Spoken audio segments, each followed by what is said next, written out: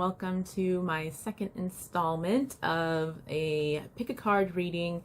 This one is for who is your future boo?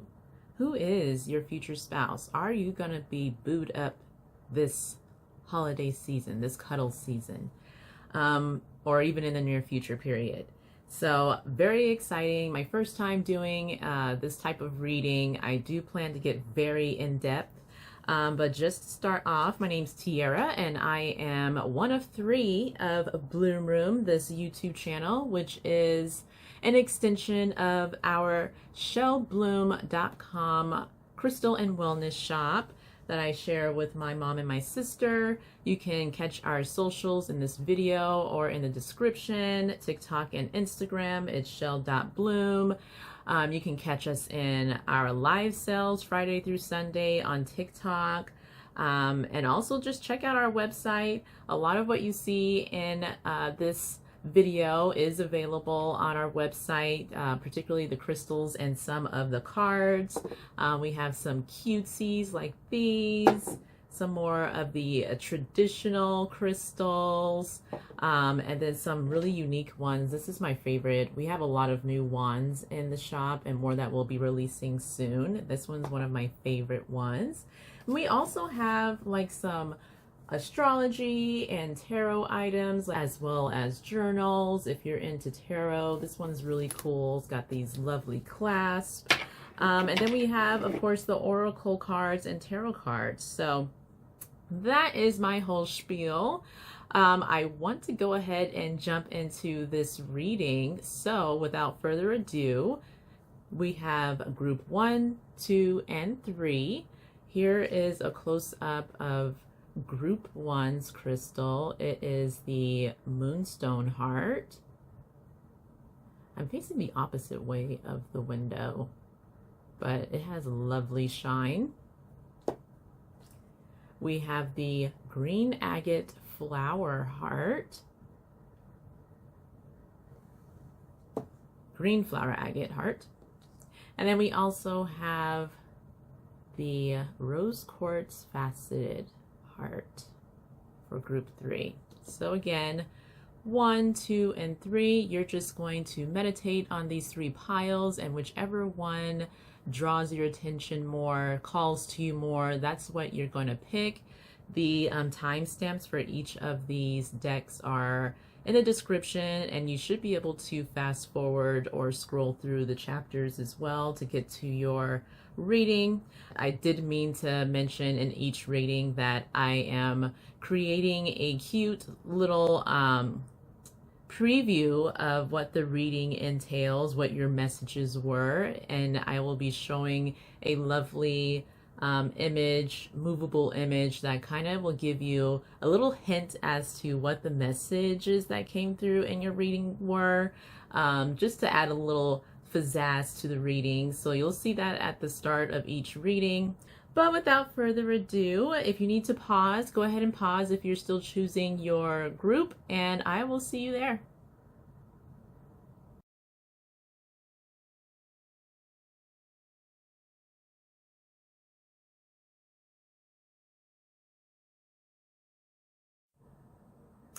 Hello, pile 1. If you were drawn to the first position deck or this gorgeous Moonstone Heart, you are in the correct reading.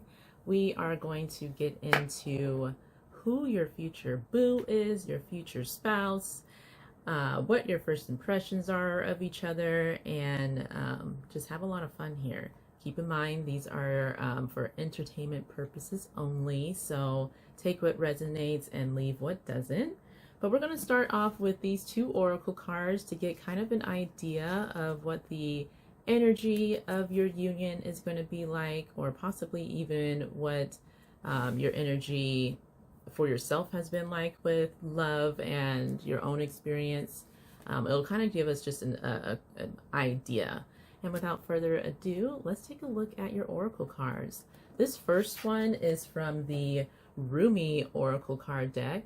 We do not have this in our shop, but I love this deck because it's super deep when you need it to be deep, and the illustrations and the descriptions are very kind of soulful and heartfelt. And it usually starts with a poem, so I'm just going to read the first part of the poem and the first like paragraph to give us an idea of what the card means. But this is your card. It is called Hand of Fatima, number 43. Almost looks like you're giving a high five to Spirit, or they're giving you a high five. Some union here, perhaps. And then we also have from, not to brag, but my Mixed Messages Oracle card deck. This is available in our shop, designed and written by moi, yours truly. You can find that on our website, but this is the card drawn for you. It says, I honor myself by being conscientious and proactive with all aspects of my health. And it is number 40. So 43 and 40. I'm going to read first from this card. It's going to be the intro poem and then maybe a little bit of the first paragraph, just to get an idea of the energy of this card. But let's see here. Hand of Fatima. And here is the poem. I can never leave you, not for a moment, not for an hour. You are in everything I do. You are my everything. My drink is your sweetness. I move to your command. I am surrendered, prey in your hands. And you are my consuming lion. Your soul and my soul are truly one soul. I swear to our one soul. I long for no one but you. In the garden of your grace, I am only a germinating sprout. The crown of my blooming is the desire to be in your arms. Whoa. Holy crap. Oh my God, that was beautiful. That was a beautiful, I was not expecting it to be so, like, that is something you would want your future spouse to feel and say about you. That's how I'm going to read this, since this is a love reading. I'm going to read this as this is the energy coming in for your future spouse, because my goodness, that was beautiful. Nice start there. I'm going to read this as if that was your future spouse, and even Spirit just kind of reconfirming for you that the love of your lifetime is coming in here. And even with this, I honor myself by being conscientious and proactive with all aspects of my health. I feel like this is kind of hearkening to you have put in the work that you've needed to put in for yourself. You have been honoring yourself, your own mental health, your own spiritual health, and your physical health. She's in an apple orchard. Apples are very healthy. They also harken back to the Adam and Eve sagas. So the Garden of Eden. And so I am reading this as saying that you are attracting what you have been cultivating within yourself, which is a very deep, spiritual, committed love here with this Hand of Fatima, because that was just an amazing, amazing love poem there. So we'll see how this develops, but seems like pile one so far is looking pretty bright for their future spouse. So from there, I want to delve into who is your future spouse. I am going to start off here with a few. I'm going to pull some cards from the tea leaf, some from the kipper, and then some from the Life Purpose Oracle card deck here, to get an idea of who your future spouse is, what energy they're into, and things of that nature. And I need to pause real quick because I just realized I didn't even open this yet, and I'm not going to waste you guys' time with opening. I'm going to tear this open real quick. All right, I got it open, guys, and it actually did take longer than it should have, so I'm glad I paused it. I don't know why I was struggling with that. But yes, let us take a look at the energies surrounding your future spouse. Who are they? Who is your future spouse? Pile one. My divine creator, spirit, universe, guardian angels, and ancestors, spirit guides, soul tribe. can you help us get an idea of who pile one's future spouse is? Especially after such a lovely start. Too many just fell there. Oh, but one struggled to stay. We've got the heart's desires. The angels are supporting, guiding, and protecting you as your dreams become a reality. Oh my gosh. Is that not almost just like the energy we got with Hand of Fatima? Like your spirit guides, I feel like your spirit guides are saying that your heart's desires are literally coming, and they're coming because they are guiding you and your beloved to each other. They are supporting and guiding and protecting you as your dreams become a reality. And I'm sure they are better able to do that because I feel like, again, the current state that you're in is one where you have been honoring yourself, and that energy is able to seep out into the universe and find its match. So lovely start here. Future spouse is going to be your heart's desire. They are going to be who you've always dreamed them to be. Now, again, that doesn't mean they're going to look exactly the way you want them to look, or be in the exact industry that your mind is trying to help you conjure up here. There's obviously a lot of variables, but what I feel like the cards are saying so far is that they are going to be, they're going to give you that love and that spiritual connection and feeling that you need of a spouse. So lovely. I'm going to get two more from this deck. Who is pile one's future spouse? Who is pile one's future spouse? One just fell. And it says, talk to your angels. Instead of worrying, ask for divine guidance. Wow. So far, all of these first two cards from this deck is like, hey, we got you. You don't even really have to do anything but continue to do you. We're taking over from here. Spirit, take the wheel. They're taking the wheel for you. This next person is your divine. For sure. I'm calling it. I don't care. One more from this deck, Spirit. Who is pile one's future spouse? And we've got sensitivity. You're becoming more sensitive and need to make changes accordingly. That's coming back here. What did I say? You've been putting in the work for yourself. You have been, whatever that means for you, if you've had to take a time out from love, if you have had to get on a new health regime, if you've had to go to therapy, whatever that is, it has been having an actual difference in your energy and how you're showing up in the world. You're becoming more sensitive. I think that can be also that you're becoming more aware, more intuitive as to what you need and who can offer that to you. You're probably in a space now where like you can probably feel right off the bat if someone is someone that you want to continue having a conversation with or not. If someone's giving you BS or not. Whatever it is that you have been doing thus far has been putting you in a place to be more objective, more open, and more ready for whoever this is that your spirit guides and your soul tribe is bringing into your space. So lovely start, lovely, lovely start. I'm going to jump into the Kipper deck here. I like using this deck because I feel like it can point to more of the attributes that could be attached to your future spouse.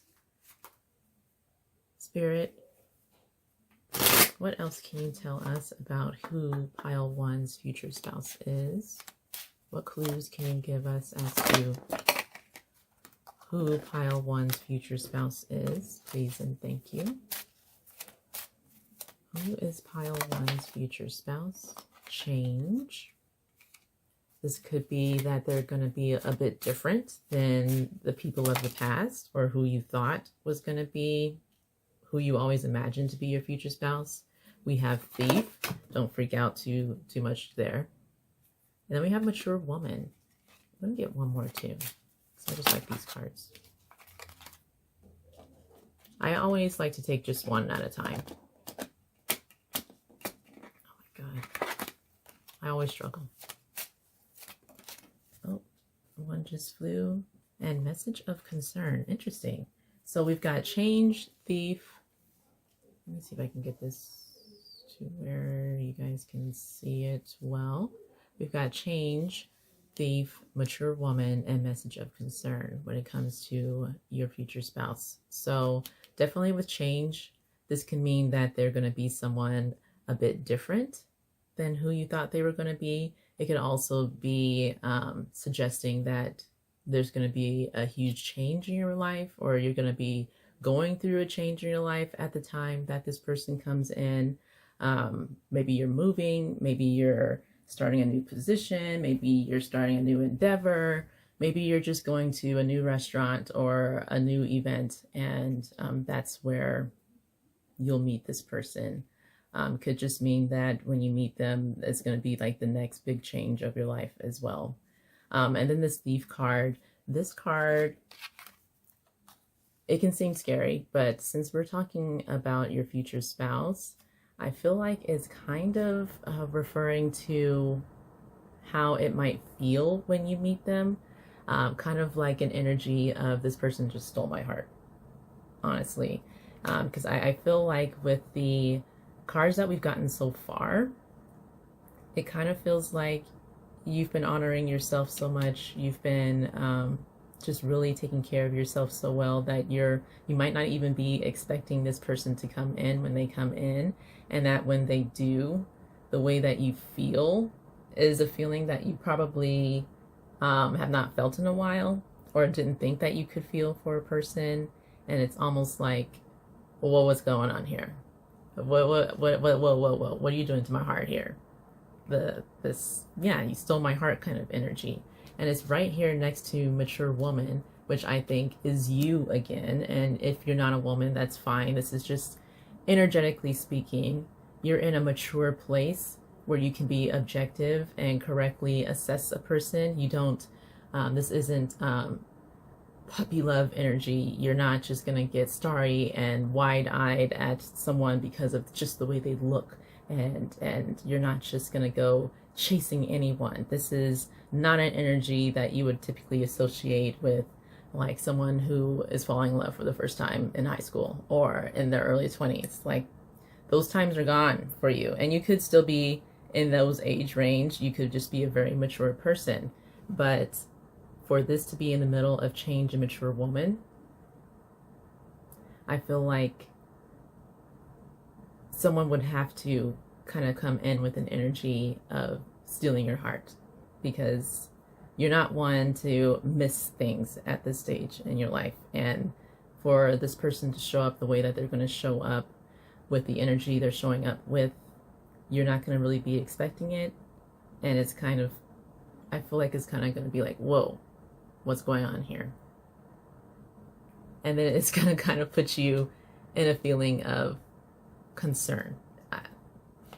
Just a bit concerned. Like, is this real? Am I really doing this again? Or is this, if you've not really been one to be in relationships, if you've been in hermit mode for a long time, it's kind of like, look how she's holding her chest. It's like a, oh my God, am I feeling?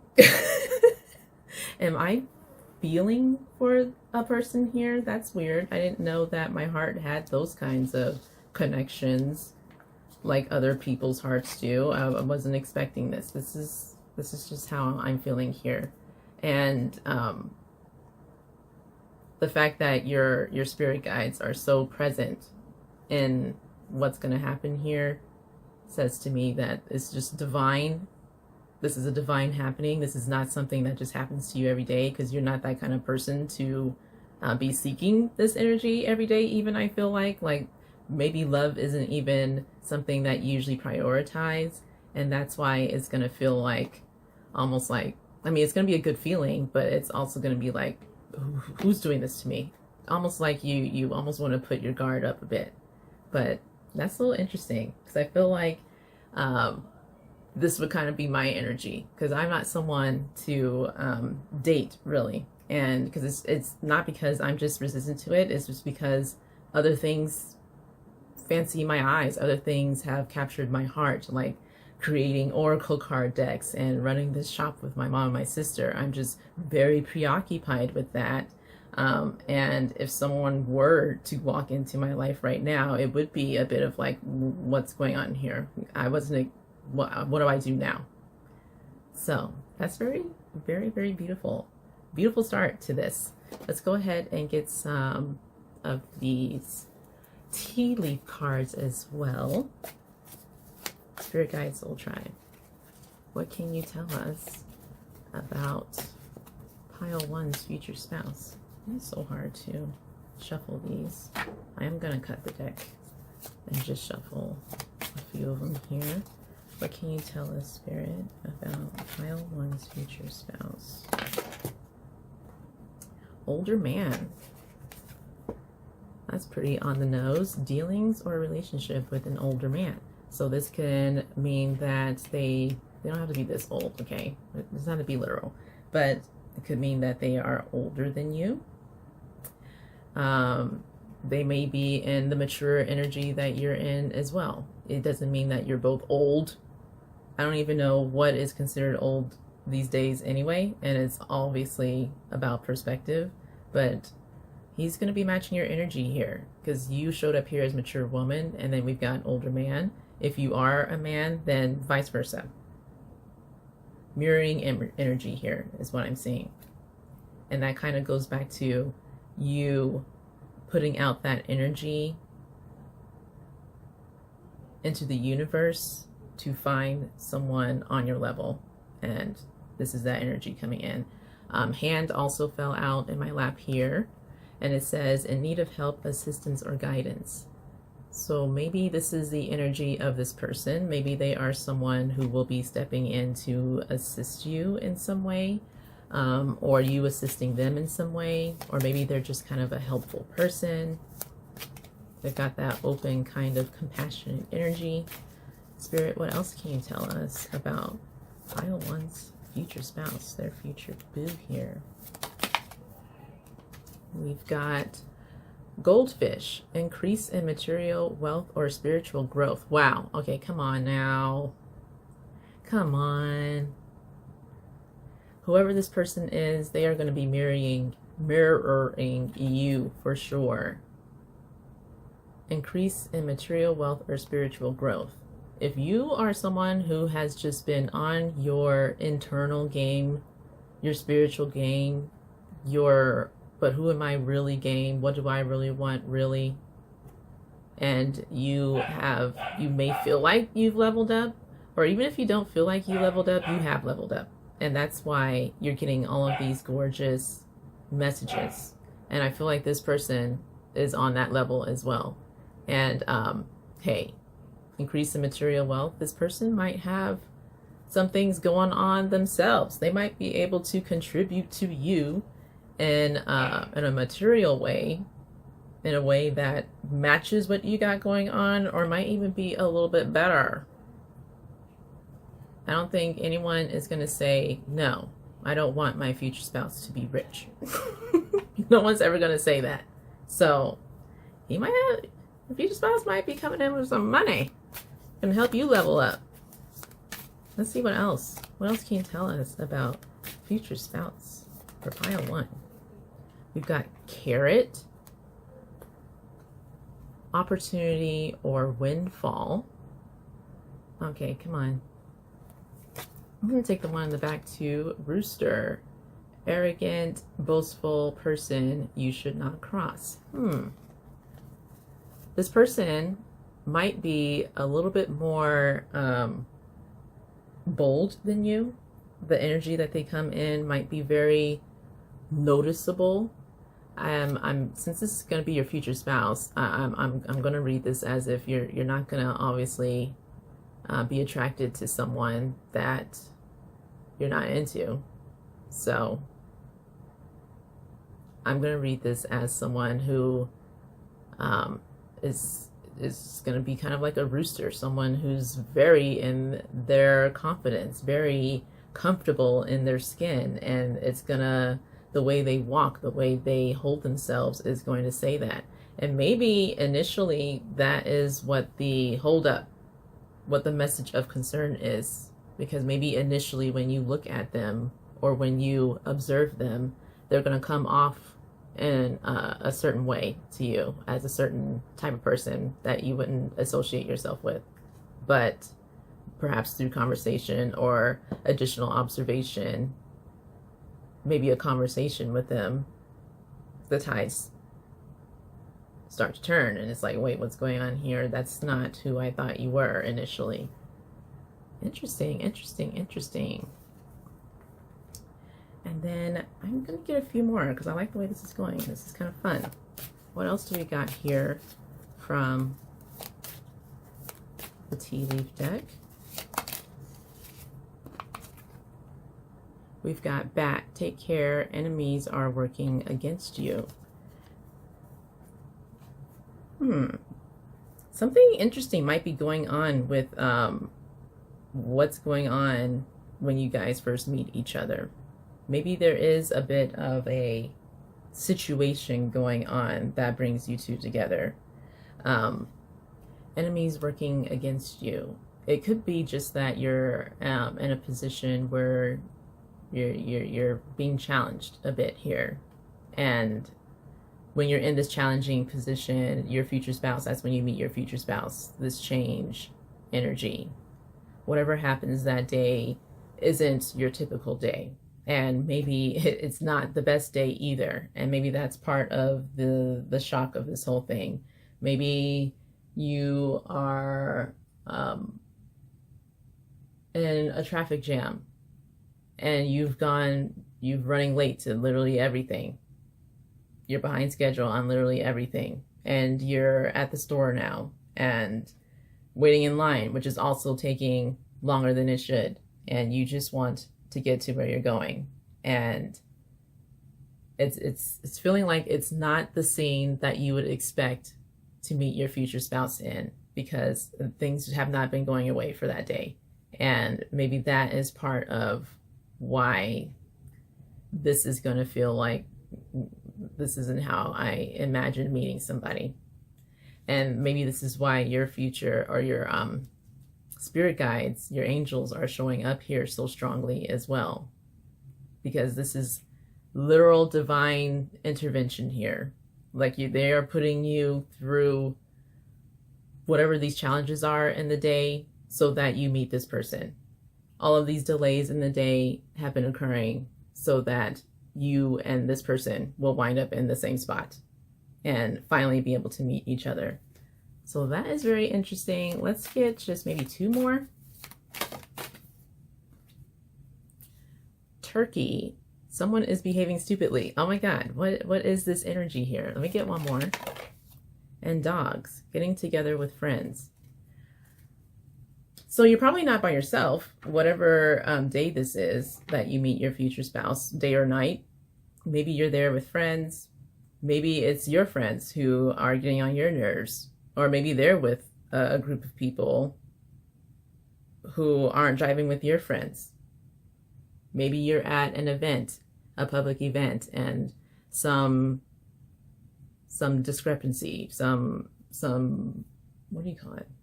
Argument, butting of heads occurs between people in your group and people in his group, and things get a little heated, but that is how you wind up having your first encounter with this person. It's very interesting. I don't think the fact that some of these challenging type energies coming out is for nothing. I think maybe this is a day that you were expecting to go differently for you were expecting to be more positive, or that you at some point would rather not like to be in. Some challenge is occurring here, but that is where you come together with your future spouse for the first time. So obviously, no one wants to hear that maybe when you meet your future spouse, it's going to be a challenging or pressing situation. But trust in your guides here. They know what they're doing. Okay, that's what I'm feeling. Remember this first card? This first card. Just trust, release, and allow. So that's that first energy for your future spouse. I want to delve into, okay, what is going to be your first impression of them? Maybe that will give us a little bit more detail on who this person is, and maybe even what is going on that day. I am using here the Lovely Ladies Tarot. This is not in our shop, but it's one of my favorite tarot decks to use because I just love the way these cards look. But anyway, what is going to be your first impression of your future spouse? I shuffled off to the side because I don't want to mess up the cards on the table, but I'll go ahead and do that. What is going to be pile one's first impression of their future spouse? What can you tell us? What is pile one's first impression of their future spouse? We've got Knight of Cups. Okay. That's lovely romantic energy. What is pile one's first impression of their future spouse? Ace of Cups.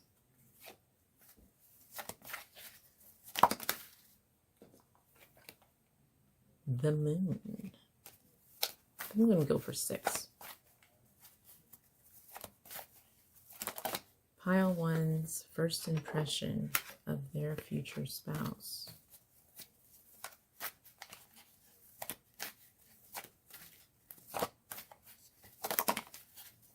Magician. 2 more, please, Spirit. What is going to be pile one's first impression of their future spouse? Please and thank you. We've got 7 of Wands. And last one. If I can have just one, please. One more card. Oh, dropped them all in place. Let me give one more shuffle. Pile one's first impression of their future spouse.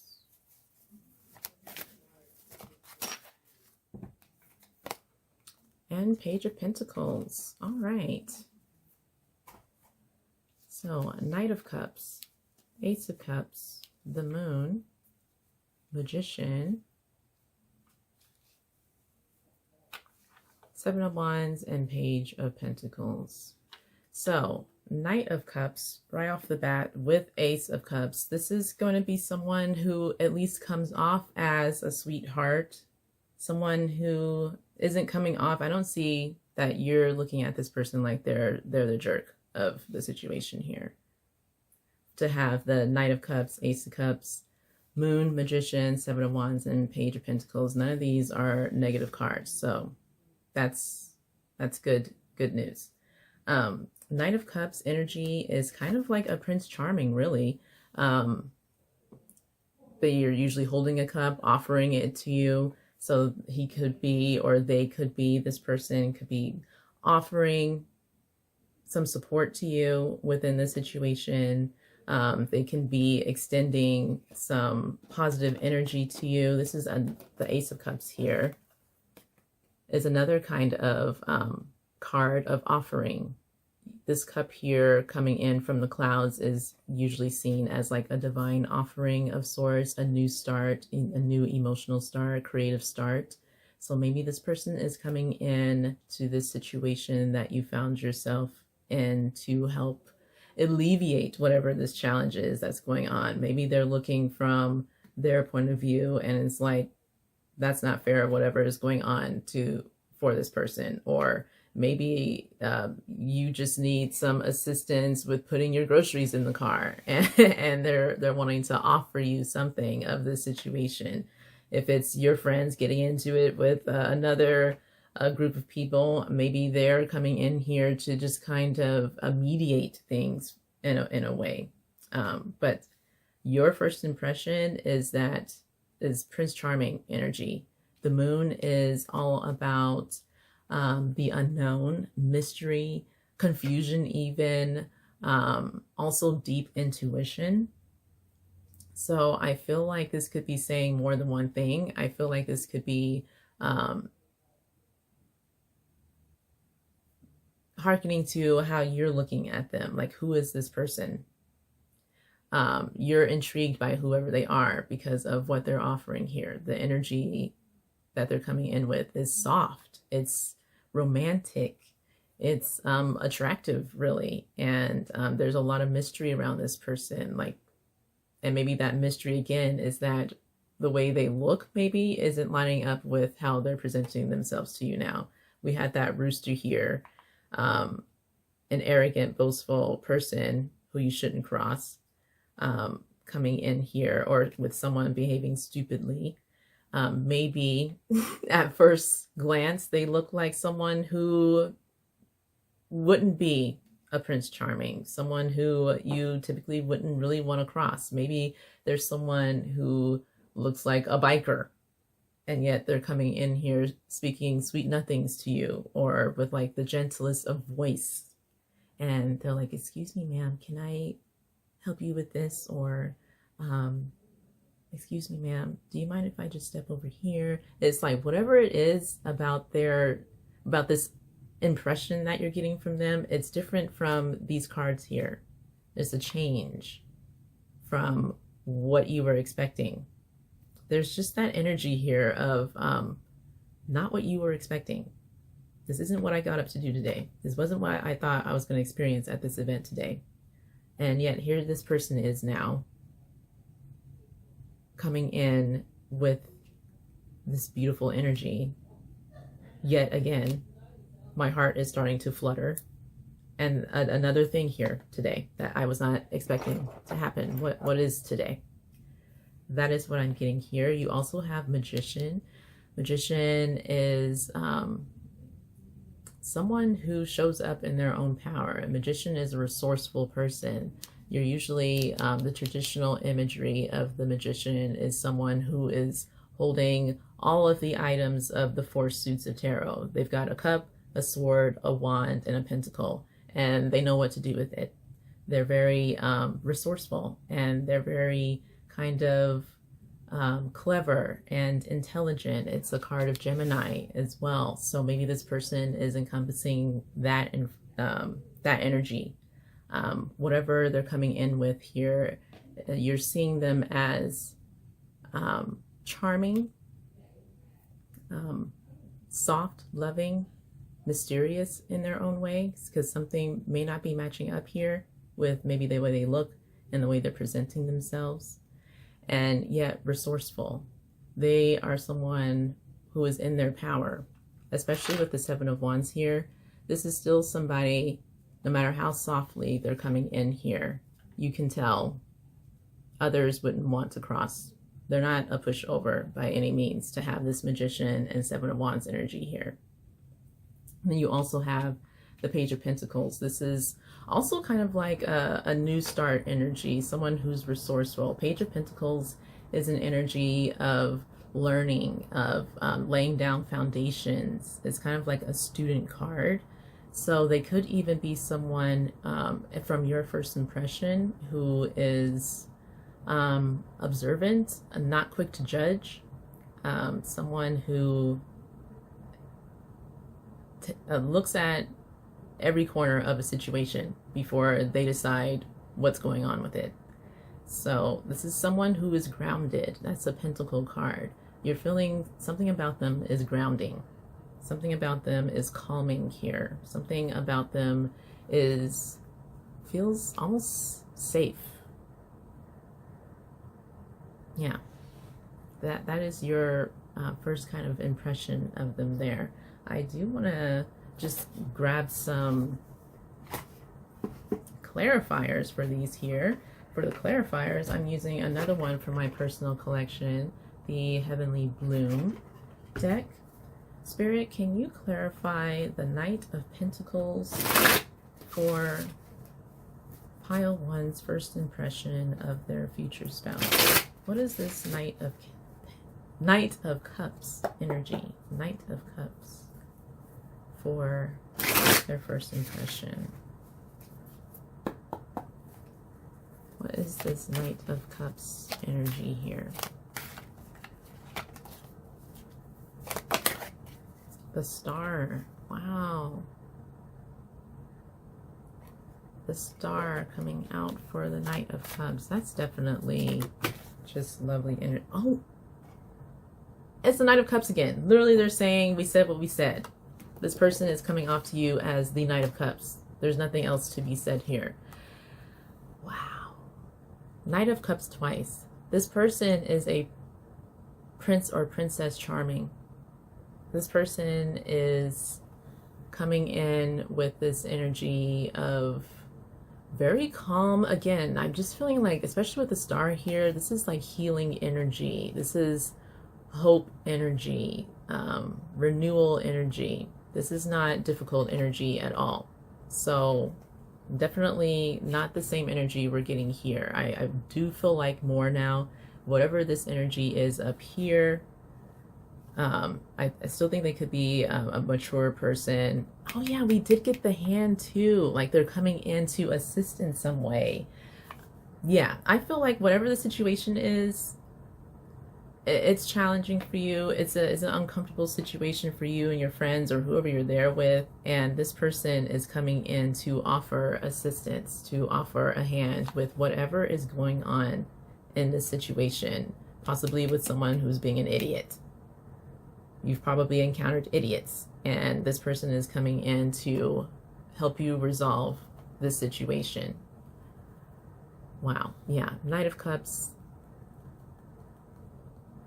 This is like them saying everything that the Knight of Cups is how what your impression is of this person. There really isn't anything else to read into this. They are coming across as a charming, loving person.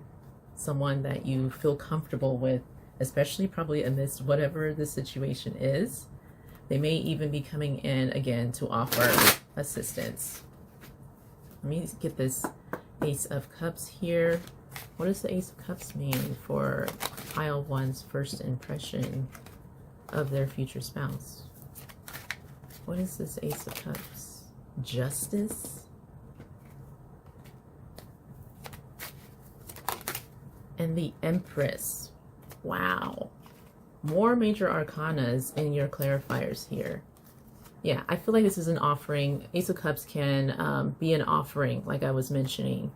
An offering of justice, an offering to help sort out whatever this is going on. And they're doing it in like the most loving energy, in the most non-brash energy. They're not just taking over the situation. They are coming in with just this energy, this loving energy. If you're dealing with people who are being brash and ridiculous, they're not matching their energy. They're staying in their own energy to help offer you assistance. They're not coming in to, they can be a knight in shining armor if you want them to be. They're not just going to presume to come in here with like a Gaston from Beauty and the Beast bravado.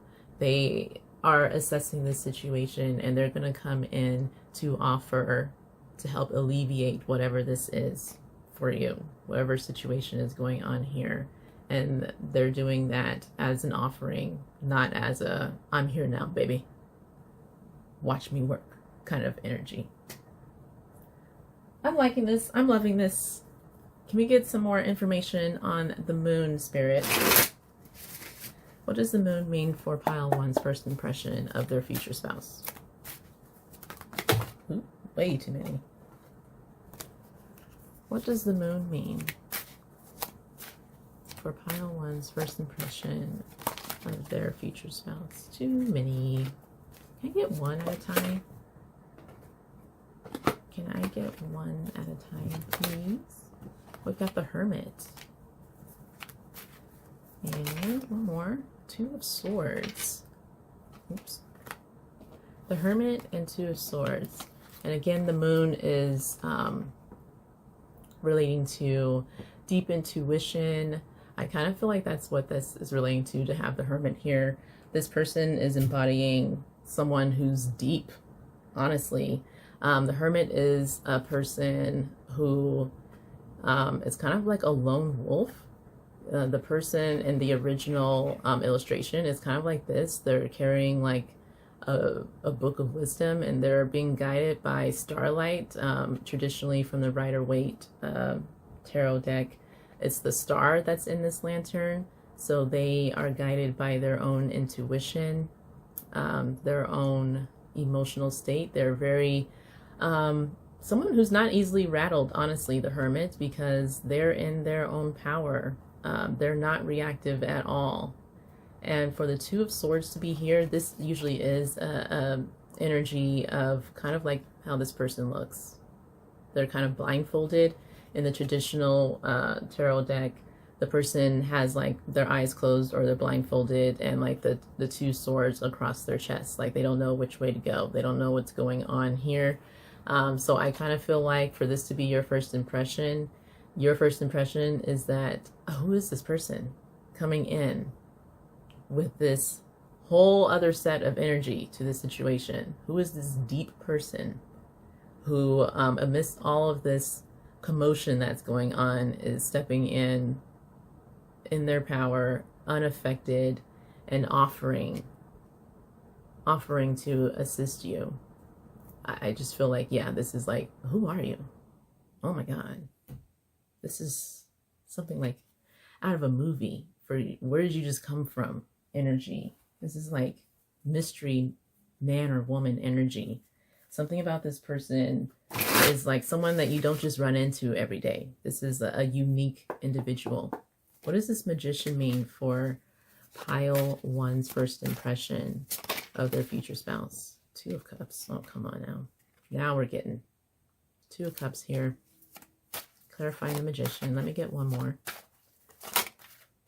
One more, please. Just one. One. There we go. And the second card is the Devil. Oh. This is attraction here. Your first impression is that you are attracted to this person they're showing up as. The Devil is not always bad energy, especially for a love reading when we're talking about what is your first impression of them.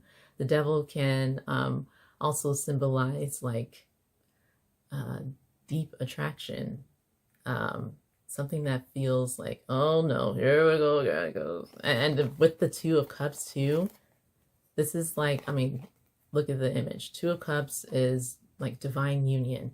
It's like the smaller energy of the Lovers, honestly. So you are very attracted to this person is basically what I'm saying here. You're attracted to how this person is showing up. You are physically, possibly emotionally drawn to this person in like a seduction type way. Like you're feeling those feelings for this person. Some dark but good feelings for this person. This is kind of like, oh, this is kind of someone stepping into the circle and you're assessing them, and you just kind of, you need to fan yourself a little bit. You're fanning yourself mentally, possibly even physically, because this person is showing up in that way. This resourceful, don't need anybody else energy. It's very attractive to you. You are attracted to this person. So at least have that. Whatever's going on in this situation, when this person shows up, one thing you know is that you like them. You like what you're seeing. You like what they're putting out. Excellent. What is the Seven of Wands energy for pile one's first impression of their future spouse? Just dropped one. King of Swords. One more, please. King of Swords and Eight of Swords. So again, like I was saying with the Seven of Wands, this is someone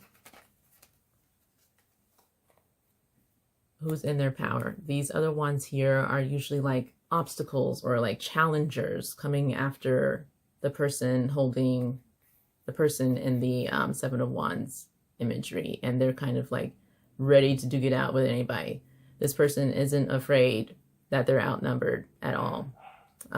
And for the King of Swords to be here, this is someone, this is, again, is Gemini energy, but this is a level-headed person at its most basic energy. This is someone who is very intellectual, someone who can, again, look at a situation from all corners, all perspectives, and react accordingly.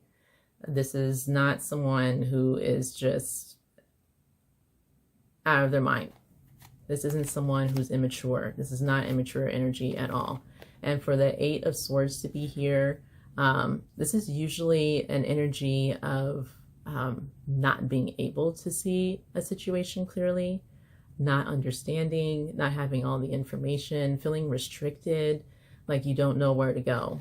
And I feel like this showing up here as like what your first impression of them is, I feel like that's going back to some of this energy here where it's just like, who is this person? Like you don't have all the information, and everything that you're observing isn't making sense for you because they're showing up so strongly. I think you're having such a strong feeling to this person, and that's unlike you, especially for whatever this day is.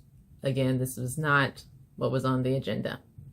And I think this is how you're feeling about the strength of their aura and how they're coming into this situation. It's just like they're coming in so competent, so empowered that you don't know how to assess this person. All you do know is that they're doing everything right, and you're very attracted to them, and that's confusing. That is what's confusing, probably more so than whatever the situation is.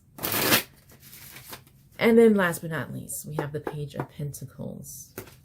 What does the Page of Pentacles mean for Pile 1's first impression of their future spouse? Just one more, please. What does Page of Pentacles mean? All right, we've got Magician again. Another recurring card here with the Hanged Man. Yeah, this Magician energy is strong. This Houdini man or woman. Again, this could be Gemini. This is Gemini energy again. The energy of the Magician is someone who's very resourceful. There's all of those objects of the four suits. The wand, the cup, the sword, the pentacle. It's all there, and they know how to use them. This is a very competent and very capable person here. And for it to be clarifying this Page of Pentacles energy, an energy that is grounded, someone who's able to really look at a situation at a glance and know exactly what to do, know how to curb a situation, how to influence a situation. That's what I'm feeling of this energy. Hanged Man as well. This is someone who knows how to look at a situation in a different way, knows how to approach the situation in a different way. They're kind of at a pause. They're able to pause and, what is the word I am looking for? This is of someone who's very present. They're very present in the situation, but again, not reactive. This is not a reactive person. This is someone who just doesn't get rattled. They're able to just stay clear-headed, clear of their emotions, and navigate the situation from their own foundation, from their own strength, their own confidence even. Like, they're the ones who are going to come in to resolve the issue. That is this energy here. you like this person. The way this person is coming into this situation has caught your attention. And maybe that's the whole reason why it needed to be this situation, so that you can see how they show up in a situation like that. And that is what allows you to open your eyes and your heart in a way that you probably normally wouldn't if the situation wasn't what it is. That is what I'm feeling of this entire thing here.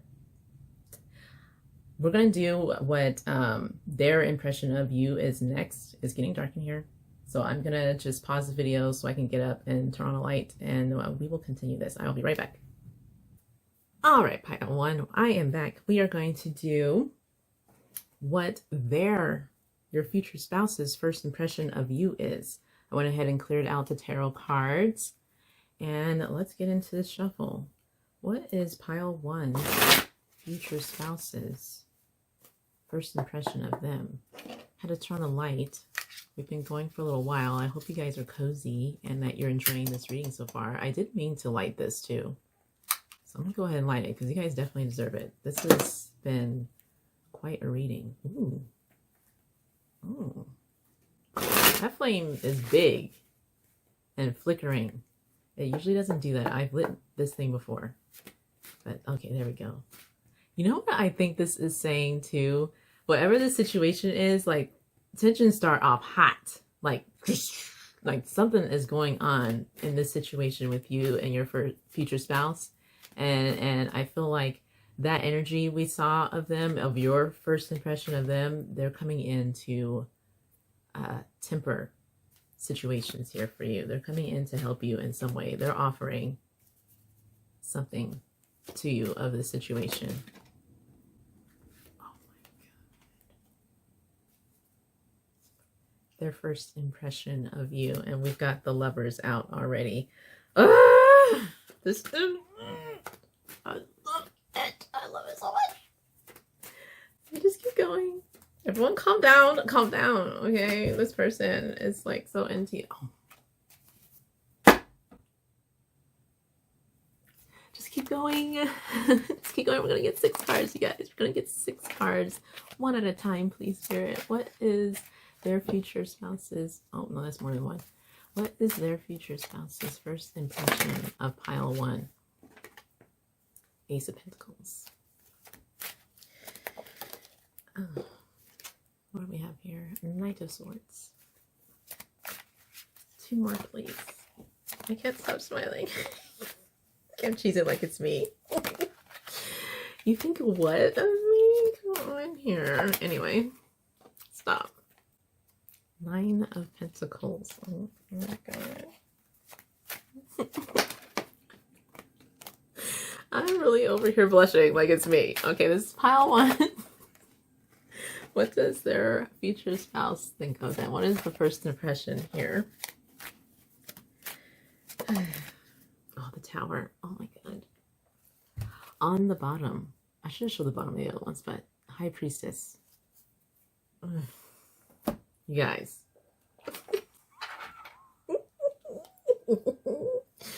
Their first impression of you is, whoa. Whoa. I feel like they may even have like a stronger impression and experience of you than you have of them. Like, there's 3 major arcanas in here. So half of the cards pulled are major arcanas, but they are very telling. The Lovers is the ultimate card that you would want to get in a love reading. It is about divine union. 2 souls coming together, guided by their spirit guides, by the universe. A divine union, which is what we had gotten in the beginning in the first place with those cards. Heart's Desire, your angels. This is them bringing you together. And that is this person's first impression. This is love at first sight energy for the lovers to come out as their first impression of you. Come on. Come on. The sun is often regarded as the most positive and abundant and sought after card in the deck. It's the sun. We're all evolving around it, and it's giving us life. It's giving us joy. It provides everything that we need for growth to literally live. It is joyous. That is this person's first impression of you. The sun. It's like the clouds parting. To have the lovers and then the sun here. This is clouds parting energy. Oh my God. Who is that? Ace of Pentacles here. Ace of Pentacles is like an new opportunity card. I think we got that here too. Opportunity or windfall. Yeah, we did with the carrot, remember? Opportunity or windfall. A new endeavor type energy. The way it's originally depicted is also as if like there's a hand and there's a pentacle coming out of the clouds. It's almost like a divine offering. Like, hey, you want this? Here's this new start for you. Here's this new seed that you can plant. And so for this to be here in the first impression that your future spouse has of you, this is cloud parting energy. This is, oh my God, that's my person. Oh my God, that's my person. Oh my God, who is that person? Oh my God, that's her, that's him. It has to be.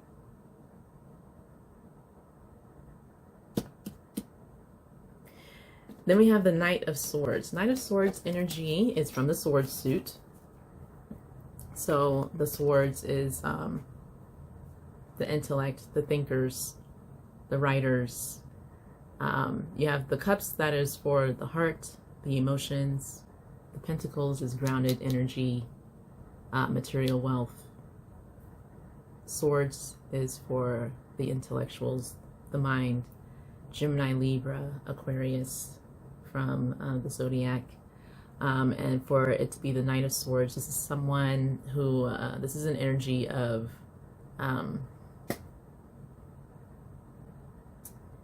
it's a fast-moving energy. It's someone coming in with like, they know what they're coming in to do, and they're coming in fast. This is like, oh, I've got an idea kind of energy. Like, oh, I know what to do kind of energy, and you just go for it. Like something related to your thoughts, your what you've learned, or what you're putting forward. It's fast energy. It's, I know what to do. And for this to be their first impression of you says to me that you look like a very capable person. Whatever's going on in the situation, the way that they're observing you in it is that you're a very capable person. You're not someone who is just bumbling around. You're not someone who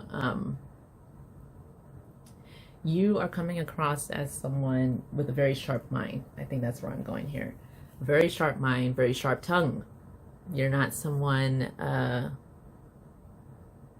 sugarcoat things with this Knight of Swords energy.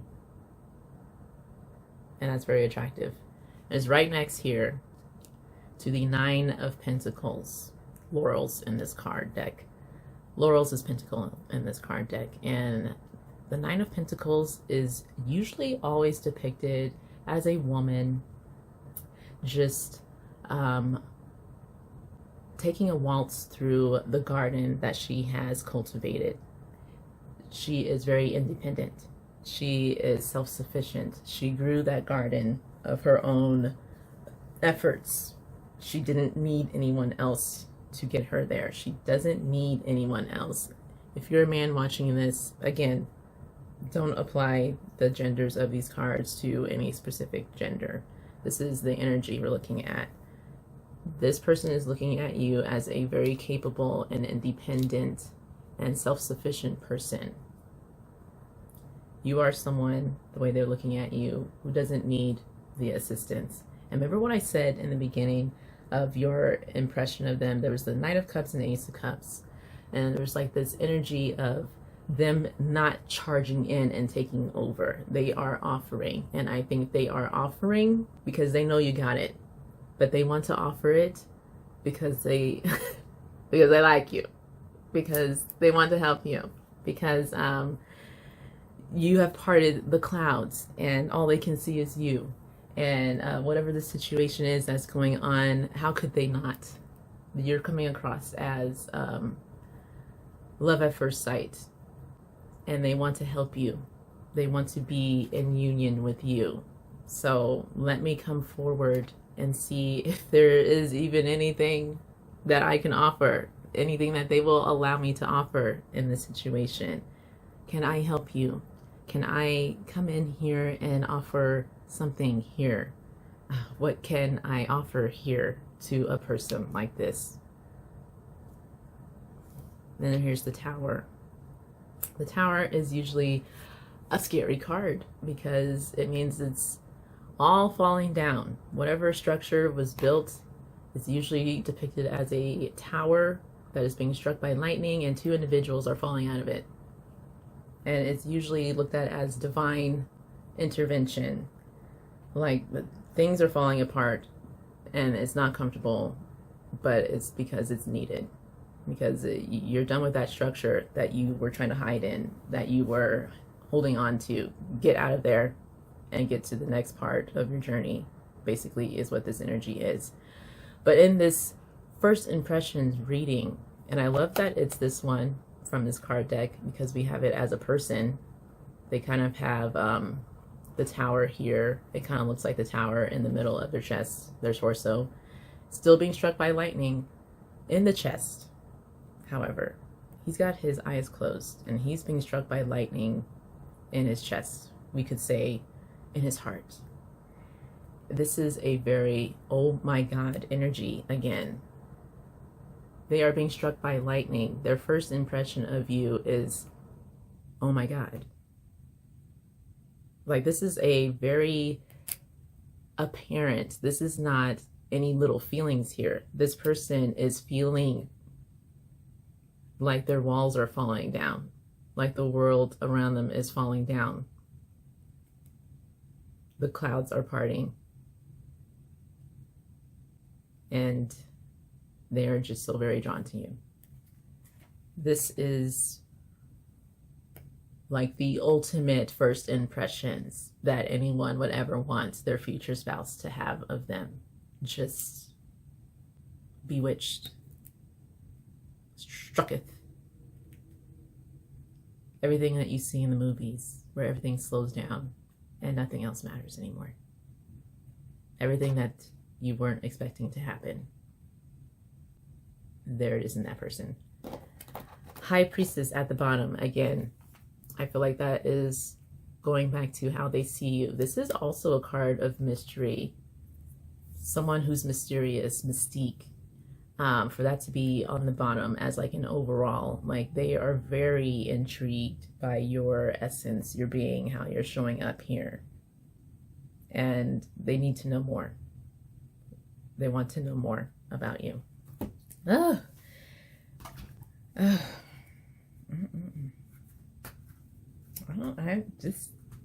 This is quite a union. This is quite a meeting of souls here, whatever is going on in this situation. I'm gonna get the clarifiers just like we did with your impression of them. Spirit, let's go ahead and clarify the Lovers, please. I get 2 cards to clarify the Lovers, please, and thank you. Oh my goodness. The 6 of Swords. And one more. The Devil. Oh my God, you got the Devil. You got the Devil for them in a clarifying position as well. 6 of Swords is an energy usually depicted as, I think it's like a parent and their child, and they're in a boat being rowed away from their troubles. It's like a transitioning energy. Like you're moving forward away from trouble and sorrow to something brighter. We've got the sun here. And it's here with the devil to clarify the lovers. That love at first sight energy.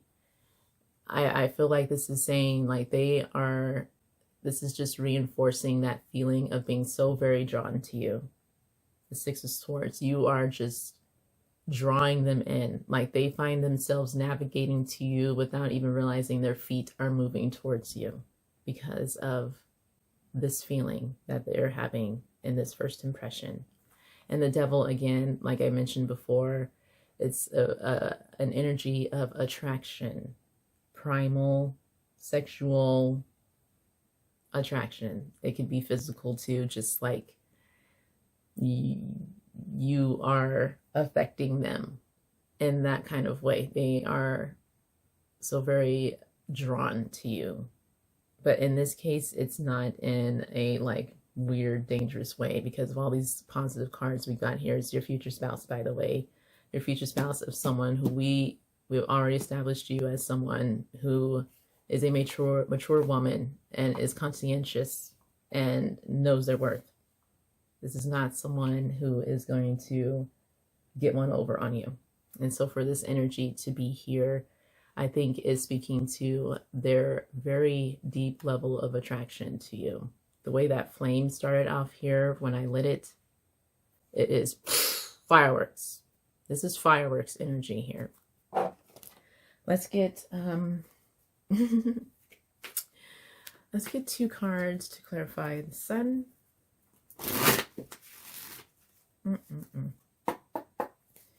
Two cards to clarify what does the sun mean for how their future spouse is viewing them. 9 of Cups. Wow. Just wow. The Emperor. 9 of Cups and the Emperor. 9 of Cups is wish fulfillment energy. That's literally how you describe this card. Your dreams coming true. All of your dreams are coming true. This is the same energy as like the genie's lamp. You rub it and you got it. Okay. And it's clarifying the sun, which I already described as the most abundant and positive, joyous energy in the card deck. And it's here with the Emperor, which is very authoritative, someone very in their power. And I absolutely love that they depicted this as like a feminine. It doesn't matter if you're a man or a woman, again, but this card represents someone in their power, in their masculine power. Masculine as in the energies we see of like a go-getter, someone who gets up and is actively, they use their power actively. It's the yang. It's I'm getting things done. I'm going to get up, do this today, and then I'm going to do this and do this. This is someone who usually a little bit more on the physical side. They are physically doing what they got to do. And then the feminine energy is the Empress, someone who uses the yin energy as their power. But they are seeing you as very capable to see this Emperor here. Again, 9 of Pentacles energy. Someone very capable, someone who doesn't need the assistance, someone possibly with a silver tongue, someone very clever, someone who knows what to say and isn't afraid to say it. You're coming up as just an ultimately whole and strong person. A wish fulfillment, if you will. Exactly what they would want in a person is what they are seeing in you in just the first impression.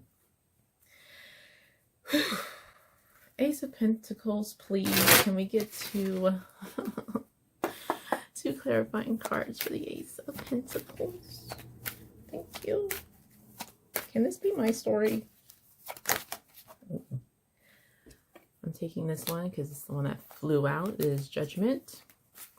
What of this Ace of Pentacles energy? What does it mean for how pile one's future spouse is seeing them?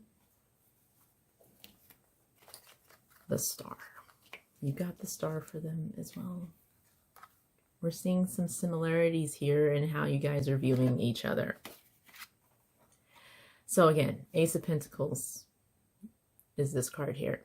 And it usually relates to new opportunities, new seeds to plant, new endeavors.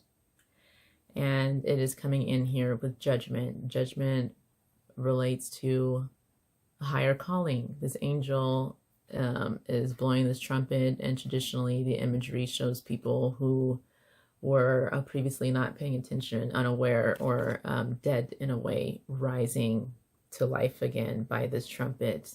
They are hearing this divine calling. It's a card of finding your purpose, even finding your calling, literally your calling. And it's here with this new opportunity card and Star, literally Star, hopes, dreams, wishes, inspiration. This person is seeing you as their calling, as something that they would have looked up to the stars for and asked for, made manifest, standing right in front of them in the physical.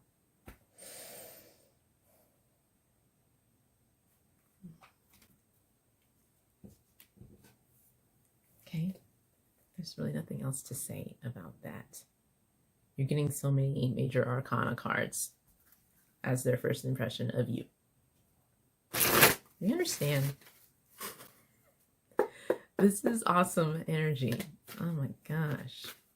Knight of Swords. Can we get 2 clarifying cards for the Knight of Swords here?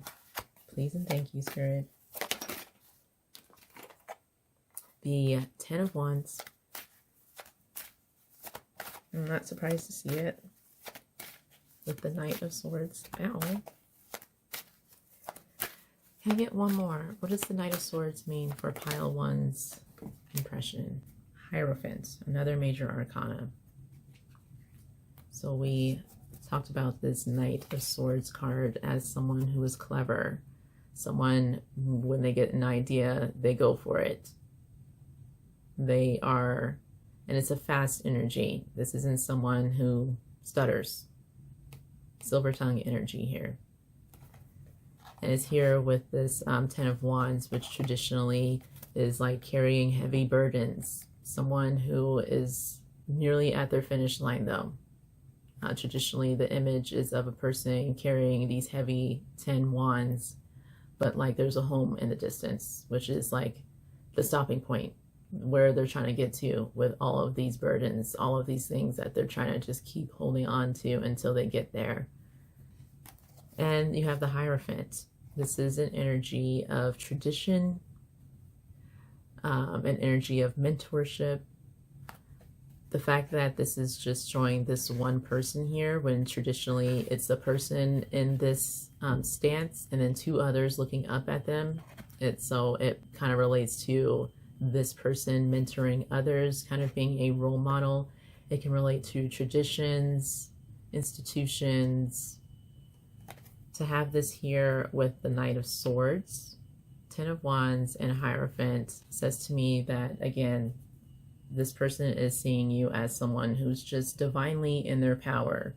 You know how to handle heavy situations, which you more than likely are with what we saw of what this situation might be when you guys first meet. You don't buckle under the weight of stressful situations. You probably don't even look like it's hard for you. This is energy that says things that would be hard for other people aren't hard for you. And that's how it's coming across to them. Very capable, again. You're just a very capable person in your future spouse's eyes. What is this 9 of Pentacles energy, Spirit? Can we get 2 clarifiers, please and thank you?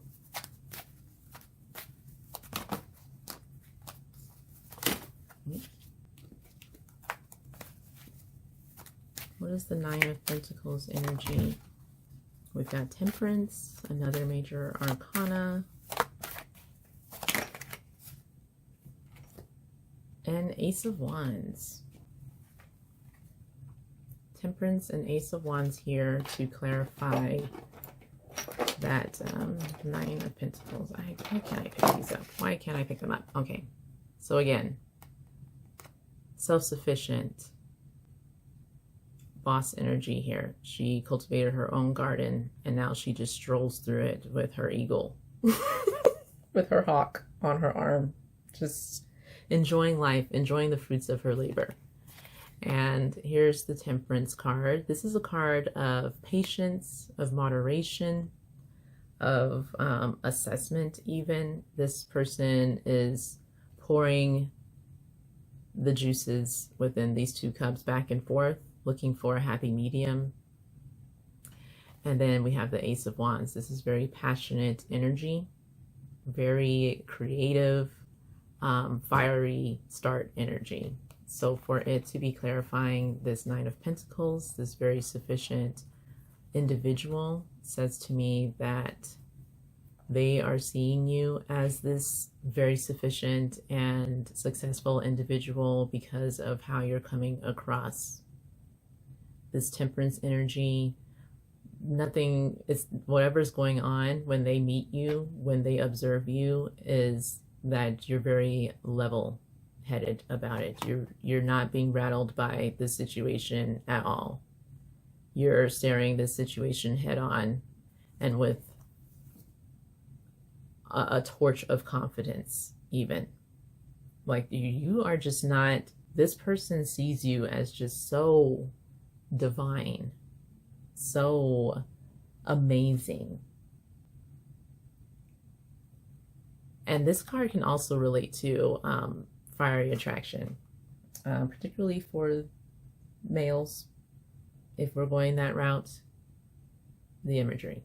There you go. I'm not gonna get in trouble with YouTube, but that's what it can relate to. That sort of ignited passion is what you are, that's how you're affecting them.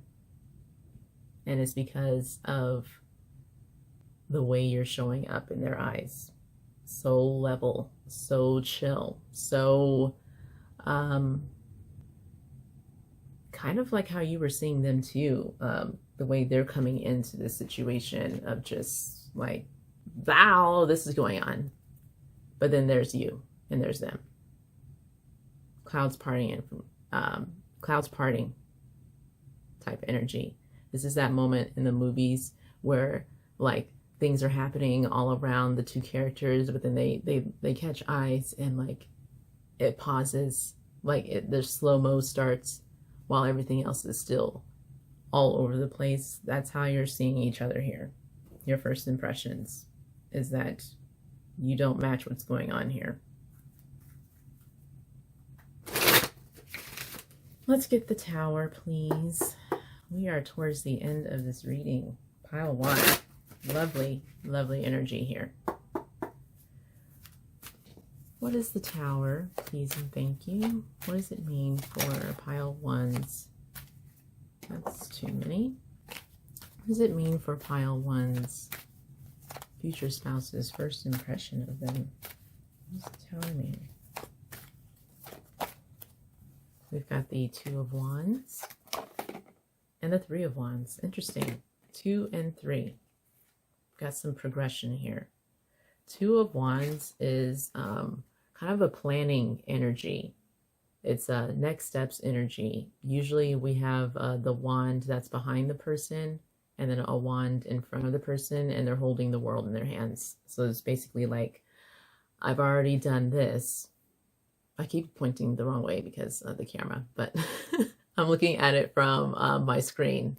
But I've already done this. What can I do now? I've got the whole world in my hands. And what do I need to do to get there? Kind of energy. It's a planning type of energy. And then Three of Wands is you're obviously a bit further along in that journey of moving towards new starts, new things. And you can see your ships coming in. You can see, you're starting to see the results of your efforts, kind of like. It can also relate to international energy, because with the ships coming in, foreign energy, So for these cards to be accompanying the Tower, this sensation of, oh my God, everything's falling apart. This could actually relate to how they're seeing you as someone who is just completely different than what they were expecting to be so drawn to. And I feel like you got that energy too. And I don't know if it's because of the situation, or maybe you both are just not what you envisioned your future spouse to be. But even though whatever this is different for them, however you're appearing to them is not what they expected. It's very unexpected, the Tower energy. They're drawn to it. They like it. They're here for it. The world in their hands here. Leaving one thing and going on to, this is done with this, moving towards that type of energy. So yeah, I feel like for their first impression of you, this is saying you're very unexpected to them as well. And maybe it's because you're very different from them. Maybe you're appearing very different from them. Maybe this could be someone of a different culture, a different ethnicity. Maybe you guys' style is completely different. I said biker in your reading, your impression of them, because they're, however they're presenting themselves isn't what you expected. But maybe they're a biker and you maybe dress as a hippie. Or maybe your sense of style is one of like posh, very, very well-mannered, very clean, very classy, and maybe theirs is not, or vice versa. There's like some opposing energy here for sure. Like that's not what I was expecting. Energy is all within these cards for both your impression and their impression of you. And I love it. I love that whatever is going on here this day is just so topsy-turvy, yet when you come together with this person, it's like you just know, like, it's almost like it's even like a light bulb moment for the both of you. Like, this day is not going the way I wanted to. I was about to leave. I was about to leave pissed off. But then now here you are. And it's like, oh, it's almost like you get to reflect on it. Like, that's why all of that had to happen. And you know what I want to do? I want to read that first card, this one here, the Hand of Fatima, because that set off this entire reading. So now that we're at the end of this reading, let's read it again. 43, Hand of Fatima. That poem. Here it is. I can never leave you, not for a moment, not for an hour. You are in everything I do. You are my everything. My drink is your sweetness. I move to your command. I am surrendered prey in your hands, and you are my consuming lion. Your soul and my soul are truly one soul. I swear to our one soul, I long for no one but you. In the garden of your grace, I am only a germinating sprout. In the garden of your grace, I am but a germinating sprout. The crown is my blooming. The crown of my blooming is the desire to be in your arms. The crown of my blooming is a desire to be in your arms. That is this person's first impression of you. Didn't I say when I read it, like, I feel like that's your future spouse. I feel like those are the words of your future spouse. And do these cards not say that? This person is going to know that you are their person as soon as they see you. And I feel like you're going to know that too. But you're still going to kind of, I feel like your energy was like, oh, what, huh? But that doesn't make sense. You're still kind of like, but you know it too. And for this person, it's just a little bit more accepted. And this person is just going with it. Like, this is how I feel. I'm coming to this person. I'm drawn to this person. I don't even have the ability to look away. That is what this energy is, first impression. Pile 1. Congratulations. This reading, if nothing else, says that you will be booed up. When? Not sure. Possibly during a change in your life. This person is going to come in and steal your heart, steal your attention, steal what you thought you were going to be doing at the moment that you meet them. It's going to be a little concerning for you here. Remember? Message of concern. A little concerning. Huh? Now? We're doing this now? This is happening now? But trust, because what else did you have here? Your heart's desire. You had talk to your angels.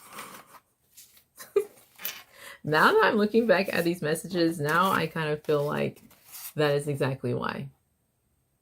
Instead of worrying, ask for guidance. Like, this is going to worry you that you have found your person. This is going to be rattling for you.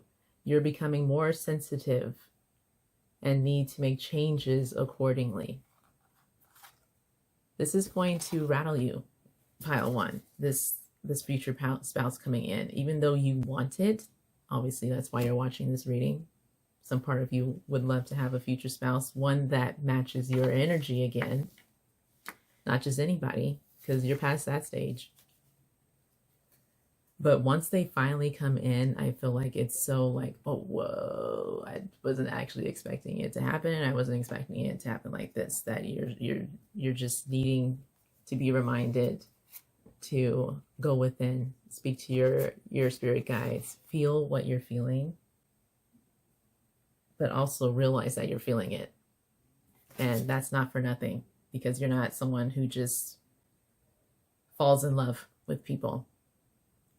Congratulations, pile one. Please let me know in the comments what you think about this reading. If you feel like you may have already encountered this person. And of course, if you haven't yet, when you do, remember this reading and tell me all about it. I am so interested. Love you, pile one. Please let me know what else you would like to see of, I don't know, romance. I do plan to do a career one as well. I did your September outlook just recently. You can check that one out. But congratulations and much love, pile one, although you're not going to need it. From me anyway. Toodles!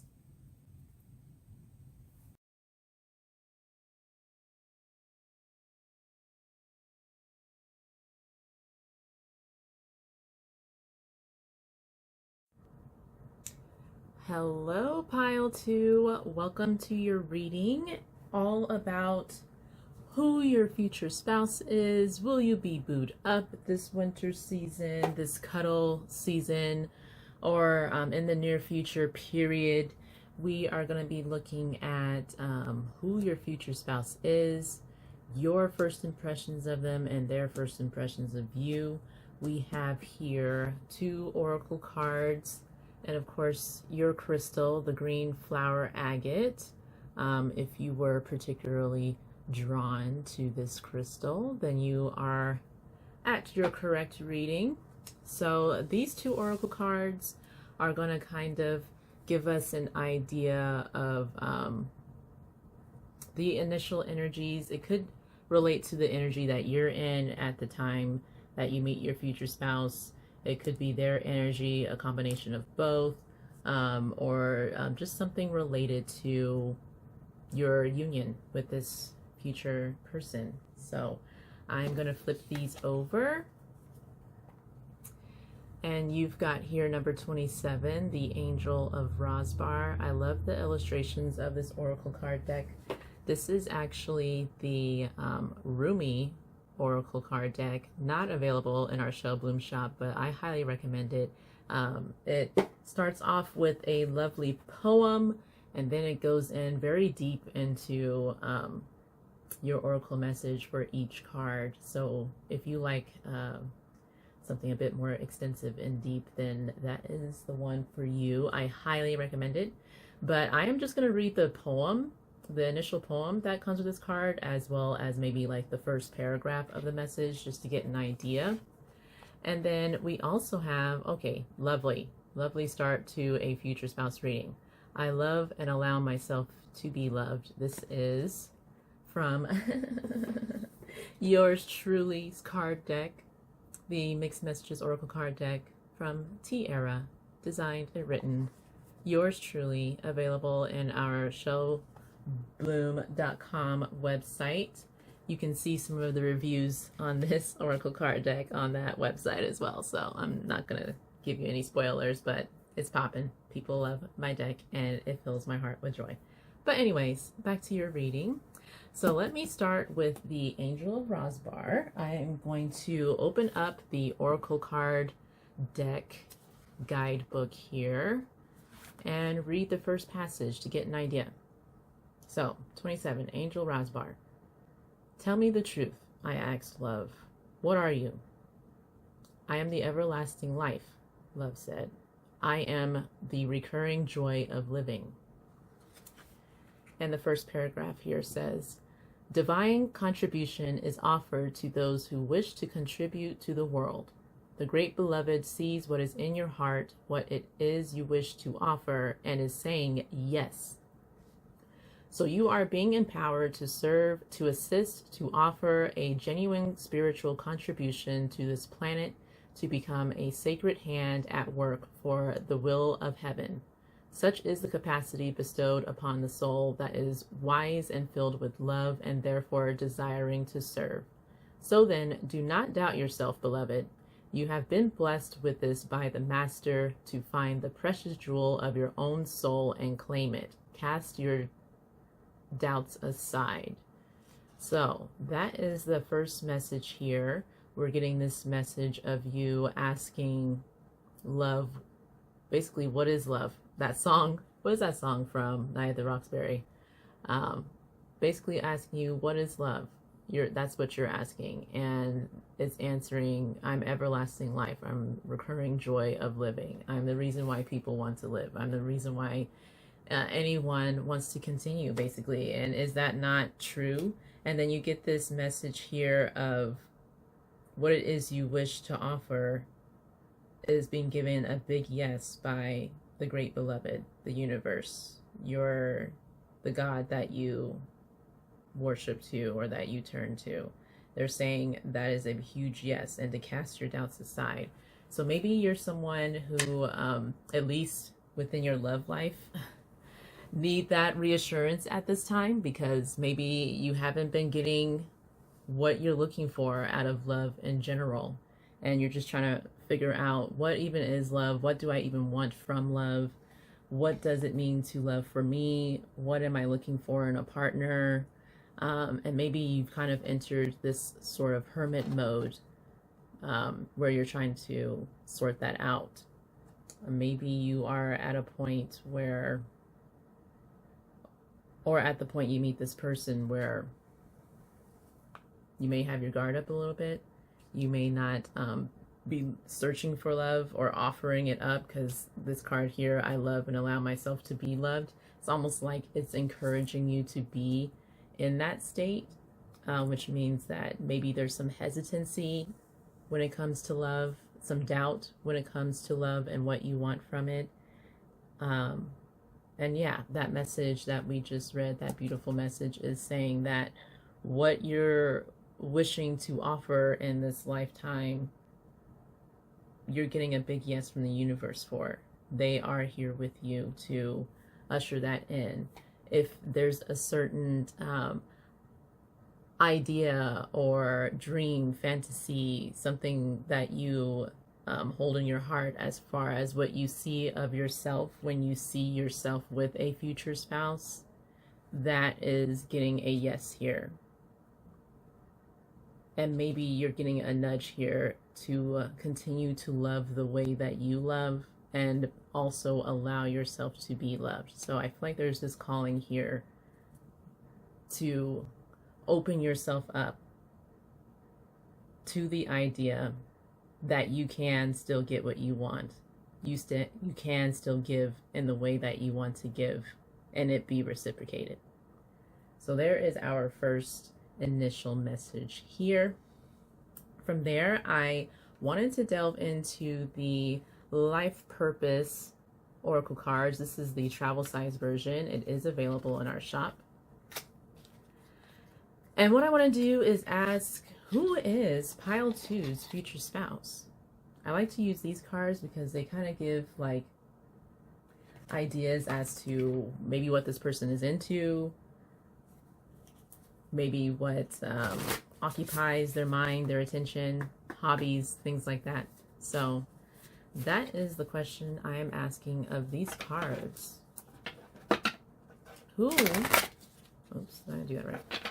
My divine creator, spirit, universe, guardian angels and ancestors, spirit guides, soul tribe, and those of pile two. Who is their future spouse? Who is pile two's future spouse? I like to get one at a time because it feels more intentional in that way. So, Spirit, who is pile two's future spouse? What can you tell us about them? We have study. Reading, research, and education help you gain confidence and clarity about your career. So this could be a hint that there's someone who does a lot of research, or maybe they're currently in school. There's something about reading, research, and education that is of significance to your future spouse. Maybe they're just an intellectual, someone who likes to read a lot, someone who likes to learn a lot. Maybe there's someone who tunes into worldly things. They're into politics. They want to know what's going on at all times. Oh, there's that one flipped over. We've got school. Okay, come on. I freaking love it when it's synchronistic. The answer that you're seeking involves going to school. Oh my goodness. That is some heavy energy related to study and school. Literally, they came out one right after the other. So if you're someone who's currently in school, what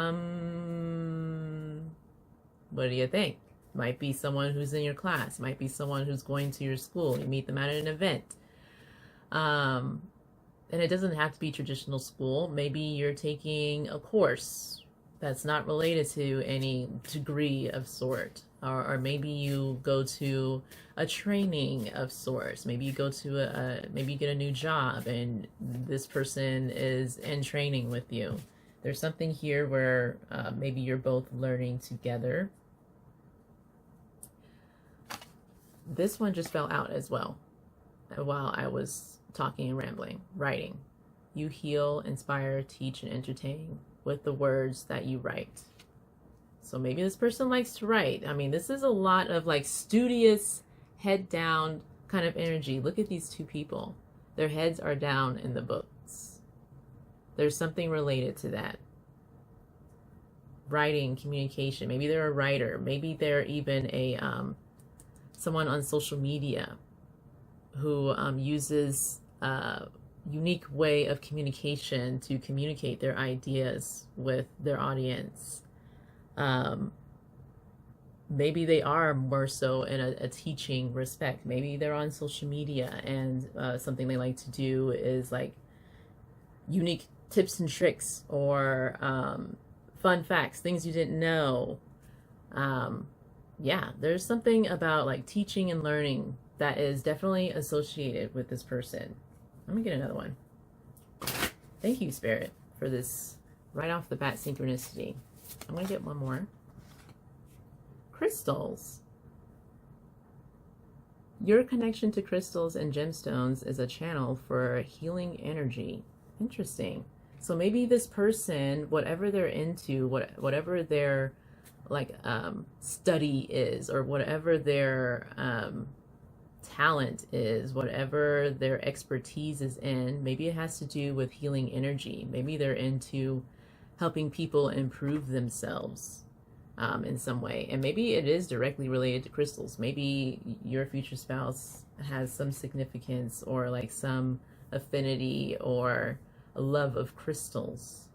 I mean, tarot and crystals just kind of go together. So I'm assuming that maybe you're someone who loves crystals as well. So maybe you and this person will have that in common, or something of the healing arts, something of even tarot can be seen as healing and kind of motivational and affirming, positive affirmation type, like, so maybe they're kind of all, something that they're related or tied to is all kind of related to something that you're already into.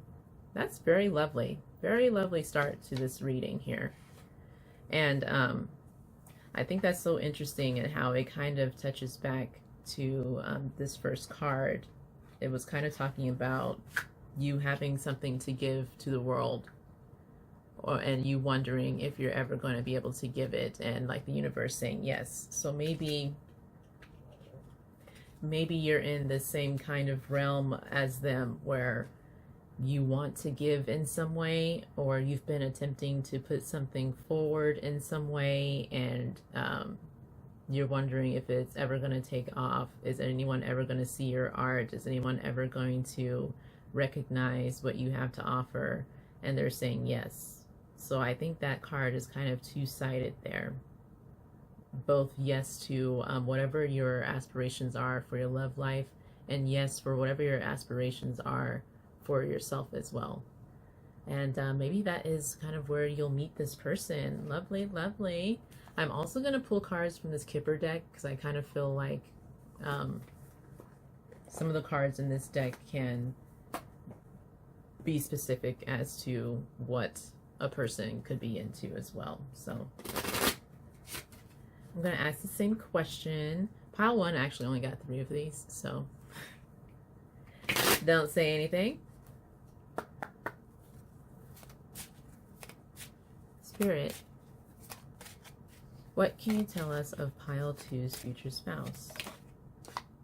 Oh, hold on. Yeah, things just got real, okay? This was already lovely energy here, but wealthy man. And you could be a man who loves men, or a man who loves women.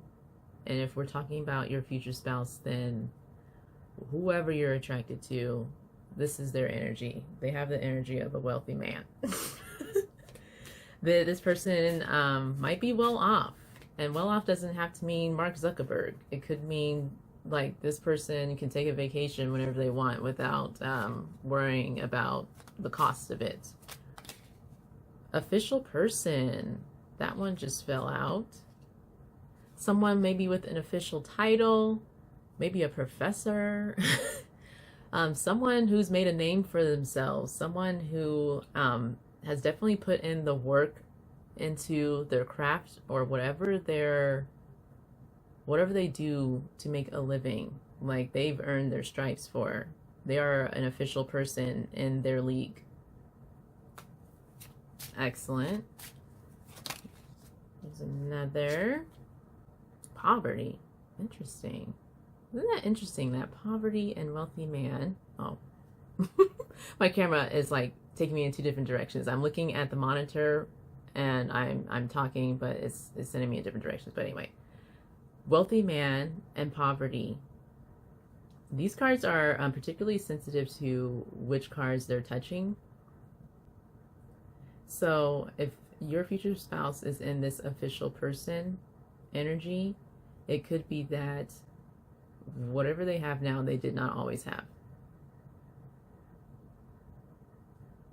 This could be where they came from, which I think adds lovely character. But let's see what else we get. Just one at a time, please. Just one more card. Who is Pile 2's future spouse? What can you tell us about them, Spirit? Pile 2's future spouse. What can you tell us? Oh, and despair. Wow. Wow, wow, wow. Yeah. I think this person maybe came from humble beginnings. Maybe they know what it's like to be in despair. And that is why they have chosen to go the route that they've chosen.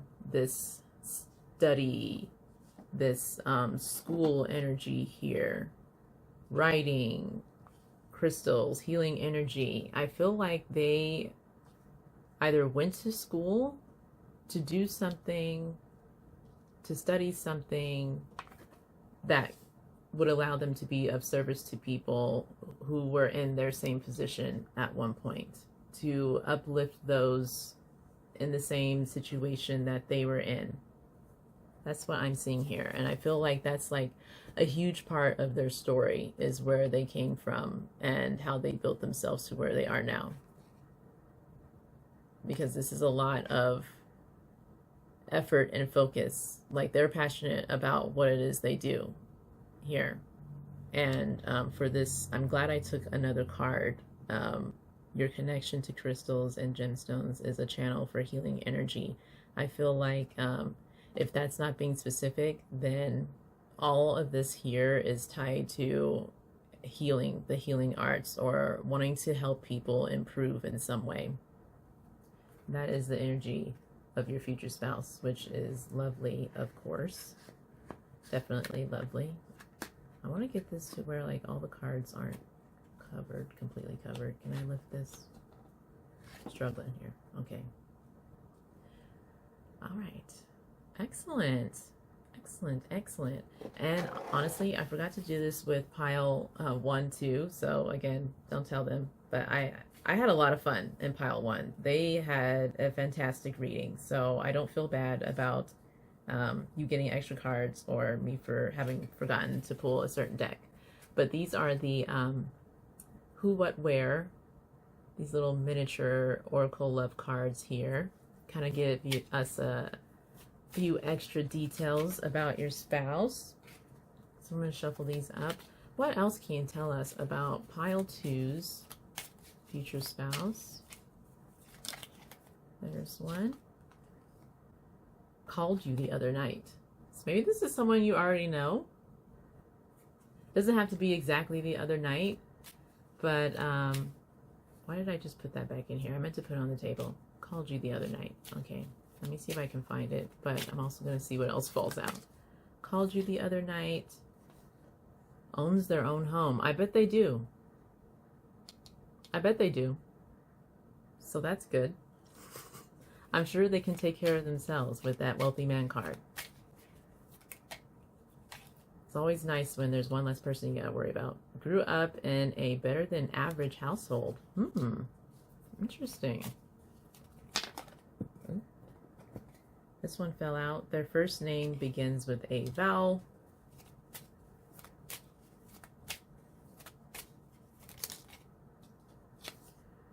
Already knows who you are. Wow, maybe this is someone that you already know, or at least they've already met you.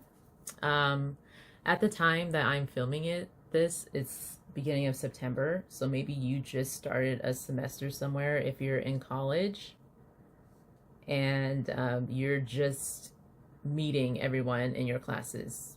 You're just getting familiar with your classrooms here, and maybe you're at the beginning of getting to know this person a little better. That could be it too. But yeah, these are just general energies, some little fun extras there. With that whole, grew up in a, what is it? Owns their own home. And, oh yeah, grew up in a better than average household. I almost feel like if we were sticking with the idea that this person's past wasn't very shiny, it could still be that they grew up in what would be considered a nice household, but there was something lacking in that household. Something, maybe their parents were dysfunctional, even though they physically had the things they need. Materially, they had the things they needed. Or maybe they had parents who didn't give them the emotional support they needed. Or parents who just weren't there in some way. There was some dysfunction there. So I think that still ties in. And sometimes I think those are the harder situations to overcome, because on the surface, everyone thinks everything is fine, and you kind of go along with that. Because everyone thinks everything's fine, you don't really wind up with an outlet or someone to talk to without feeling like you're exposing something about yourself and your family. So maybe that's kind of the energy we've got going on here, and still possibly related to why they've chosen their field of study or the work they do now. But very interesting start to this reading. I actually meant to light your candle. Do I have even... I'm always forgetting something in these readings. Yeah, I meant to light your candle. I am going to light your candle. So I'm going to be right back. I just want it lit, okay? I want it lit. Okay, pile 2. I am back with my lighter.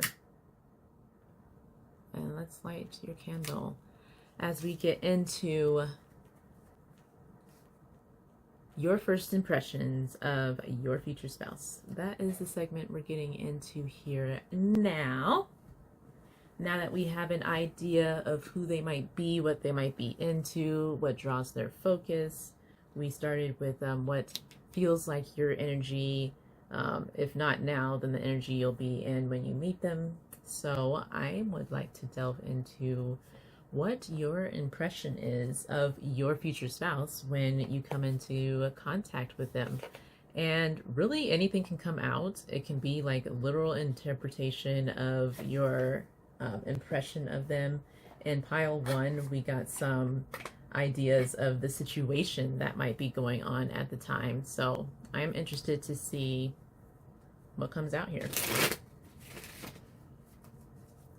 So, my divine creator, spirit, universe, guardian angels, and ancestors, spirit guides, sunshine. What is pile 1's first impression of their future spouse? What have we got going on here for them? I am using one of my own personal decks, not anything we have available in our shop. It's the Lovely Ladies Tarot by Brittany Keller. And I just love her illustrations for this deck. Oops. I don't know why I'm having a hard time with this deck. What is pile 2's first impression of their future spouse? One card at a time. Let's see what we've got here. We have the 4 of Pentacles.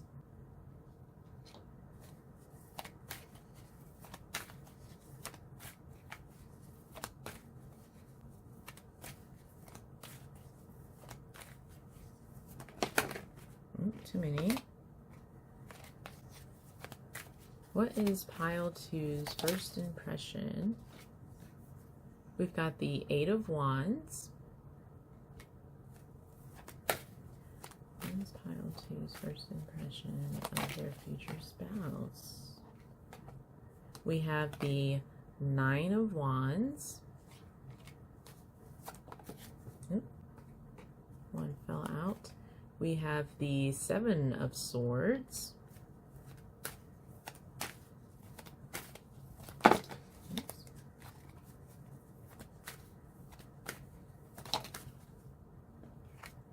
The Page of Swords, and one more. I usually like to do 6. Oh, just fell out here. And the 2 of Wands. Interesting. And on the back we have the Hanged Man. I'm going to get clarifiers too, but just off the bat here, I kind of feel like what was coming through to me while these are coming out is that your impression of them is that they are kind of closed off, because 4 of Pentacles talks about holding on to what you have with like a close grip. The traditional imagery is of someone like grabbing on to all of their pentacles. They have their feet on their pentacles too. Like it's like all mine. I need to hold on to this lest I lose it. I don't have much to lose here. So it kind of gives closed off energy. Plus you have the 7 of Swords here too. This depiction of it, you can see this person like really holding their swords close to their chests. So maybe this is someone depending on like what space you're in with them, whether it is a classroom or learning environment, this is maybe someone who is very focused on the task at hand, on the lessons being given. I feel like this isn't someone who necessarily feels approachable. But yeah, those are just my initial thoughts here. You have 8 and 9 of Wands right next to each other. 8 of Wands talks about it's kind of a fast-moving energy. It can relate to communication, emails, texts, things of that nature. Yeah, it's kind of a passionate energy. If you were to, I'm kind of thinking back to what we had here. I had mentioned like someone on social media talking or giving information to others. I kind of it kind of drew me back to this card where maybe they're in a profession where communication is very prominent and given quickly. Something about their communication style is standing out to you. But then also 9 of Wands, this is kind of the wounded warrior type energy. Maybe this is someone who has a lot going on. That's your impression of them. They're handling a lot of things. They've got a lot on their plate. 9 of Wands kind of talks about having really been through the trenches in a way, and you're hoping to get to a point where you can lay down your burdens at some point. So yeah, initially this is kind of feeling like someone with a lot on their plate. Also, it could be someone clever too, because 7 of Swords does talk about like strategy. It's not all about, traditionally it could be like sneaky energy or someone going behind your back type of energy, but it also holds the energy of someone who is playing their cards cleverly. The initial story and the initial imagery is of a soldier stealing the enemy's swords so that there would be no war the next day, and that's how they plan to win. Not fighting in the way that the war was supposed to go, but being a bit more clever about it, a bit more sly. So maybe this person has a unique way of doing things, a unique way of handling all that is going on in their realm, whether that be in school, at work, wherever it is that you wind up meeting this person. The way you're perceiving them is as someone who keeps their head down or stays focused and is able to manage quite a lot and do that in a very unique and clever way. You also have Page of Swords here. This is also kind of a communication energy. Page of Swords is kind of like someone who is eager to learn, someone who is also clever, someone who may even have kind of a silver tongue, a unique way of communicating things, a direct way of communicating. There's kind of like a kind of a truth kind of card. This isn't someone who would necessarily be speaking just for the sake of speaking. There's like a direction to their words. So that is there as well. Plus 2 of Wands is kind of a planning type of energy. 2 of Wands, usually this person is looking at the world in their hands and they're planning their next steps. Like, where do I want to go from here with what I've already done? So yeah, this is kind of like an ambitious kind of person is what I'm seeing here. Someone who has goals. They have a lot on their plate because they have a lot to do, a lot that they want to accomplish. They're a very ambitious person. This is kind of what I'm seeing. Someone who's just very ambitious and maybe so ambitious that you're getting the impression that they wouldn't be the easiest person to get to know or to kind of cozy up to in that way. You can't really just strike up a conversation with them. At least not a conversation related to, hey, let's go get a coffee or something like that, because they just seem so, all of this energy just seems so very focused, so very intentional. So that is still good though, still interesting. I want to get some clarifiers as far as what else your first impression is.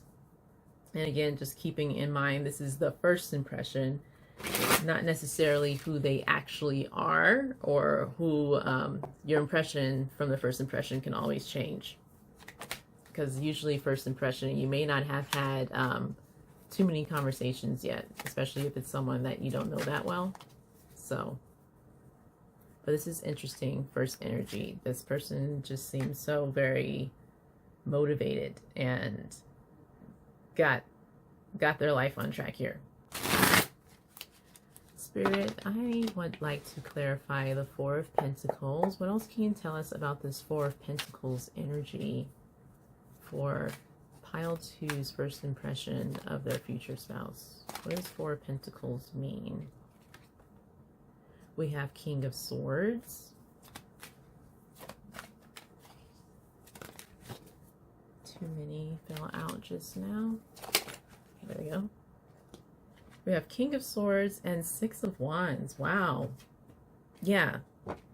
I mean, we already had wealthy man, official person out here, and all of this studious energy. But clarifying that Four of Pentacles is King of Swords and the Six of Wands. Oh, and this is the another personal deck of mine. The Heavenly Bloom deck here. But King of Swords, again, is someone who knows their ish. This is someone who is very intellectual. This is someone that you're not going to get won by. They can see the cards you're playing and they know their next move type of energy. They are on the up and up. This is the person that everyone else would turn to for answers. The King of Swords, the King of Intellect, the King of Communication even. So again, this is all tying together with this energy that we already saw. And Six of Wands is a very victorious and accomplished person. This is someone who is having a victory ride. Their victory ride here. They're always on the horse. There's usually a crowd of people celebrating them, celebrating their accomplishments. So I feel like this is saying you are viewing this person as a very accomplished person. That is your first impression of them.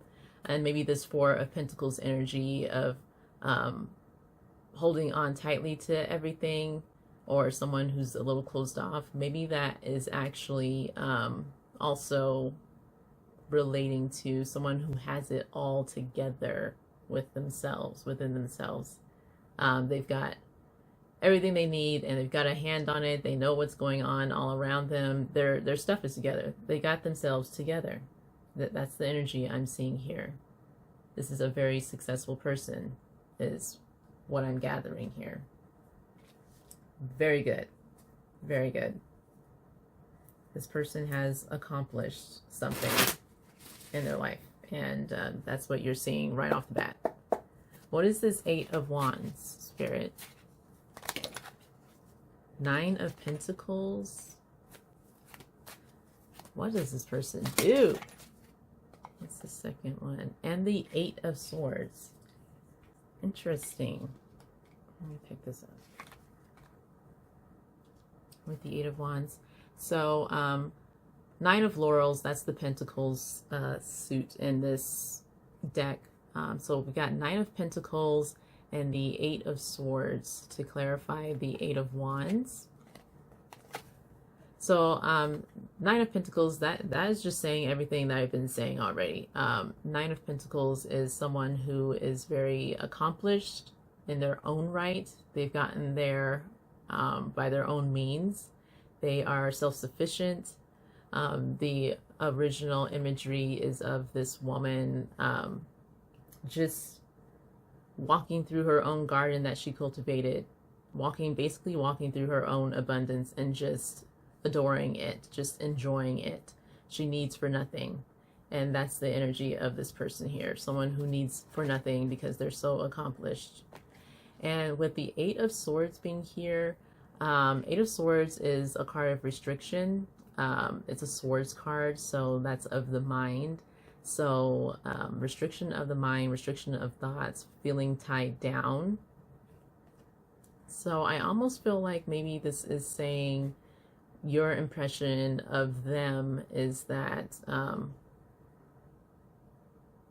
maybe you're feeling like they're so accomplished that you, again, there's kind of like this unapproachability to them. Like you wouldn't even know what to say, or what could you possibly say to this person to get to know them, or to break the ice, or to even let them know that you're interested.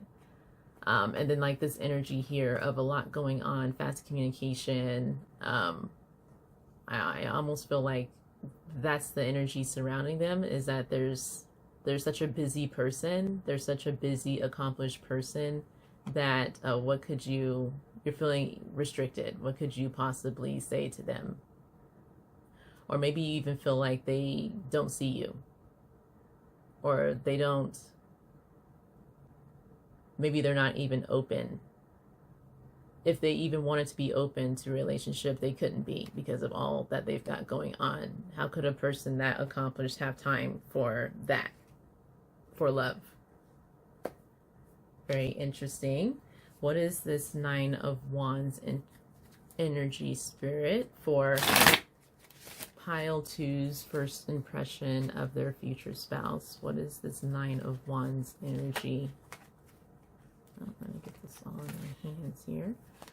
Please clarify the Nine of Wands. What is this referring to for pile two's first impression of their future spouse? What is this Nine of Wands energy?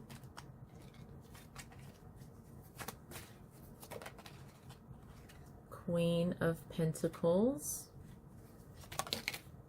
and Ace of Swords.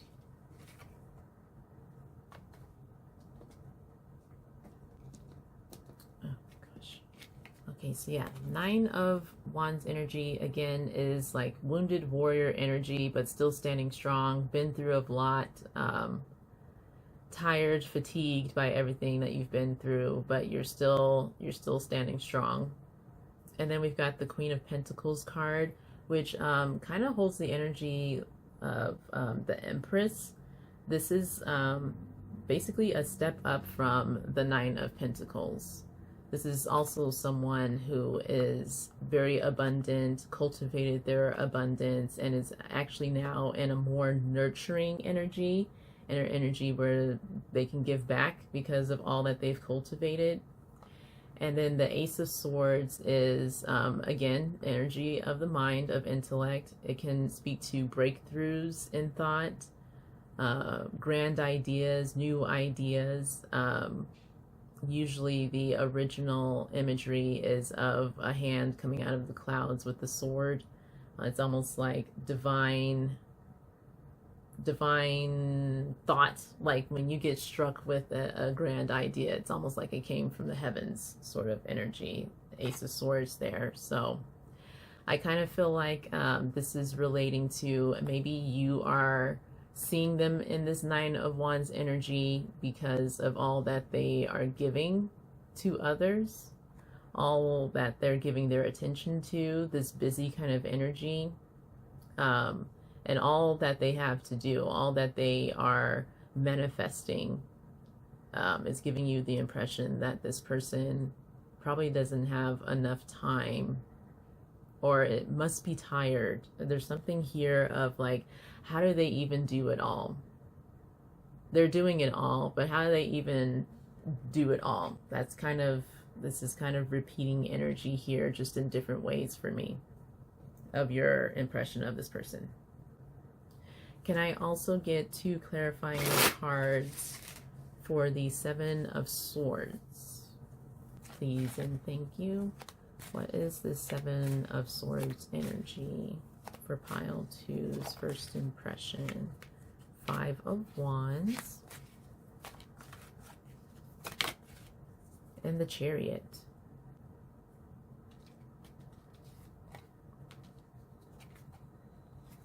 Here's the 5 of Wands. It's usually an energy of like competition, challenges,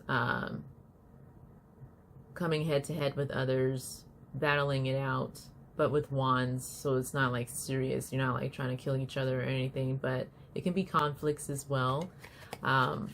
We've got the Chariot here, which is, this is like an ambitious energy too. It's like being on the go, on the way to your goals. Like this person doesn't even need to steer the horses. They're driven by their own divine will. They're just very driven. And so with this energy, with the Seven of Swords, I'm again feeling like maybe this person might be in a competitive field, or in whatever way you're able to observe them. It's like very competitive energy, but the way they're handling it is like with this kind of clever energy. Like whatever it is that they're doing, whatever it is they're handling, they do it in such a unique way. They do it with such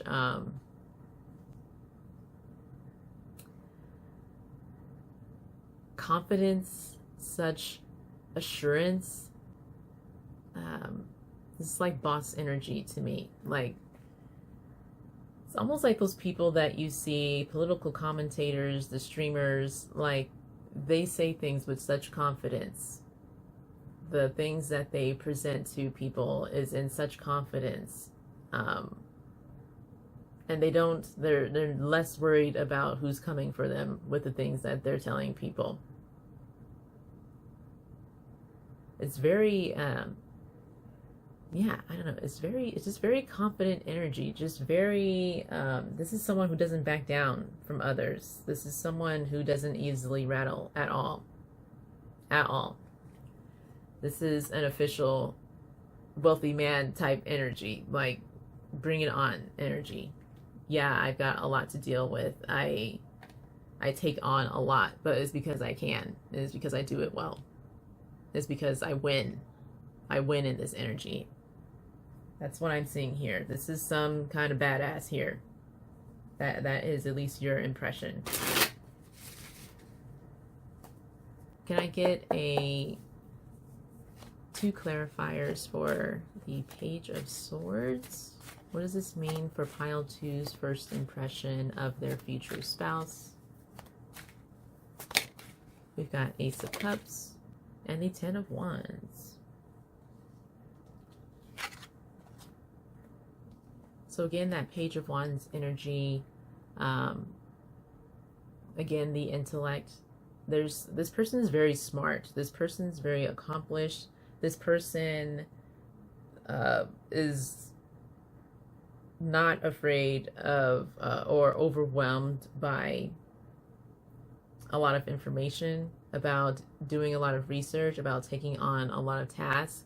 They do it in a very studious and eager way. Page of Swords again is energy. This would be the student of the sword suit. So this is the one that's on their way to becoming the knight, the queen, then the king. This is the beginning stages. Very eager energy, very excited energy, passionate energy. This person is eager to learn. They're always absorbing information, always learning something. And it's here with the Ace of Cups, which is traditionally could be almost like a love offering, because the cup is usually being presented straight through the clouds from the divine. It can be related to creativity, just a cup full of love. It's just it's a very new opportunities in love type energy. And then the Ten of Wands is the next card after the Nine of Wands, where you have even more of a load than you did when you were already in that weary energy of the Nine of Wands. But this is like the last step. Like, you're almost there where you can lay down all of your burdens. So I feel like this again is your impression of your future spouse, is that they are someone who takes on a lot, and then possibly they do it with compassion still. There's a softness still here in what they do, even though whatever they're into is like a lot from your perspective, or is very even kind of challenging in a way that should be very stressful, or that the average person would look at and be like, I would never want to do that job, or I would never want to take that on. This person does take that on, and they do it with a full heart, with their whole heart, that Ace of Cups being there. And this could even, again, relate back to the kind of work they do. If they're some sort of activist, the life of an activist is a stressful life, especially depending on what avenue of activism this is. If you are in the legal field and trying to get someone their rights, trying to work around all of these legal but unnecessary and unfair strings of the justice system just to get someone their God-given rights, that's very stressful energy. Yeah,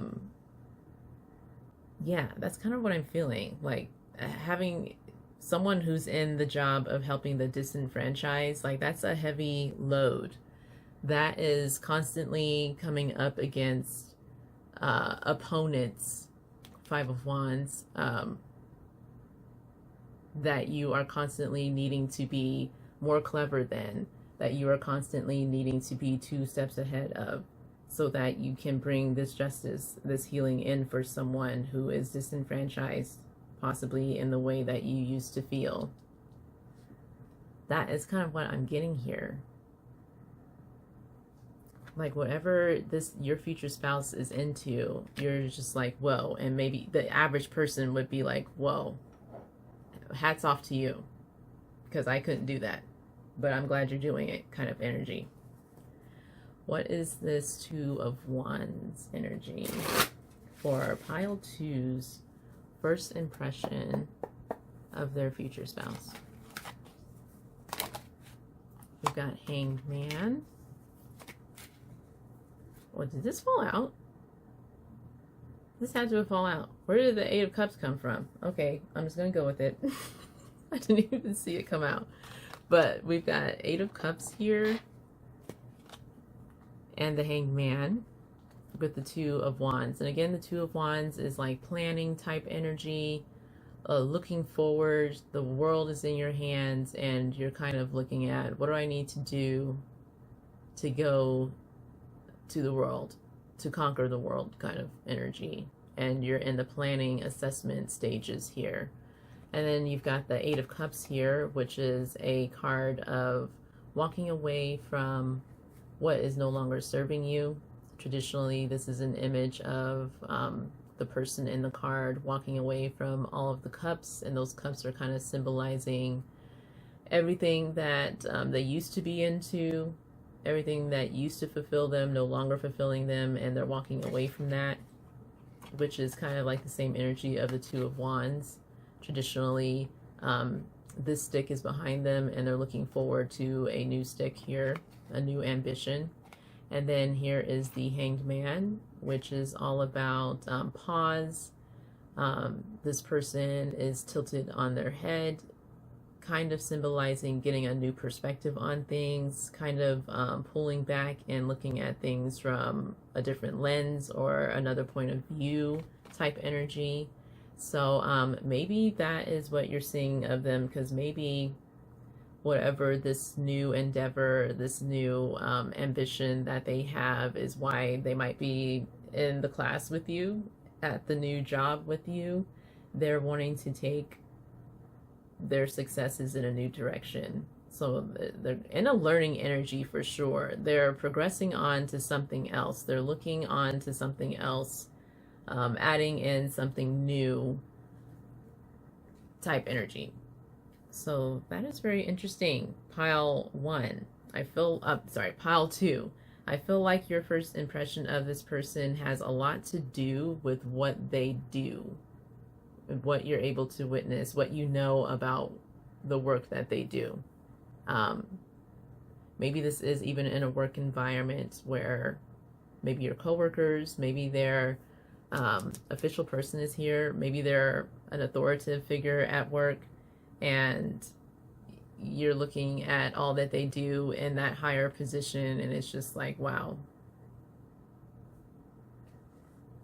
Maybe they're your trainer with this teaching kind of energy here. Yeah, that is what I'm getting as far as your first impressions of your future spouse.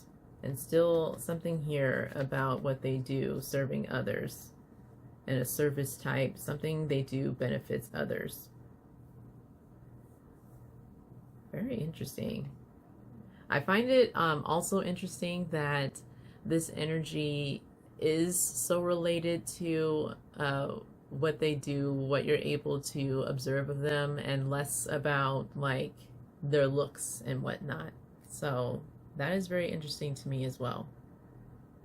That's why I get the idea that maybe the fact that your focus is in those areas about this person, it could be that you're more in a professional setting with them, a more public setting, where it's not it's not a setting of like socializing and fun.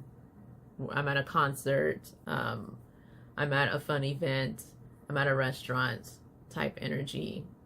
This is more so controlled energy where you're getting to see this person operate in an energy that's very ambitious, an energy that's very focused, very strategic, studious, and empowered. That is your first impression. So from here, I would love to see what their first impression is of you, to see if we get some more hints as to where you are even. This is the same thing that happened in pile 1. I did wind up feeling like we were getting information about where this might be, where you wind up meeting them. So let me know in the comments if you would like that to be the next installment of this sort of love series, is where you meet your future spouse, or what you're doing, what they're doing when you meet. Let me move all of these here. I'm not gonna remove everything, just the tarot for now. So yes, I'm gonna start with these cards now to get an idea of what your future spouse's first impression of you is. See if we see any synchronicities.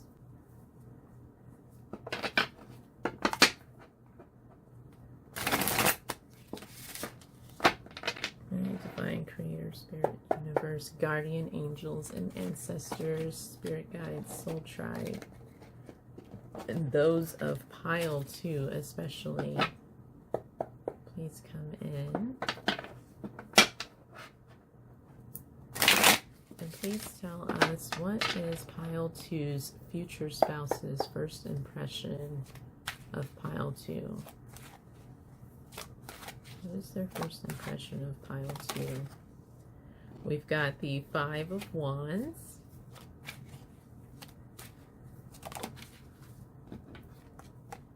We have the Star.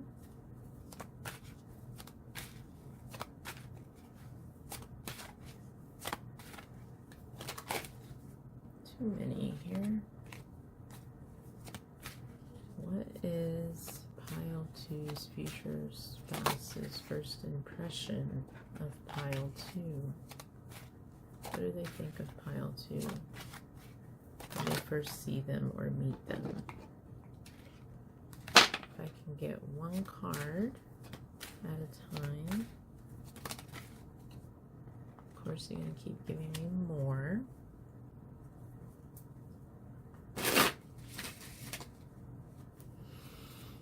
What is pile 2's future spouse's first impression?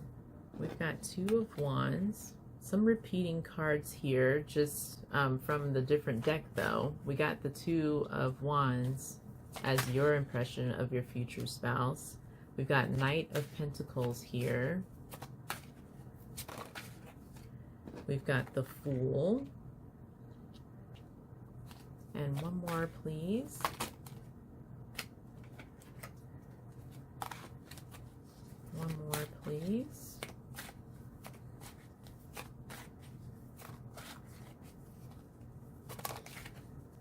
And the Ten of Cups.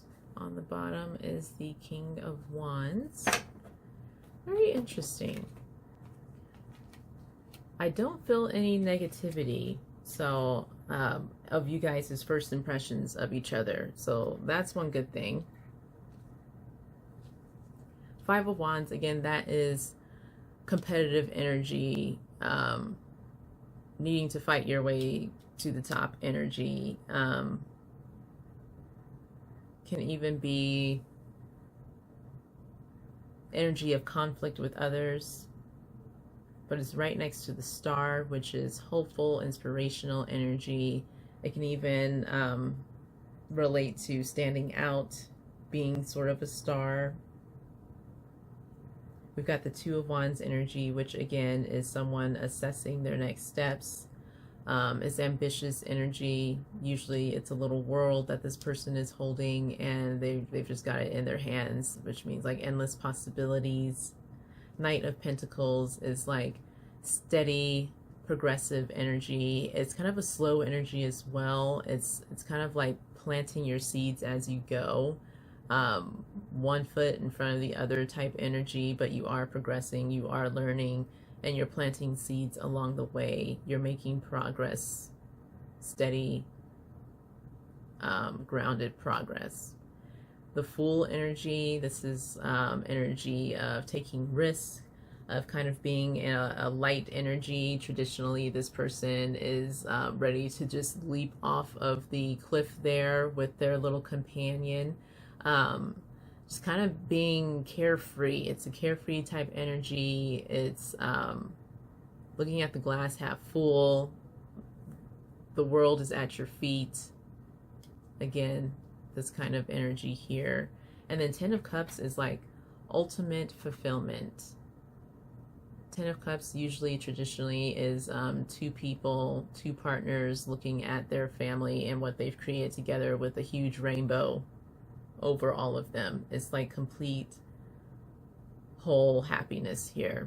So that is very interesting that this is their first impression of you. You're coming across as someone who is got this fun, carefree, loving energy, someone who's easily gets along with others with that Ten of Cups there. You're agreeable, you're likable. And again, I kind of feel like maybe this could be like a kind of learning energy, or a learning setting, or a setting of hard work with this Five of Wands here. You're someone who rises to the challenge, and you might be someone who stands out. Maybe you stand out because of your vision forward and the way that you carry yourself, the way that you operate day in and day out is very consistent and steady. Yet, you're also very ambitious. You're not afraid to take a risk, and you're liked by others. You're well liked. So yeah, this is kind of giving like organization, or like work feels, school feels, something official, institution, some institution feels of where like you both are able to observe each other and the way that you work, the way that you operate. Very interesting. Very, very interesting. I'm going to get clarifiers. Thank you so much, Spirit, for these messages for pile 2. Can I get 2 clarifying cards for the Five of Wands, please? Please and thank you. 2 clarifying cards for the Five of Wands. What does this mean for how pile 2's future spouse views them? What does that Five of Wands mean? 9 of Swords. One more. And the 10 of Swords. So interesting. 9 and 10 of Swords here. 9 of Swords. It's like anxiety. It's all about the mind. Again, the sword suit is all about your thoughts. And so 9 of Swords would be anxieties, worries, sleepless nights, mental fears about things to come. And then 10 of Swords is the end of that suit, the end of the pain. You may have had a painful ending. this is the last, like there's no more swords that can be dealt to you. You're at the end of your pain, and the only thing to do from there is to start anew. So that's kind of heavy energy here. So maybe they're perceiving you as someone who has been through a lot, but has risen to the challenge, which is interesting because we saw that poverty card and the despair card when we were asking who they are. So maybe you guys would have that in common. Maybe you both are coming from a past that had a lot to do with painful endings, or just painful situations that you both have risen from. And maybe again, whatever this is that brings you two together is because you have this shared interest and possibly helping others rise from similar situations. We had again that crystal energy. Your connection to crystals and gemstones is a channel for healing energy. So maybe you both have this interest in helping others heal. There's some connecting line there about going from despair into healing energy. Plus the star here. The star is all about healing energy. So let me get 2 clarifiers for that as well. Spirit, can you provide 2 clarifying cards for the star? What does this mean for pile 2's future spouse's first impression of them? What does this star refer to? 5 of Wands again, right next to the 5 of Wands. I freaking love it when that happens. And then we've got the moon. So yeah, they are perceiving you as someone who has had to rise above it, who has had a lot to go through, a lot of challenges. But the star is what this is clarifying. So you're someone who overcame whatever challenges it is that they're perceiving of you. And you're all the better of it. You're shining because of it. You also have the moon here. The moon is all about confusion, the unknown. It can be about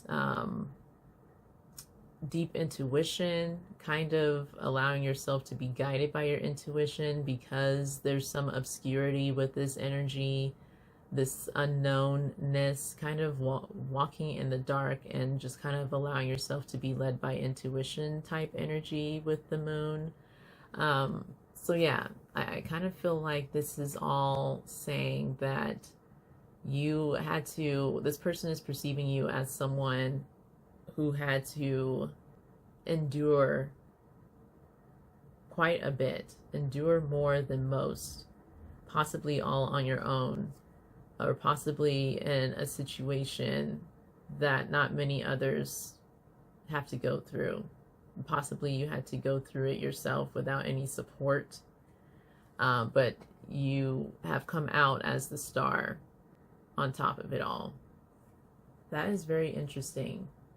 I'm wondering if you guys might be each other's equal in that regard. Maybe they're not in a position above you, but like a colleague, or maybe you're both in this training room for the same thing. Maybe this is a situation where you're able to share your stories, and that's why they know this about you and why you know what you know about them.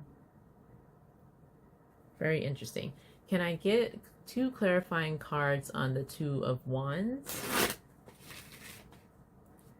2 of Wands, please. What does the 2 of Wands mean for pile 2's future spouse's first impression of them? What does 2 of Wands mean? We have Temperance. And we have the Knight of Wands. There's that carefree type energy again showing up here. Let me pick this up. Temperance is all about patience and moderation. It's about kind of assessing too, kind of like the 2 of Wands, where you're in this planning energy. You're assessing your next move to get to this next goal of yours. Temperance is kind of that same energy too. She's swishing the water or the juices from cup to cup, trying to kind of find an equilibrium and figure out what works best, finding a happy medium between the energies she's working with. And then the Knight of Wands is like a very fiery, ambitious energy. The Knight is kind of brash, and it is an energy that needs to be reined in or cautioned, because it's an energy of just kind of running forward with your eyes closed, almost just being led by your raw desire and ambition, which it can be a positive thing, but also a thing of make sure you open your eyes every now and then. So I kind of feel like their first impression of you has to do with your ambitions. They're seeing like you have this grand ambition, this grand plan for yourself, and you're allowing your raw passion to guide you, but in moderation. It's not an energy of like recklessness. Like they're seeing you channel that Knight of Wands energy into actual planning and assessment and temperance. Lovely, lovely. They're seeing you as a very responsible person. What is this Knight of Pentacles energy, Spirit? What does Knight of Pentacles mean for their first impression of pile 2? I'm going to take the one that fell. Empress, lovely. Empress, and let me get one more. And Knight of Swords, another Knight energy. It's interesting, we start to hit more Knight energy the closer we get to the Fool, which is that kind of carefree energy. But again, this Knight of Pentacles energy is a very responsible energy. This is someone who's not afraid to put in the work. They're not afraid of things taking too long or having a long journey. They are slowly cultivating and moving forward in their progress and planting seeds along the way. And for this to be clarified by the Empress, Empress energy is very abundant. She is fully in her divine feminine power. She is someone who is able to give to others. She's very nurturing. She's very creative, very ambitious energy as well. For that to be clarifying, this Knight of Pentacles tells me that they see you as someone who is very abundant, again, in your endeavors. Very grounded, very responsible, very even giving in your endeavors. You might have a long journey to go, but just because the journey is long and possibly hard doesn't mean that it hardens you. You still show up and take on all that you need to take on with a softness, a beauty. There's a beauty about you and the way you move in your endeavors. And there's the Knight of Swords here. Again, that's like fast energy. The Knights are kind of a faster energy for each of their suits. So for this to be of the sword suit, this is someone who is very ambitious, someone who's got ideas that they don't sit on.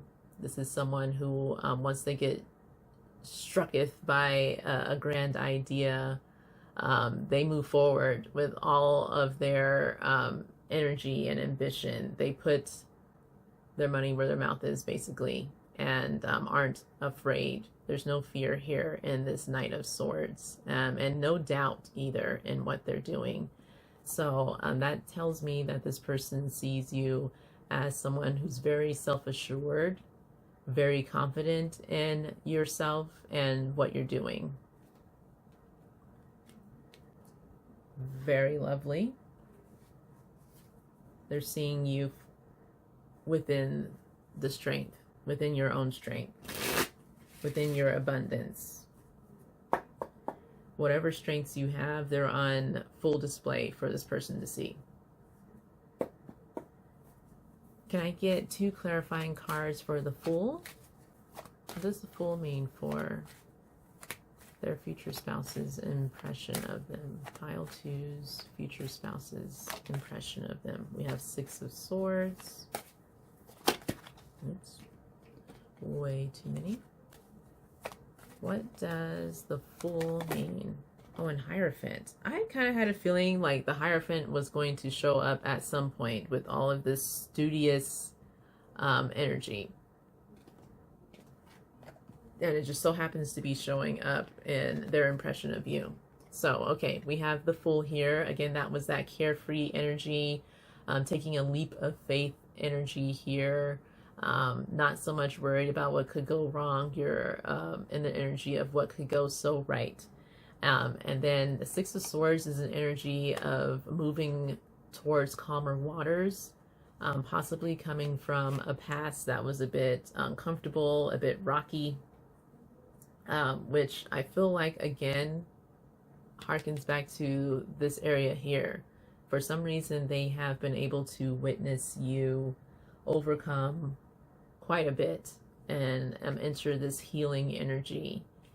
So 6 of Swords is kind of all of that energy too. You're moving forward, you're transitioning, which pairs really well with the Fool, which is an energy of someone taking a leap of faith.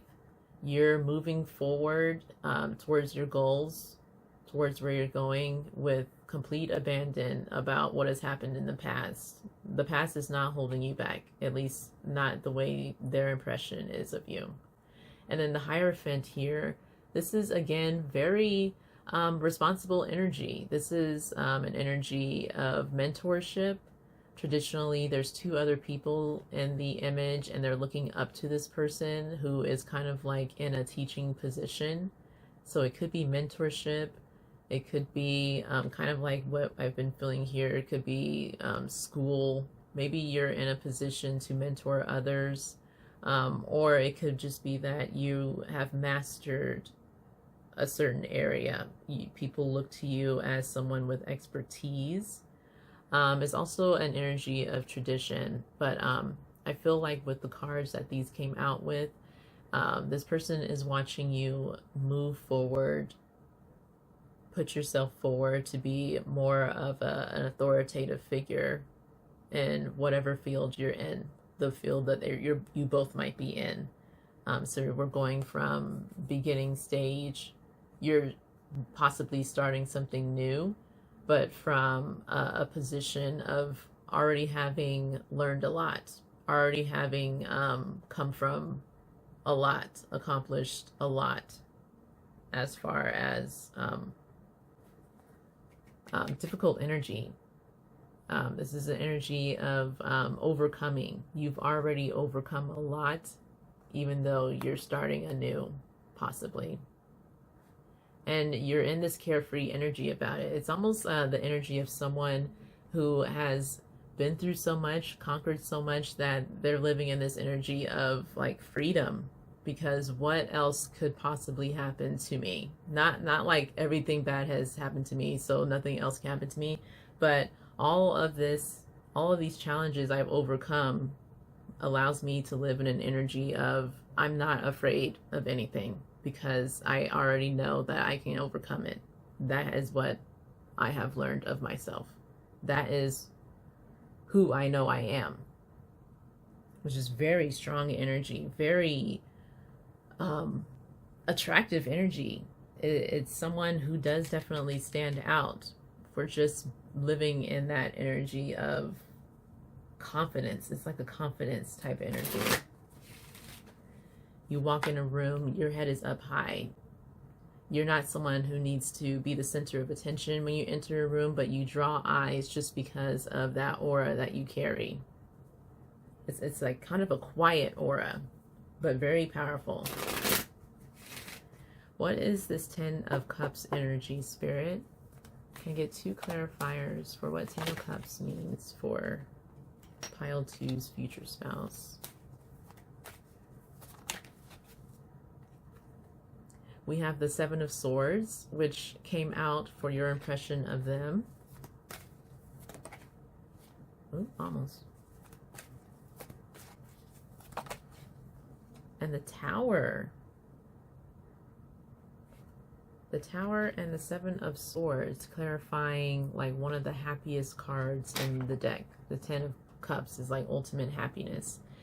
So yeah, again, the way I'm going to read this, Seven of Swords energy, that's like clever, sly fox energy, sneaky energies. Sometimes it can be someone going behind your back. It's here with the Tower. The Tower is all about something crumbling. That tower is crumbling, and usually two people are falling out of it. It's almost like divine intervention. The universe stepping in to shake you out of the confines that you've been holding on to, that you don't need to be holding on to anymore. The universe is giving you that kick in the butt to step outside of your comfort zone and start rebuild and on a new journey here. It's a very uncomfortable energy typically, but it's here with the Ten of Cups.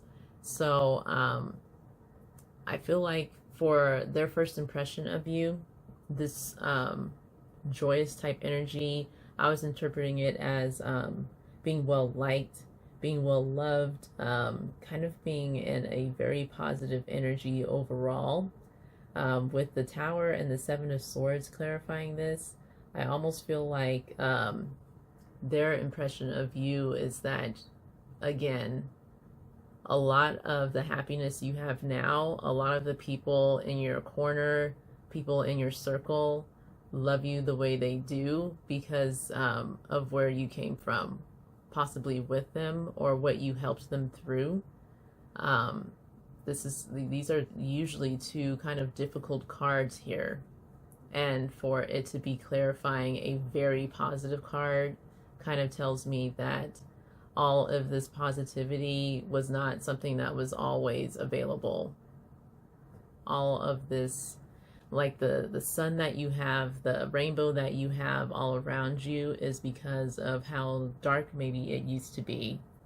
It's kind of like 180 energy, these cards here, which I feel like is what we have been seeing throughout both how you're viewing this person and how they're viewing you. We had wealthy man and official person come out, and then poverty and despair. It's like, well, how do these two energies fit in with each other? And then now we have this Ten of Cups energy, ultimate happiness, with Seven of Swords in the Tower. So whatever it is that you, what brings you two together, this common thread, I really do feel like it has something to do with turning things around for people. People turning things around for themselves, healing energy, going from this to that. And maybe you are both in this field because you're two people who went from this to that, and you are now wanting to help others get from this to that. And this is something that you're very passionate about, obviously, something that you're willing to stake a lot of your attention, put a lot of your attention to. And that common, that passion, that shared passion is what brings you two together. And that is the reason why you both are seeing each other in the light that you're seeing each other. Again, both of you, I don't see a lot about like a lot of fiery, passionate, oh my God, that person's so hot, oh my God, I can't even contain myself energy. This is very assessing energy. This is energy of really getting to see a person for who they are and what they're doing. This is beyond the surface of what usually comes with the first impression. So I definitely feel like that that is speaking to the two of you being in a shared space when you meet, where that is even possible. where you're able to get that amount of information about each other, which means this isn't like a fleeting moment. Oh, you're just walking by each other in the grocery store, or oh, I was just at a concert and said hey to this person. Like, you're spending a good amount of time with this person, or you're getting to see quite a bit of time of this person. So like maybe this is like a classroom or somewhere you're returning to every day, every week, where you're getting to witness this person over and over and over, and they're getting to witness you over and over and over, to where this amount of information can even be picked up on. Very, very beautiful. And I'm so curious. Pile 2. Let me know what you think about this reading, and if you are finding any, if it's resonating at all, or if it's making you go, could it be when I go here, or can it be this person? Because yeah, that's a lot of synchronicity here as far as how you're viewing this person and how they're viewing you. And I do want to go back and read that first card again. I did this with pile 1 to see how it all comes together. You had the Angel Rasbar. Just let me pick it up. The Angel Rasbar card. So let me read it again to see if we pick up on anything else, if it ties it all together. So again, Angel Rasbar, that poem was, "Tell me the truth, I asked, love. What are you? I am everlasting life," love said. "I am recurring joy of living." Divine contribution is offered to those who wish to contribute to the world. Oh my God. You guys are wanting to contribute. You guys are wanting to give back. I feel like both you and your future spouse are in a field of giving back to others. You're wanting to contribute something big to the world. The great beloved sees what is in your heart, what it is you wish to offer, and is saying yes. The great beloved is saying yes to what you want to contribute to the world. So you are being empowered to serve, to assist, to offer genuine spiritual contribution to this planet, to become a sacred hand at work for the will of heaven. Such is the capacity bestowed upon the soul that is wise, oh my God, wise, and filled with love, and therefore deserving to serve. So then do not doubt yourself, beloved. You have been blessed with this by the Master to find the precious jewel of your own soul and claim it. Cast aside your doubts then. Wow, I feel like that is talking about some endeavor, some long-held wish that you and your future spouse must have within yourselves. I feel like when you two meet each other, you are both trying to contribute or are contributing something of worth to others, to the world. And it's something that is very important to you, something that is tied to things that you have overcome in your life already, and wanting to help others overcome those same things. I freaking love the synchronicity of it all. Pile 2, whoever you are, thank you so much for what you want to contribute to this world. Thank you so much for putting in the effort and overcoming all that you have, and actually wanting to use that experience to help others. And thank you to whoever this future spouse is for mirroring you. Because I feel like if they're mirroring you and you two come together in this energy, I feel like you two are going to help each other get further in a shared mission. Like, you two coming together is definitely divinely guided. And coming back to this card here, I love and allow myself to be loved. Look at them. I feel like this is you and your future spouse. You've both been through it, and you're wanting to not sulk in that energy. You're wanting to help others overcome that energy. And I think maybe one thing that you both need to do is love and allow yourself to be loved.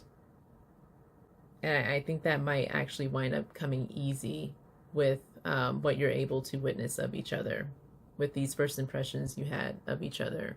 I think you're going to see yourselves in each other, and that makes it easy to love them and allow them to love you. All the feels. I love it, pile 2. Let me know what you think about this reading.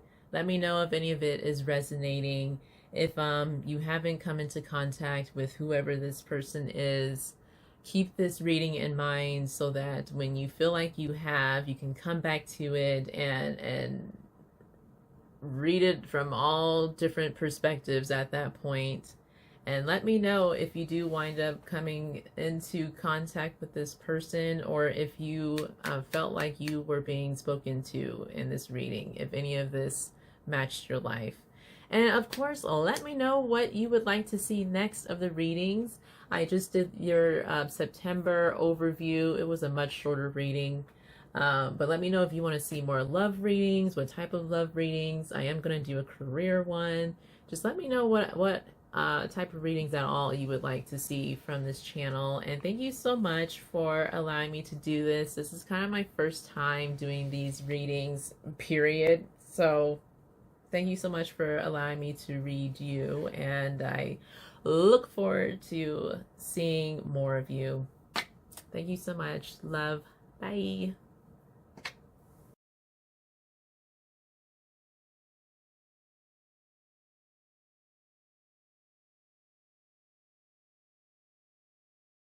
Hello, pile 3. Last but not least, thank you so much for joining this reading, which is looking into who is your future spouse. Will you be booed up this cuddle season? Who's that future boo?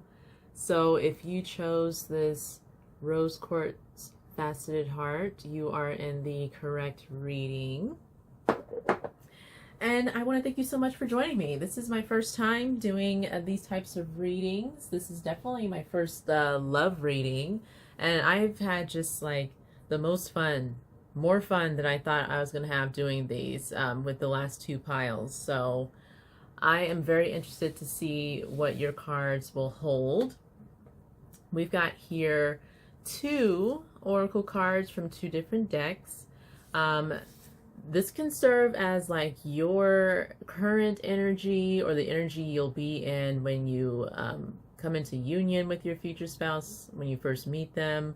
Could be their energy.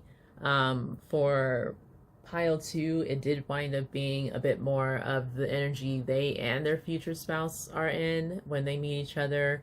And for pile 1, it felt like more of a message from their future spouse to them. So I honestly don't know what is going to come out of these cards, but this is what we're starting with. From there, we're going to ask, who is your future spouse? Try to get some ideas about who they are, what they're into, some clues there, and then we'll delve into your first impression of them and their first impression of you. So I hope you're cozy. I hope you're comfortable. Sit back, relax, and if you can't tell from the intro to now, it was daytime and now it's nighttime. So the last piles were very in depth, and we had a lot of fun in those piles. So I'm going to light your candle, and we are going to get into it. And I am very excited to see what unfolds for your reading. All right, so I'm going to turn over this card here. This is coming from my personal collection of oracle cards. It is from the Rumi Oracle deck. It's one that I like to pull like 1 or 2 cards from because the messages are so deep and in depth. You really don't need to be drawing that many cards. And they all start with a gorgeous poem, and then it goes into depth with the energies of your messages. So we're going to take a look here. Yours is 1, which is the number 6 card, but the message, the title is 1. Look at that deep richness of the color. It reminds me of a particular beetle. I don't know why, but all of these cards have beautiful imagery. So I'm actually going to read the poem that is listed for this card first, plus maybe the initial paragraph, just to get an idea. And then this one is from the Oracle card deck of yours truly, Mixed Messages Oracle cards. I designed and wrote these cards, this card deck, my pride and joy, available in our shellbloom.com website. You can see the reviews that I've gotten for these from our Etsy shop as well. And I'm just going to pop my collar just to give you an idea of the reviews. But anyway, the card you're getting from the Mixed Messages Oracle card deck is, I understand that bumps in the road are guiding me towards and preparing me for my manifestations. Very interesting. So maybe you've gone through it. Pile 3. Maybe the road to love has not been very smooth for you. But let's see what this one card is all about from the Rumi deck.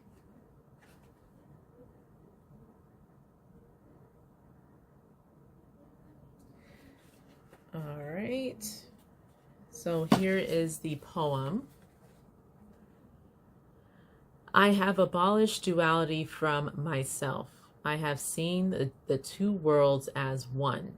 One I seek, one I know, one I see, and one I call. Very interesting.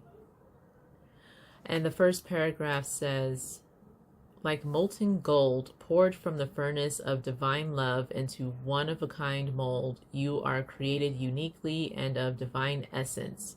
You are both the lover and the beloved.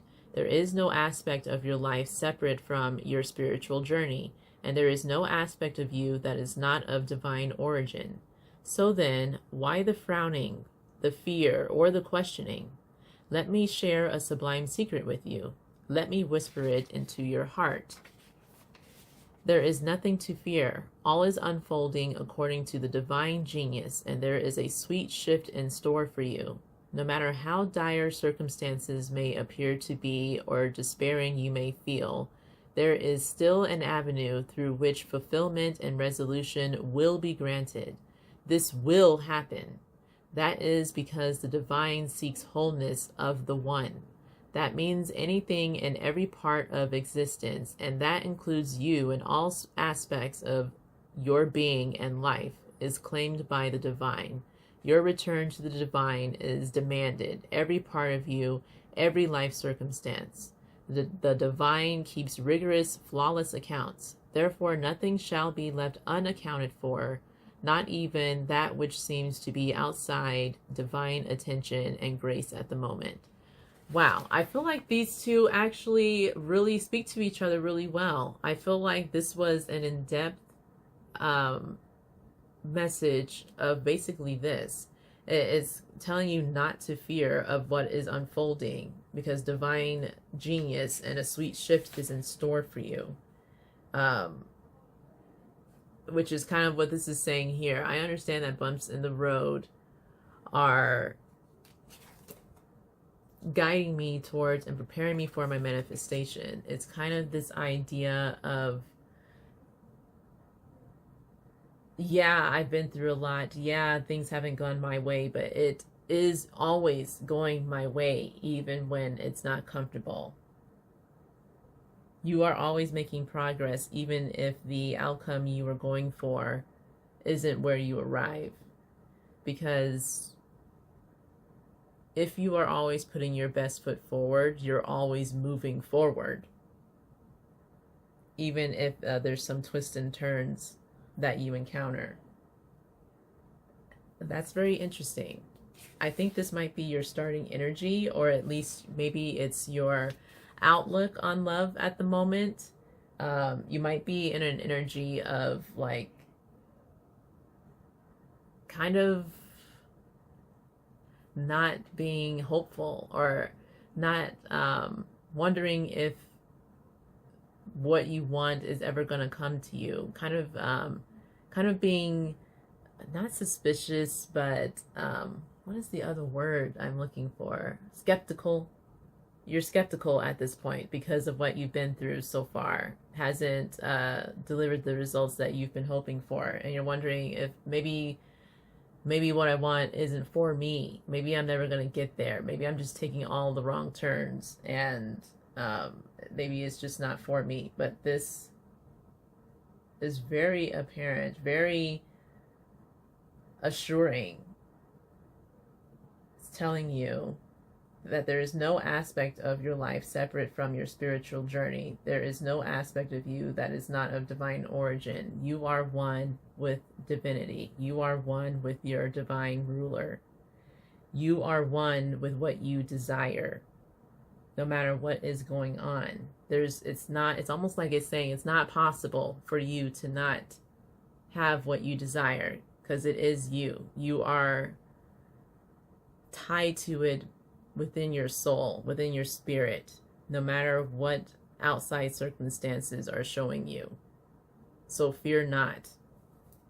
Very strong message there. Very strong start. I feel like that was a very beautiful message from your divine team. I'm just looking back at some of the words here. No matter how dire circumstances may appear to be, or despairing you may feel, there is still an avenue through which fulfillment and resolution will be granted. It literally says it again. This will happen, with an exclamation point. Can I get to it? Everything is backwards for me through the camera. This will happen. It's like, if you know nothing else, if you believe nothing else, believe that it will happen no matter what is going on. Wow. Strong first message, pile 3. Fear not. Let's get into this. I need to know why are you getting such a strong message here? Who is this person? What's unfolding for you? I need to know. I am going to ask now, who is your future spouse? And I'm going to be asking it from a few different cards, starting with the Life Purpose Oracle cards. This is the travel size version. It is available in our shellbloom.com shop. All of the travel size cards don't have physical guidebooks, but you are able to get the guidebooks for free with that QR code straight from your phone. But I like using these cards because I feel like it can give specifics as to who exactly the person is, what they're into, what energies are associated with them. So yes, let me center and ask my divine creator, spirit, universe, guardian angels and ancestors, spirit guides and soul tribe members, and those of pile 3, obviously. What can you tell us about pile 3's future spouse? Who is pile 3's future spouse? I had my eyes closed and I just opened them and saw 11:44 on the timer. That could be a significant number for you, a number that you might want to look up. We've got creative expression. Your soul longs to express itself creatively. Lovely. This could be, I'm asking who your future spouse is. So this is someone who is very creative. This might be something to do with the work they do, or something that is very important to them that they put a lot of focus towards. Oh, just dropped another one. Spiritual teacher is what just popped out. You heal with your classes, sessions, and seminars. Oh. Your future spouse could be a healer, someone who maybe heals creatively. You know what? A lot of times people neglect to consider that those in the arts are healers. People who create, who do paintings, who make things with their hands, who make these beautiful works of art are also healers, because they they bring something out of us. They draw our attention, and their work makes us feel something, makes us delve deeper into ourselves beyond words. So I feel like they too are considered spiritual teachers. And maybe he's someone who's kind of in their Bob Ross energy. This is just what I'm seeing of this picture. Someone who is teaching their creative expression, someone who shows others what they do, and it's very healing to those people who are able to witness it. Or someone who isn't even necessarily teaching you how, but maybe they are on social media and they paint right there on the spot live, or maybe they are making music right there live, or you're able to witness them in this creative expression from like an audience standpoint. Very interesting. We also have support. Your life purpose fully supports you. So whatever it is they do, this creative expression, they are able to live off of it.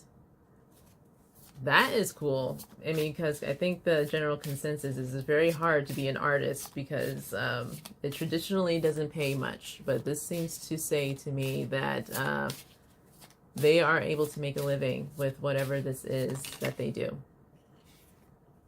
Oh, that's two. I like to take just one. It feels more intentional to me. One more, Spirit. Anything else? Ooh. We have, you're on the right path. Keep doing what you're doing because it's working.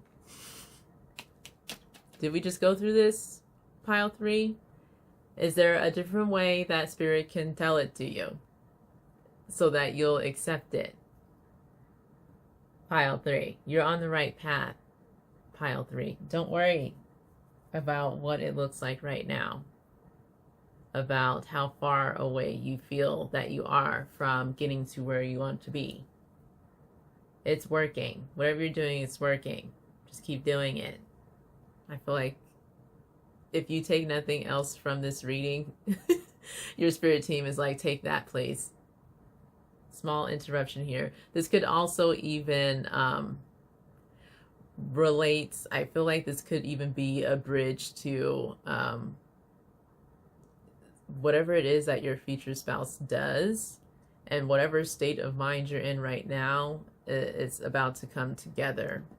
So maybe you are in a state of mind of having experienced bumps in the road, and for whatever reason that experience winds up drawing you to wanting to maybe express yourself in a creative way, maybe take on a new hobby. Like, you know what, I need an outlet. I need a creative outlet to get my mind off of things, to relax, to find some new inspiration. And you take up this new thing, which just happens to be something that your future spouse is making a living off of already. Maybe they're the instructor. Maybe you're swiping on TikTok and you just happen to come across their page and you're like, oh, this person makes doodle daddles. I've always been a bit interested in doodle daddles. Let me keep watching. Maybe it's something along those lines, that whatever experience you're having is what leads you to reach out into this avenue or become interested in this avenue, because you're seeking some sort of equilibrium, maybe some sort of sanctuary from it all. And that's how you come into contact with this person, which of course would mean that part of the reason why you were even experiencing this could be so that you would go that route. And that is the part that we sometimes forget about when we're experiencing tough situations. I understand that the bumps in the road are guiding me towards and preparing me for my manifestations. You want this special someone, you want someone to share your life with. And maybe there is that exact person in mind that you in spirit decided you would come into contact with. And now this is the part, this is how they get you and that person on the same road by throwing some bumps in your path. So you turn this way, you turn that way, and then all of a sudden you've arrived somewhere where you weren't expecting to arrive, but here you are. And here's this person. I love that. I love that. On the bottom, I'm going to show, I didn't show the bottom to the other piles, but this is teaching here. You inspire young people to learn. Teacher has come out twice here. So maybe this person is in like an instructor type energy. Interesting, interesting, interesting. I also have been doing the Kipper deck, asking the same question of the Kipper deck. So let's do that now. See if we get any more insights as to who this person is. My divine creator, spirit, universe, guardian angels and ancestors, spirit guide, soul tribe, and that of pile 3. What can you tell us about their future spouse? Who is pile 3's future spouse? What can you tell us about pile 3's future spouse?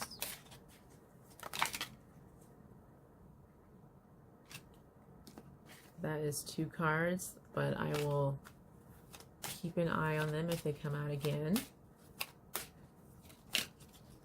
Expectation. What can you tell us about pile 3's future spouse? Toil and labor.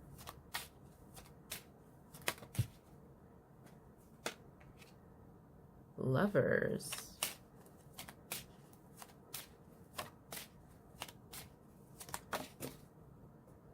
And false person. Oh, all right, I'll clear it up.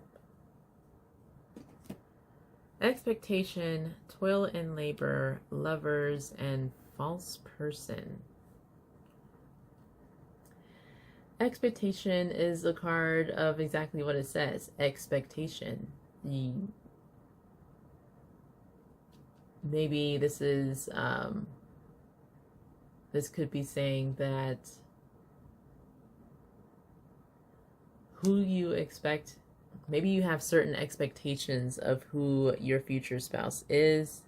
Maybe you have certain fantasies of who they are, the way she's looking out this window expectantly, like she's waiting for someone to arrive. Maybe this is pointing to that energy of you just being expectant, waiting for this person to come in. And then here's this energy again of toil and labor, of kind of challenging work and energy. Toil and labor talks about like possibly being in a job that is very redundant. It takes a lot out of you. This is kind of the energy of the coal workers in Titanic. They were down there doing all the manual labor while everybody else was having a luxurious time for the most part. Yeah, it's work that takes a lot out of you. And I almost, these cards are kind of sensitive to the way you read them. It has a lot to do with which cards they're next to. And for these two to be next to each other, she's looking the opposite way of toil and labor.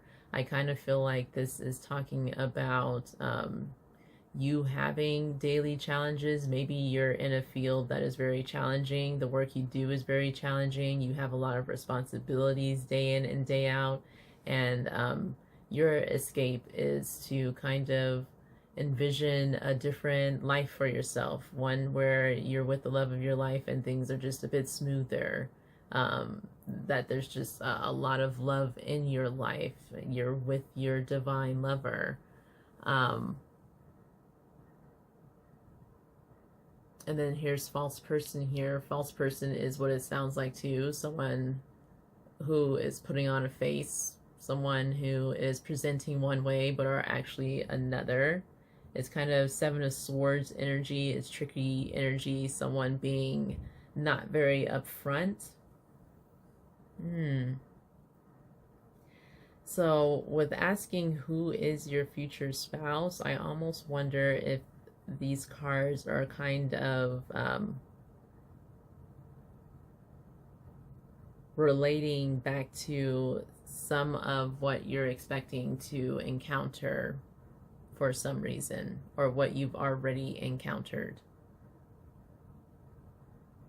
I kind of feel like this first card is very important. The fact that she's looking away from all the other cards. False person being next to lovers. I feel like this is what you have encountered in the past, is someone not turning out to be who you thought they were, and that this is kind of what your experience in love has been already, and that you've had to put in more than what you get back in past love situations. And I feel like you're looking for and expecting something different than all of this that has been.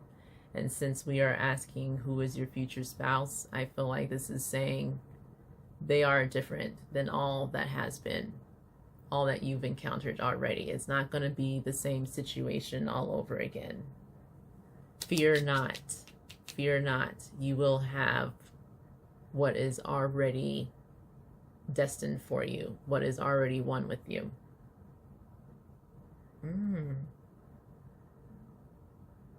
Let's keep going. I forgot to do the tea leaf cards for pile 2. Like every group I have forgotten to do a particular card deck that I wanted to do, but the reading still came out to be very beautiful, so I think it was for a reason. But I think you're going to get all the cards, pile 3. This is my first time doing this, so third time's the charm. Maybe you're going to get all the cards this time. But anyway, who is pile 3's future spouse? What can you tell us about them, Spirit? What clues, insights can you give us? I am going to take more of these when they fall out because they're just too hard to shuffle and get one at a time. So whatever comes out is what I'm going to take. Who is pile 3's future spouse? We've got club. Someone will try to make you do something against your will. How interesting. We have lion. Time to act. We have boot. Increase your efforts if you want to achieve your goals. We have yoke. Feeling tied down or frustrated. Yeah, you are. That's definitely recurring here. You definitely are. Love. Simply love. And bell. Announcement. Something is coming in.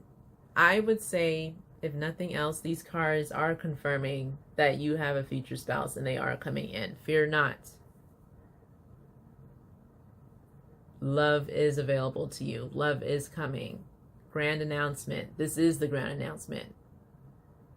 Your future, your spirit guides, this is their grand announcement to you. You do have a future spouse. You have a divine counterpart who's not like what you've encountered already, who doesn't drain you, who doesn't wind up being someone that they didn't initially present to be. Expect more, because it is coming.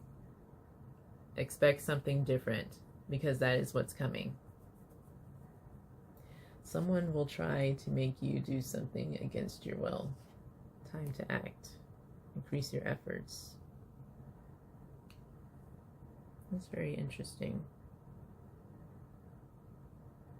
I almost feel like the energy you're in here, where it's kind of like bumps in the road, wondering if it's ever going to come in, if you're ever going to get what you want. And kind of that energy I was talking about of the person in this car, bumps in the road and having to maneuver in ways that you weren't expecting to get around certain things. I kind of feel like that's kind of the same energy here of having to do things that you weren't expecting to do. Having to do things that you didn't necessarily want to do. Endure things that you didn't necessarily want to endure, so that you line up with this person. Time to act, so that you move in the direction of this person, of what it is, your grand fulfillment. Increase your efforts to achieve your goals. I kind of mentioned that maybe this path is what prompts you or encourages you to seek creative expression or something else to expend your energy into. So maybe that is related to that. You getting in this energy of, let me try something different. Let me do something different. Let me get in a different headspace than what I've been in. And then that is when you come into union with this future spouse. You trying something different because you've been feeling tied down and you need an out. You need an outlet. You're looking for a new outlet. And that's what gets you into the same realm, same space as whatever it is that your future spouse is into. Very interesting. What are the other cards I wanted to do? Oh yeah, I have these little cards here as well. These are little miniature who, what, where. So I'm going to ask of these little cards here. Spirit, what else can you tell us about pile? Why am I trying to shuffle these? What else can you tell us about pile 3's future spouse? Pile 3's future spouse. Here's one. Has noticeable facial hair. All right.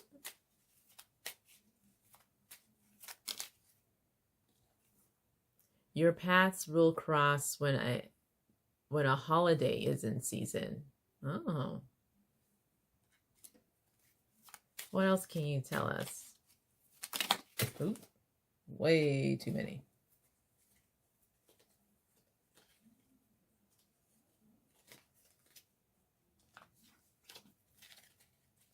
What else can you tell us, Spirit? One just flipped over there. Has blue eyes. That could also mean maybe they have the same color eyes as you or a different color. What else can you tell us about their future spouse? Will come into your life when you least expect it. Wow. Synchronicity here. Synchronicity. Fear not. You're being led to your manifestations. Wears a meaningful accessory often. Maybe it's one of these religion type. Maybe whatever your future spouse is into, they wear it as part of their jewelry or accessory. Or maybe it has nothing to do with religion or spirituality. Something, maybe they're wearing a necklace that their grandparents wore often. Or something meaningful. Very interesting. Those are cute little additives there. So that kind of gives us an idea of who your future spouse is. Someone who delves into creative expression. They're very creative in some way, and that can go a lot of different ways. They perhaps present this creative expression to others or teach it. They're in a place where others are able to watch them do this thing, or they're able to show them how they do this thing.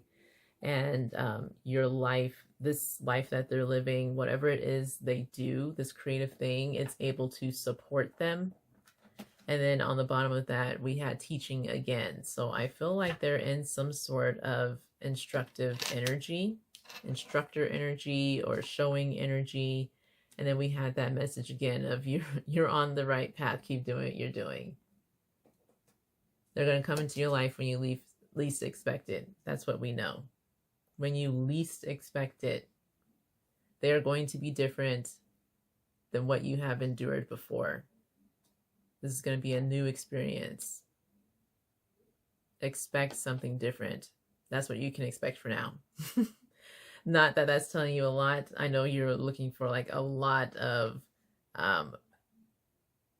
assurance as to who exactly this person is, but the assurance that your spirit guides are giving you right now is that you have this person.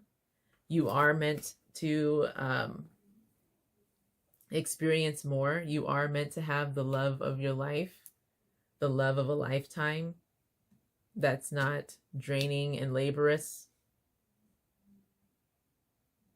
And that might be all that they can tell you as far as who this person is that they exist and they are coming in for you.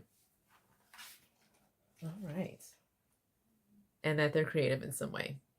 And perhaps, maybe perhaps, all that you've been through is leading you to delve into that same field. Maybe they will be your instructor or someone that you look to when you are starting into this path. But from here, I want to take a look at first impressions.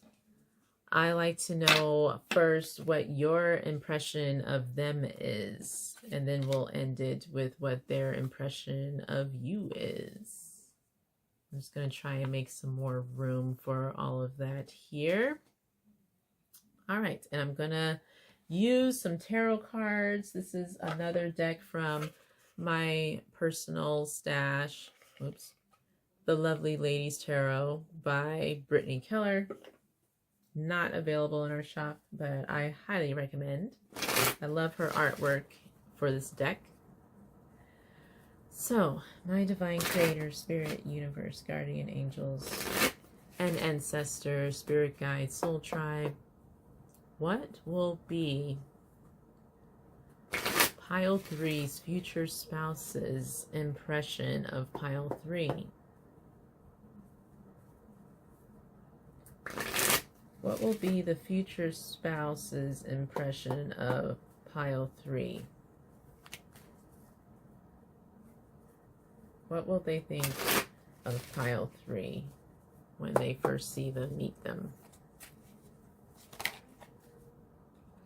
We've got 7 of Pentacles.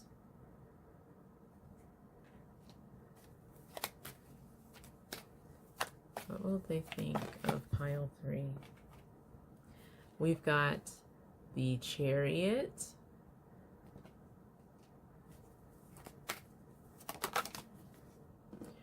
We've got the Queen of Wands.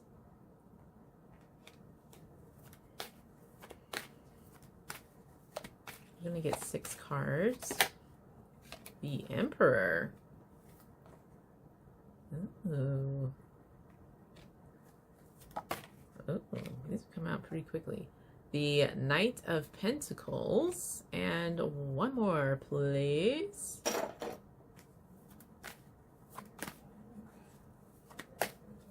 One more, please. What is their first impression? 9 of Pentacles.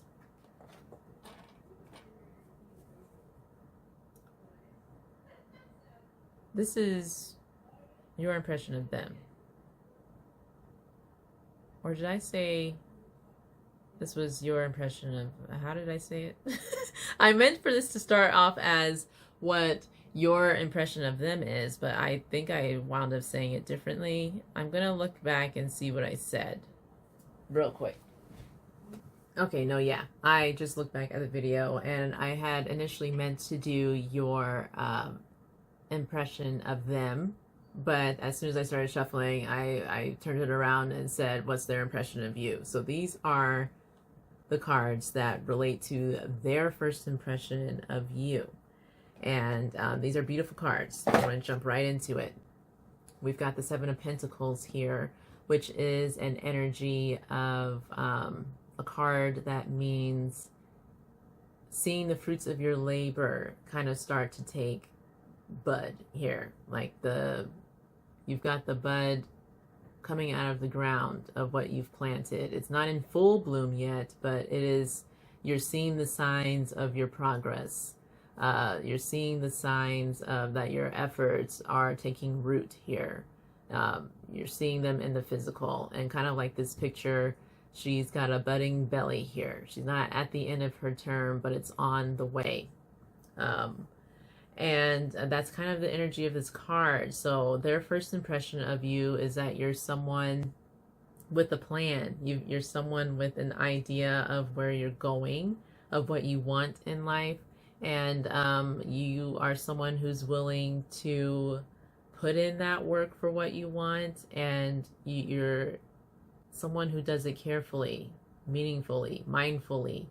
So yeah, you're a mindful person is kind of their first impression of you. Someone with aspirations, with goals, and who is actively going after those aspirations and goals, which bleeds right in to this Chariot meaning here. The Chariot is all about moving forward in confidence, in assurance. This card is usually talking about just being empowered, moving things forward with your divine will to do so. You think it will be done. You feel it, you move towards it. You've got grand momentum in what you're doing, grand direction in what you're doing, all being led by your divine power and will. So that is this person's first impression of you. You're someone moving forward at great speeds with a great confidence, yet very mindfully. And then here is this Queen of Wands energy. The Queen of Wands is probably my favorite queen out of the 4 queens of tarot. She is someone who is just in her power, beyond confident. She's charismatic. She is someone that anyone would be drawn to. And she comes in so many different shades because this is something that's inside of all of us and we all express it differently. But what it is at its rawest is confidence, creativity, it's charisma, it's aura, it's all of that. All of that would, she turns heads when she enters the room. And it's not just because of the way she looks, it's because of the way she moves too. Because of the energy she puts out as well. She's a head turner. She's someone that people's eyes are just drawn to. Someone that people want to get closer to because they want to experience more of that energy that she's putting out. They want to know who this person is. It's a card of attraction as well. Out of the 4 queens, she would be the queen that others would be physically attracted to, as well as to her energy as well. Then we have the Emperor. This is going back to this energy here, all of it really. This person is seeing you as someone in your power, on your throne, regardless of how you're feeling at the moment or what has brought you to enter the same space and room as them. When you walk in, when they see you, you are someone who's got it all, who not only has it all, but has it all figured out. Even though that may not be the case for you, at least from your perspective, but from their perspective, you are. You're the boss of your own life, and you don't take no ish from anybody. You don't even, to them, you don't have a need in your life. You have everything that you want, and it's because you got it for yourself. And I mean, these 2 cards here, Knight of Pentacles and 9 of Pentacles. 9 of Pentacles is a card of self-sufficiency, of doing for yourself and achieving for yourself. This card traditionally is of a woman walking through her very abundant garden that she cultivated of her own. And she's kind of in this space of, oh, wow, what do I do now? I did it. What do I do now? I mean, it's the fruition of the 7 of Pentacles. it's nearly the end of the road of the Pentacles suit. You like it, your garden has fully grown. You've fully given birth to this child, and it is alive and abundant. You've brought it to fruition, and all by yourself. You don't need a hand. In no one's mind, when they look at you, are you needing of anything. That's what this says. And with the Knight of Pentacles, look at the way she's standing. This is someone who got here by remaining steadfast on their journey. They are someone who had a goal, and it didn't matter how slow or how fast, how easy or how hard it was, you were going to see it through. You were going to continue to make progress towards your goals. It didn't matter what happened, what was going to happen. All you knew is that you were going to get what you wanted. That's kind of what the Knight of Pentacles energy is. It's very consistent effort energy, kind of like the Seven of Pentacles as well. So not only are they seeing you as someone who has achieved a lot by your own efforts, you did it with this confidence and with this relentlessness, with this consistency, with this drive that you don't always get to see in other people. You are showing up in the middle here as Emperor and Queen of Wands. You are the ultimate being here. Lovely. And I am going to I cannot wait to get some clarifiers on this. This person is seeing you as just divine, as amazing, as wow. Who is that? I'm using the Heavenly Bloom deck here for my own personal card deck, but Spirit, let us get 2 clarifying cards for the Seven of Pentacles. What more can you tell us about this Seven of Pentacles energy of pile 3's future spouses, first impression of them? Ace of Swords. Oop. I am going to keep... No, there's too many cards. But I'm keeping notes that the Queen of Wands was one of the cards that came out, which is pretty synchronistic. But Seven of Pentacles, what can you tell us, Spirit? One just fell in my lap. Hierophant. So we've got Ace of Swords and Hierophant with the Seven of Pentacles. Ace of Swords is grand ideas, breakthroughs. Yeah, this is it's a sword, so it's all about thought and mind, ideas, and for it to be the Ace of Swords, it's almost like a beginning energy, like, oh, I've got this great idea I want to get started on. Oh, I've just had this amazing breakthrough that is going to be like the beginning of something here. And it's here with the Hierophant, which is kind of like the way it shows here. You've got this person on this throne and 2 others looking to them for guidance. It's like a mentorship type energy. It can be like instructor. They also can be energy of traditions and the way things are always done. Even institutions, traditional institutions. If we were looking at, if this was like a work spread, this would be a traditional job versus like Queen of Wands would be an entrepreneur. But what I think it's saying here with the Seven of Pentacles, because we were already talking about them viewing you as someone who is very mindful of the effort that you put in. Mindful. I think they're seeing you as someone who is very clever, or someone with great ideas, and not just great ideas, but you act on your great ideas. You're able to implement them. You're someone who isn't,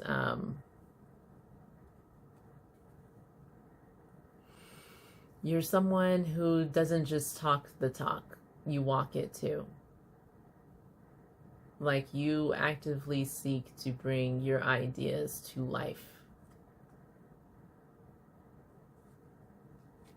Beautiful, beautiful, beautiful. We've got the Chariot. Can I get 2 clarifying cards for the Chariot, please?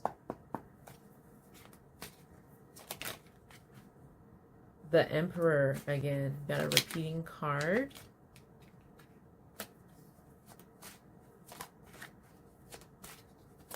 Chariot, what does Chariot mean?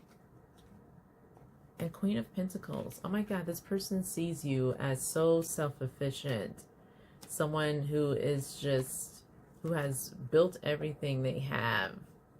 Who has, again, not a need for anything. Chariot, again, moving forward in divine confidence and in a momentum that has been supercharged by your own divine will. And then it's being clarified by the Emperor, boss energy. I mean, it's the Emperor. It's above all of the kings and queens. It's the numero uno. And then it's here with the Queen of Pentacles, which is very similar to the 9 of Pentacles, but she's even above that. Like, you have graduated from 9 of Pentacles to the Queen of Pentacles, someone who has an even larger garden that they have cultivated. So large now that they're in a giving energy. They're able to give back to others of what they have cultivated. And it's here with the Emperor. This person sees you as like your own boss, as someone who gets things done for yourself. Maybe they even see you as an entrepreneur. This is very entrepreneur-like energy. Someone who is creating opportunity and abundance for themselves. Someone who has done so well for themselves that they're able to do on for others now. Like you have an abundance of wealth is how this person is seeing you. And not just because you come from a rich family, like you made the wealth type energy here. What does this Queen of Wands mean for how Pile 3's future spouse sees them? One more, please. Ace of Cups, and the first one was the 4 of Swords, to clarify the Queen of Wands. The 4 of Swords is an energy of healing, of rest, relaxation. It's right after the 3 of Swords, which is like heartbreak, troubling times. You've been through it. And so once you kind of cocoon yourself after that energy and you're in a healing state, you're resting, you're not overexerting yourself.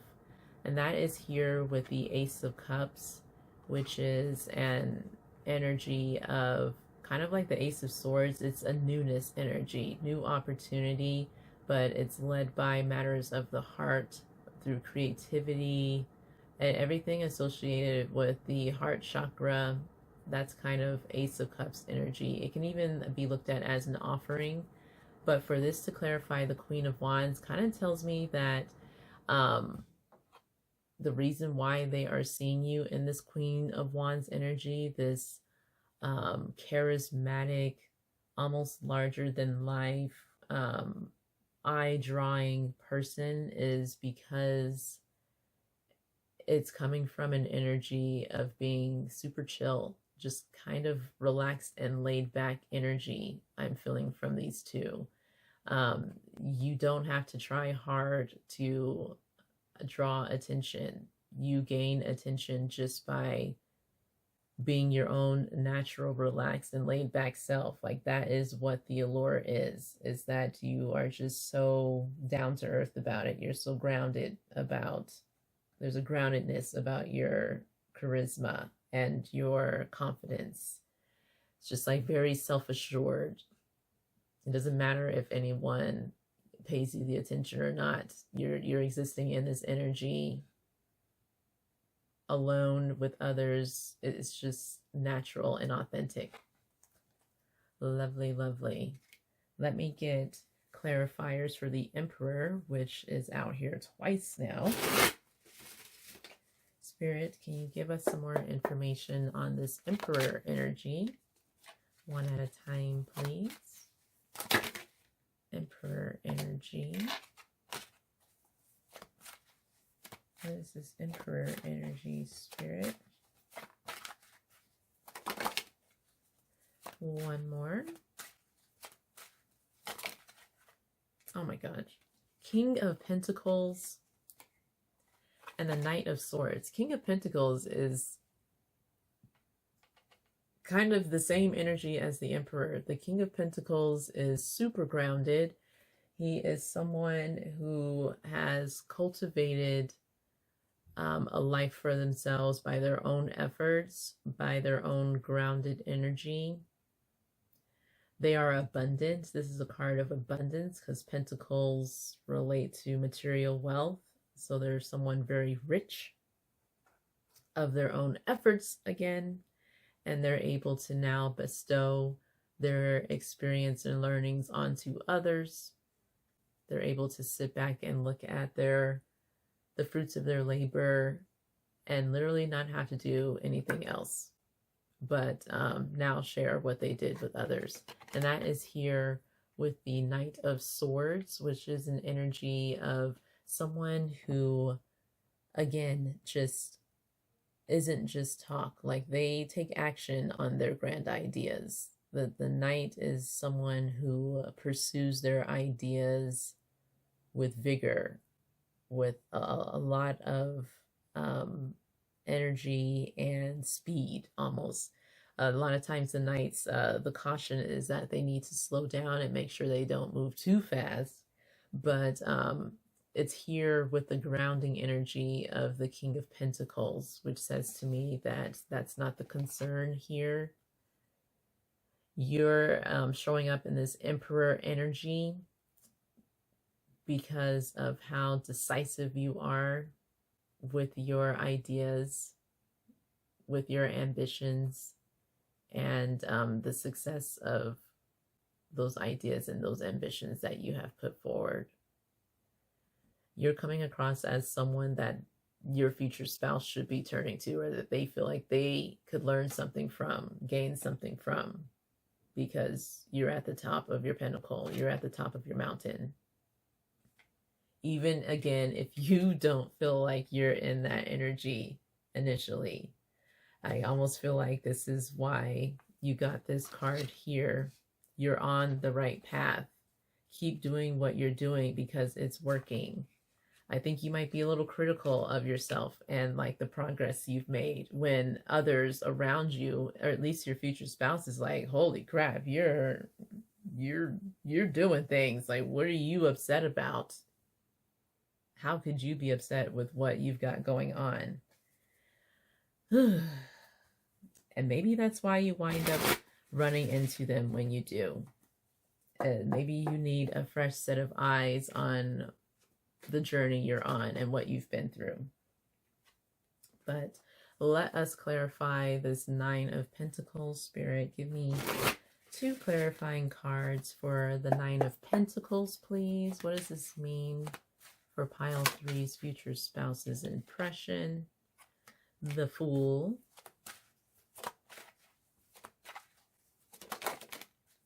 And the Seven of Pentacles. We've got another repeat here. The Fool is energy of someone who takes a leap of faith. They don't know where they're going. It's kind of risky, but they're taking a leap of faith. They're faithful. They're hopeful that they're going to land on their 2 feet. They're carefree. And that is here with the Seven of Pentacles. So I feel like the Seven of Pentacles, again, the Pentacles energy is grounding the energies around them. So you're not just leaping off of a cliff for nothing. You've assessed the risks, and you've assessed your way forward, and the risks that you're taking, the leaps of faith that you're taking, are researched and calculated. And that is clarifying this Nine of Pentacles, which again is someone who has achieved, who has won because of the efforts they put forward. Your leaps of faith, your risks, your confidence, your willpower has led you to great wins, has led you to look like a freaking champion in the eyes of this person, as a freaking king and queen to this person, of royalty. You're coming up as royalty to this person by your own right. No Nepo baby. Awesome. Like, this is just repeating energy at this point. They are in awe of you and all that you do, all that you're presenting yourself as, all that you're showing up as. What is this Knight of Pentacles energy? We've got the Knight of Cups and the Queen of Swords. Like, there's so many kings and queens and emperors in here. It's like, what more can be said? You are just royalty to this person. And what makes it so cool is that it's royalty because of the efforts you have put in. This isn't just, I woke up like this, a pretty privilege. This is someone who has what they have because they went after it and they won. Knight of Pentacles energy is more grounding energy, head down energy. I'm going to keep going no matter what energy. It doesn't matter what comes in my path or what bumps I encounter. I'm just going to, it may slow me down, but it's not going to stop me. I'm going to keep planting my seeds. I just really don't care how long it takes. I'm going to make it there. That's the energy of the Knight of Pentacles. It is a slow moving energy, but it's focused.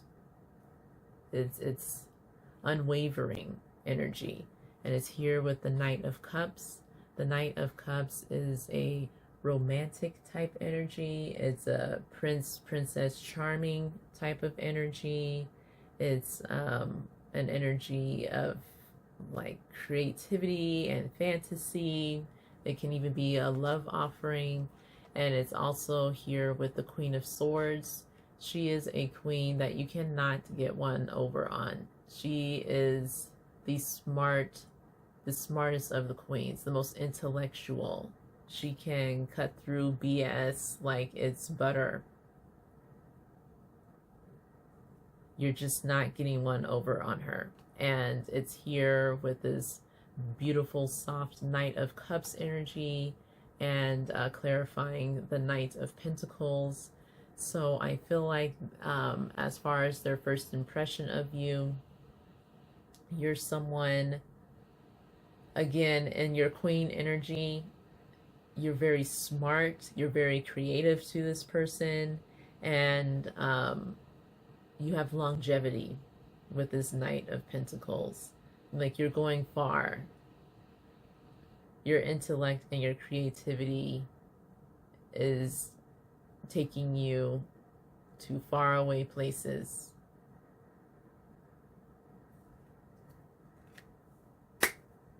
Now that is a first impression.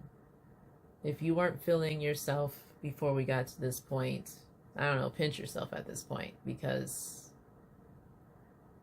this person is in awe of you in their first impression. You're gorgeous to this person. You're radiant to this person. This is very drawn, eyes locked. Need to continue to study, need to continue watching this person. I need to see what they do next. I need to get closer to this person. How interesting. Pile 3. The way this started. with your spirit guides wanting to drill into you that you're getting it. Calm down. We know you've been through it, but it's coming. Fear not. You're on the right path. It's working. What you're doing is getting you somewhere. It's having it's almost like you are progressing more than you think. This is what this whole thing is saying to me, is that you're not giving yourself enough credit. You're not giving yourself enough credit in your achievements, how far you've come, where you're going. And you're not giving yourself enough credit the way others are giving you credit. Look at how your future spouse is seeing you in their first impression of you. I think you need to see yourself in this light a bit more. And maybe that is what they're here for, to remind you. You need to see them see you so that you are reminded of just who the hell you are and what you've been doing. I love it. I love it. Now I want to see what you think of them. If because that's the thing, isn't it? If you're this hard on yourself, let's see if this person's able to pull it off for you. Let's see how you see them. And I'm going to switch and make these the main cards and the lovely ladies the clarifiers. My divine creator, spirit, universe, guardian angels and ancestors, spirit guide, soul tribe. What will pile 3's future spouse? No. What will pile 3 think of their future spouse? What will pile 3's first impression of their future spouse be? There we go. I'm on track, you guys. These readings have been longer than I originally anticipated they would be, but it's because I'm getting so much information, so much insight, and I'm having so much fun delving into this energy that, yeah, they're going a little longer, and it's probably messing with my brain at this point. However, I need to see what you think of your future spouse. Can you show us, Spirit? 8 of Swords. First impressions of your future spouse. One at a time, please. What does pile 3 think of their future spouse? 8 of Swords, the Magician,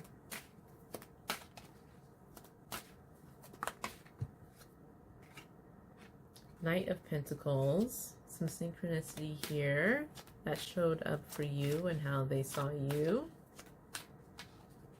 What does pile 3 think of their future spouse? What is their first impression?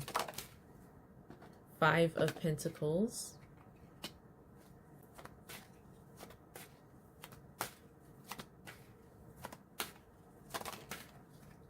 Five of Wands. And Justice. Very interesting. On the bottom page of Wands. This is interesting because this is creative energy too. This is getting started with a divine passion. This is being led by your creativity energy here. Some grand new venture that you're starting, creative venture, which this person has already shown up to be a very maybe artistic or creative person, so that checks out. But your first impression, of course, we're going to get clarifiers, but we have 8 of Swords. 8 of Swords talks about feeling restricted. This is an energy of like not knowing where to go next, not being able to see a path forward. It's of the mind again. The Swords is mind energy, your thoughts energy, and so this is feeling restricted in thought, Maybe this means that you don't know what to think of your future spouse when you first meet them. You're not sure. Maybe it takes a little bit more assessment for you to come up with an actual impression of them. And why this could be, who knows? Maybe they're dressed one way, but they speak a different way. Maybe it could be that you're just not in a position to make a fair assessment of them. But it is here with the magician. The magician is kind of a creative energy as well. The magician has all the resources at their fingertips and they use them well. They're very resourceful. They're very they're manifestors. They're able to take what's in thought and what's in passion, what's in emotion, and make it real. They're able to make their desires real. They manifest them. You got the Knight of Pentacles here, which again is an energy of steady progress, consistency. It's kind of a slow moving energy, but it is a progressive energy. It's very grounded. It's here with the Five of Pentacles, which usually talks about feelings of lack, of being without, but it's also the traditional imagery is of like two people out in a snowstorm, hoping for shelter, but they're walking right by a church with a warm light on the inside. They could easily, if they were to look up, find the sanctuary they're seeking. So it's a card of feeling left out in the cold, yet the solution is like right above you or right under your nose kind of like thing. You've got the Five of Wands here, which is an energy of competition, of challenges, butting heads, conflict even. And then you have the Justice card here, which is exactly the way it sounds. It's a card of justice, of getting what you deserve for better or for worse, of fairness, of balance. So this is interesting. I actually want to, before I delve into what this could mean, I do want to get the clarifying cards. What does the Eight of Swords mean for how pile 3 is viewing their future spouse for the first time? What does the Eight of Swords mean for pile 3's first impression of their future spouse? One more card for, there you go. We have the Ace of Pentacles and the King of Pentacles. How interesting. That's very abundant energy. King of Pentacles, like I had just mentioned, this is someone very abundant. They need for nothing. They want for nothing because they have created a life of abundance for themselves. And they're in a position now where they can bestow that knowledge onto others, share their wealth with others. And you have the Ace of Pentacles here, which is the beginning of the, you've got the beginning and the end of the Pentacles suit here, where you start with the seed and here you are, you've created your kingdom.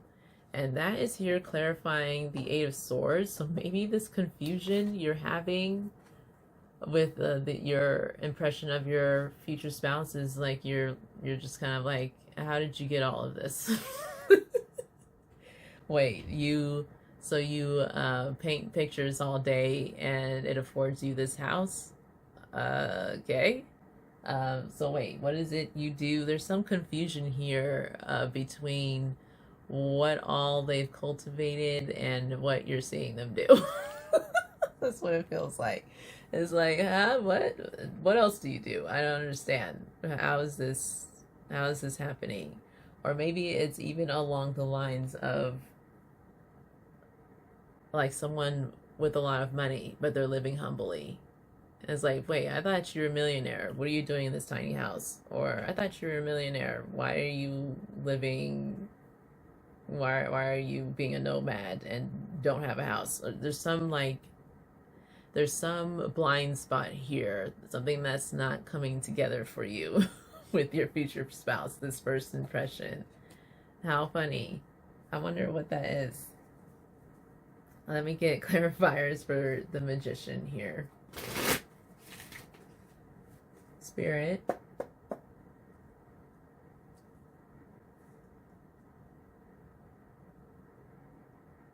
Okay, I was just looking at some of your other cards. But Spirit, what can you tell us about the Magician?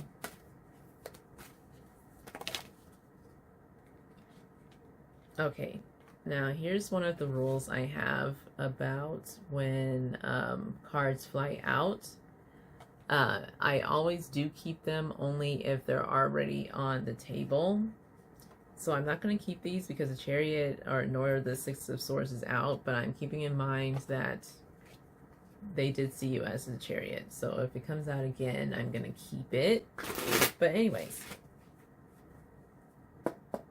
what does the Magician mean for pile 3's impression of their future spouse?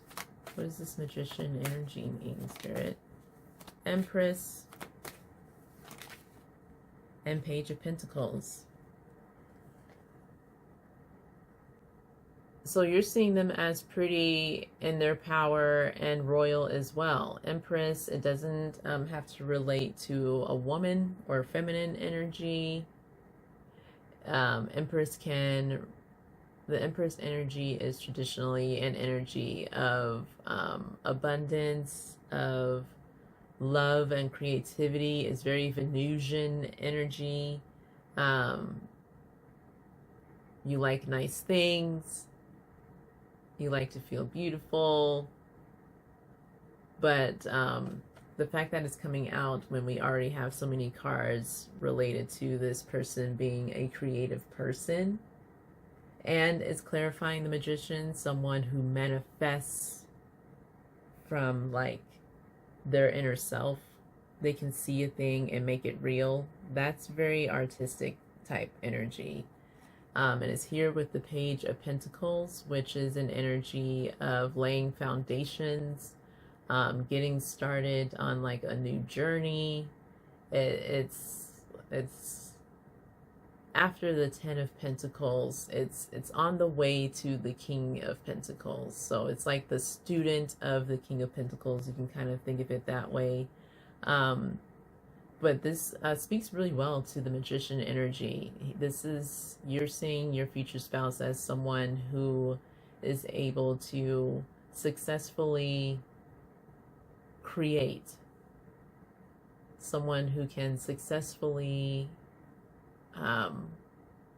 take a project and make it real, finish a project in like a grand way. They are a manifester. They have manifested something great in your eyes, something beautiful. This does kind of feel like artist energy. Like they are able to create wonderful works of art, or like it's kind of hands energy too, hands-on energy, the Magician. Yeah, that's what I'm saying. You are seeing them as like some wonderful creator of sorts, someone who can make something out of nothing almost energy. And maybe that's kind of part of what's confusing for you. Maybe they're able to do something that you don't see every day. Maybe they're able to do something that a lot of other people can't do. And it's like, oh, wow, what? There's like this confusion of how you do that. How you do that. And maybe they are, again, in that teaching energy. Maybe they're going to be able to teach you something new. What is this Knight of Pentacles, Spirit? What is this Knight of Pentacles energy? What does it mean for pile 1's first impression? We have the Devil and the Page of Swords, clarifying the energy of consistency, of steady progress. Page of Swords, clever, smart energy, someone very knowledgeable or who seeks knowledge, who's always ready to learn. But I saw 41 and 14 on the timer, mirroring energy. So,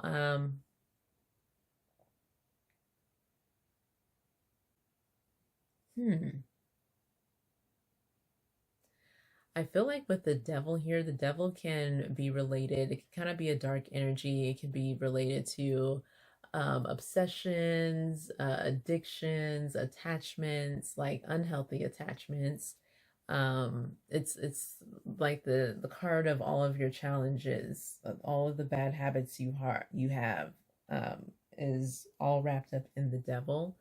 But it also is Capricorn energy, hardworking energy. So everything that comes with Capricorn is within the devil as well. So that's kind of how I'm seeing it, since it's with the Knight of Pentacles. I feel like you are viewing this person as someone who is very hardworking, maybe almost even to a fault. Like maybe they've manifested so much, or they've got so much going on that it's like, how are you getting this all done? That can't be healthy. That can't be healthy. Like, how long you've been doing this? Wow, that's a lot of effort. It must be very restricting. Maybe that's even it. Maybe you feel like they must be restrictive in what they do for this to be. This is like an all-consuming energy, almost like the path they're on and the work they do seems all-consuming almost to you.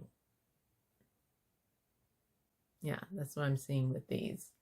And with the Page of Swords there, they definitely have expertise. They're very knowledgeable in whatever it is that they do, but it seems all-consuming, how they're able to manage what they're managing here. What is this Five of Pentacles? I wonder if that is why the Five of Pentacles here. It's like you're looking at them wondering,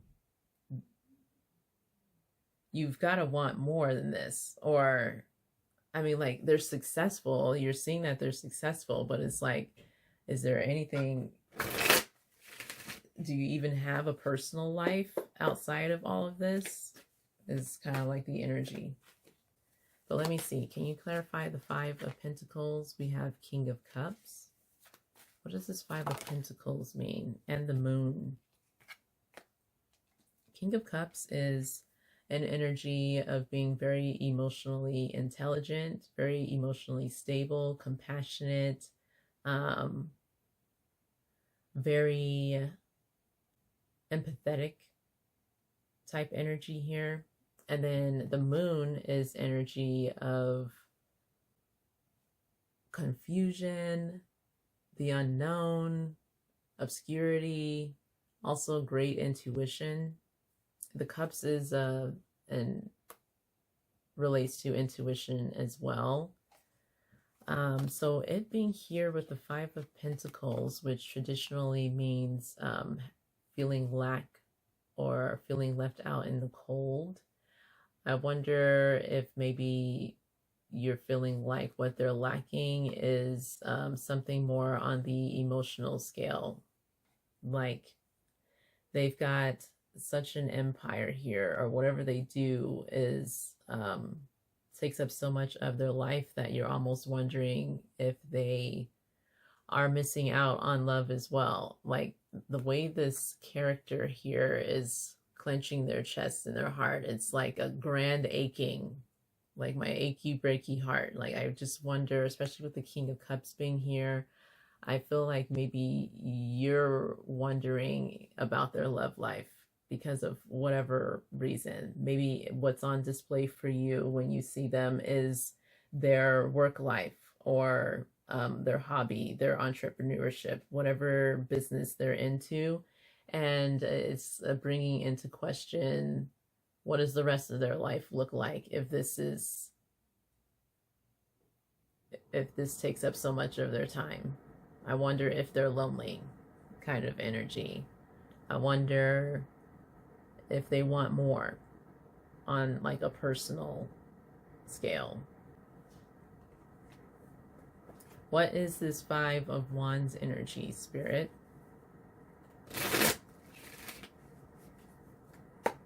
What can you tell me about Five of Wands for what pile 3's first impression of their future spouse is? We have the Four of Wands.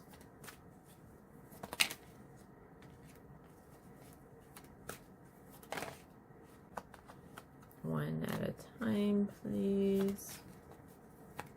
One more for Five of Wands, Spirit, please and thank you.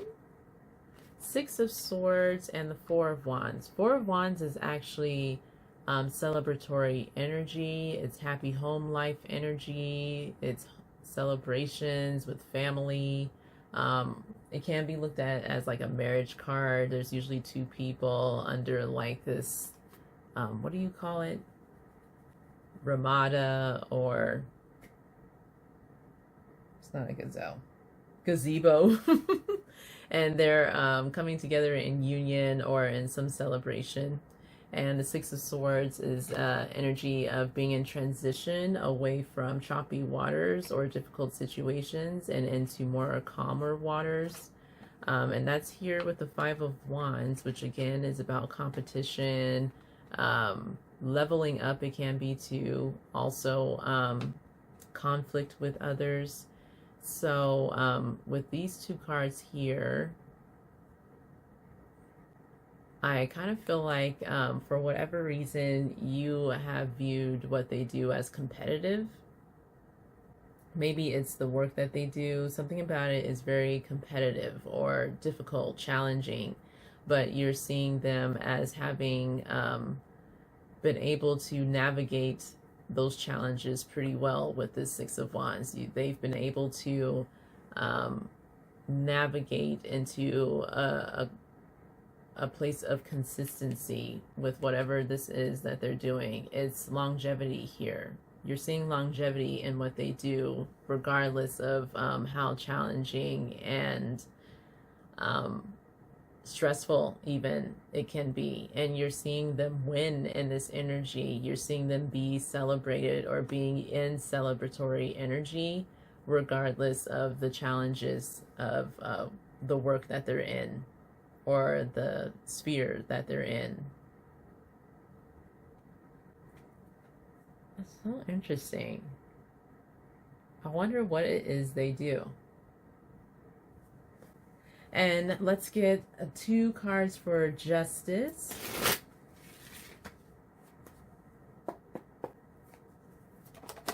Oh, 2 of Pentacles came out. Let's see what else. And 9 of Pentacles.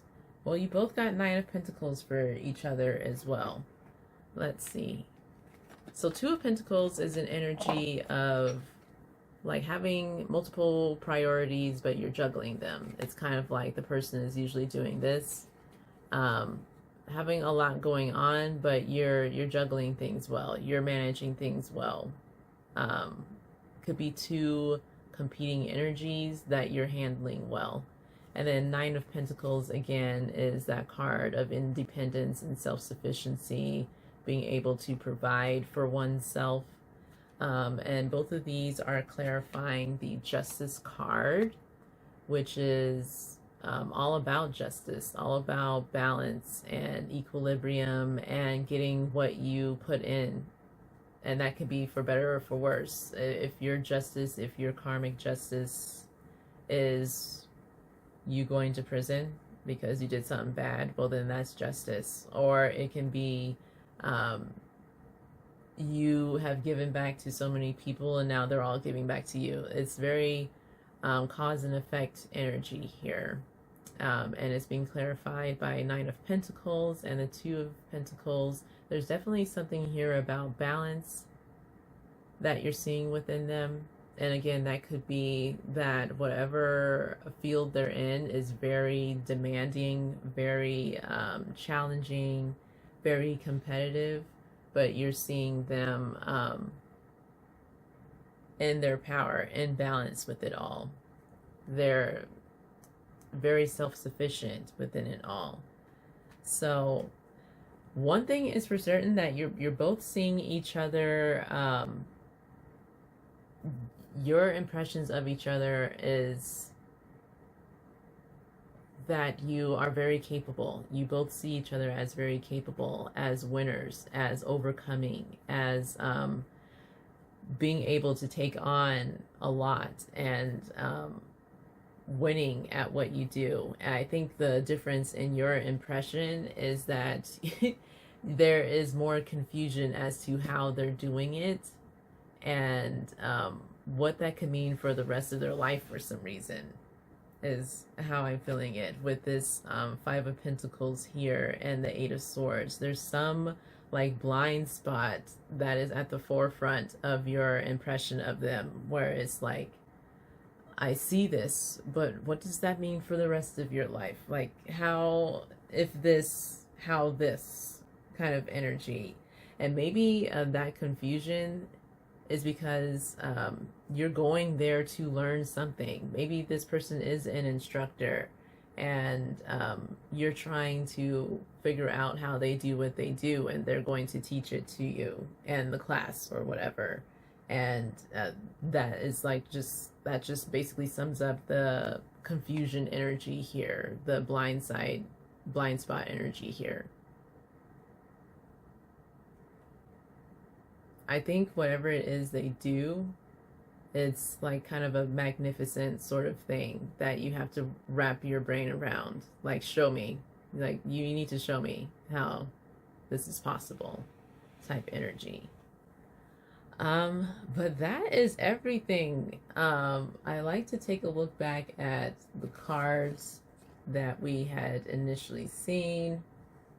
Where's a meaningful accessory will come into your life when you least expected. Maybe that's part of the confusion too. It's like, oh, is this happening now?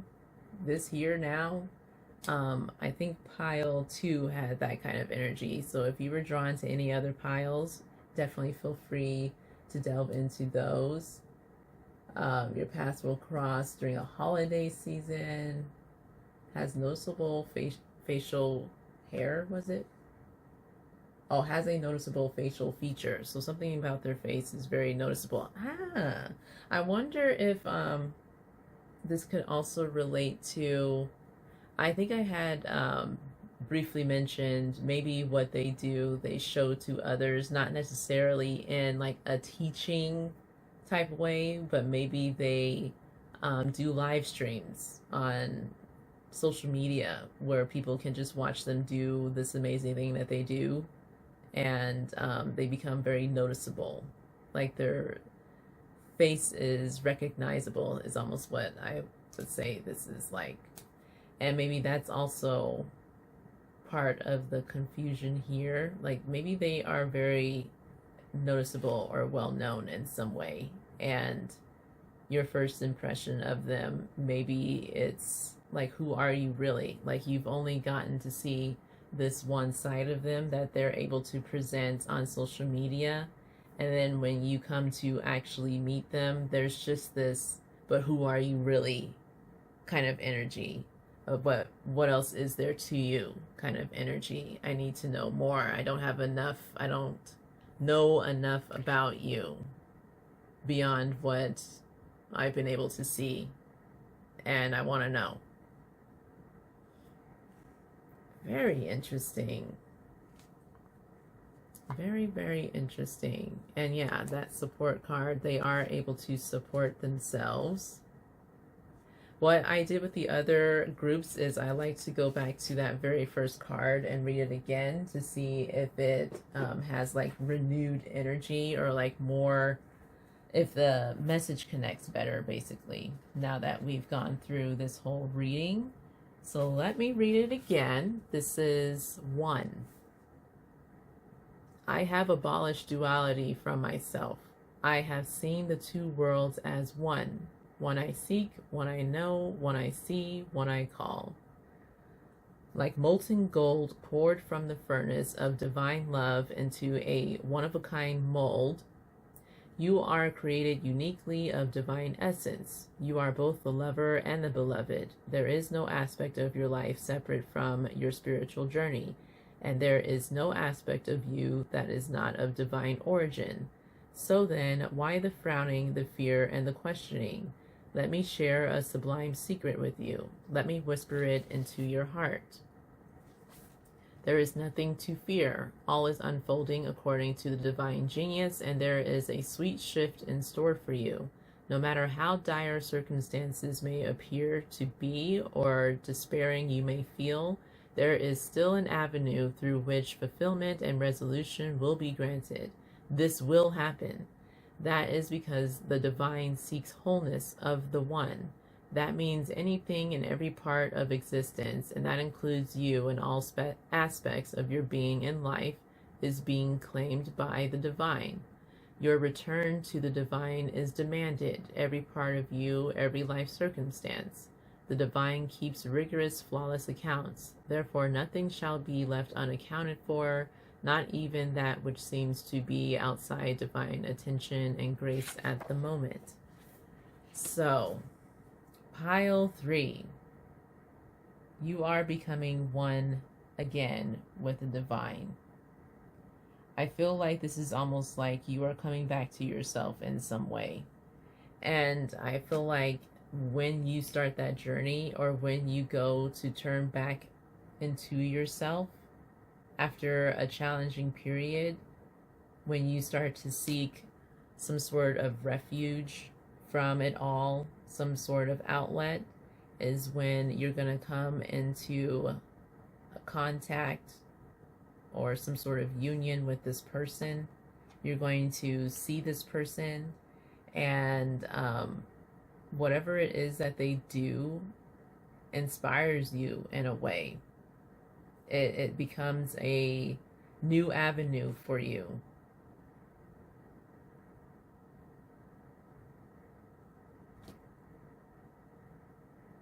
And I'm so curious as to see, I really want to know, like, what is it that they do? And why do you wind up being attracted to it? How do you come into union with this person? But overall, this is a amazing, beautiful reading. I love that we're getting this huge reassurance to you from the very beginning to not fret, that you're on the right path. Whatever you're doing is working. Give yourself some more credit. And then this future spouse who's coming in for you is probably going to be instrumental in some way in helping you see yourself in a new light. And then also there's some aspect of them that is, they're obviously able to provide for themselves in the same way that they see you providing for yourself. But there's some mystery about how they do that. Maybe some wonder that you have about what it is they do, and that is what connects you to them. That is some part of like the next journey that you're taking to separate yourself from your past troubles. They have something to do with that. Something that they do, some creative expression, has to do with your next phase.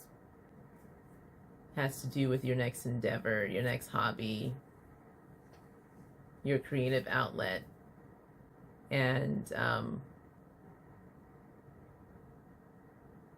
maybe they are going to teach you, show you how they do what they do.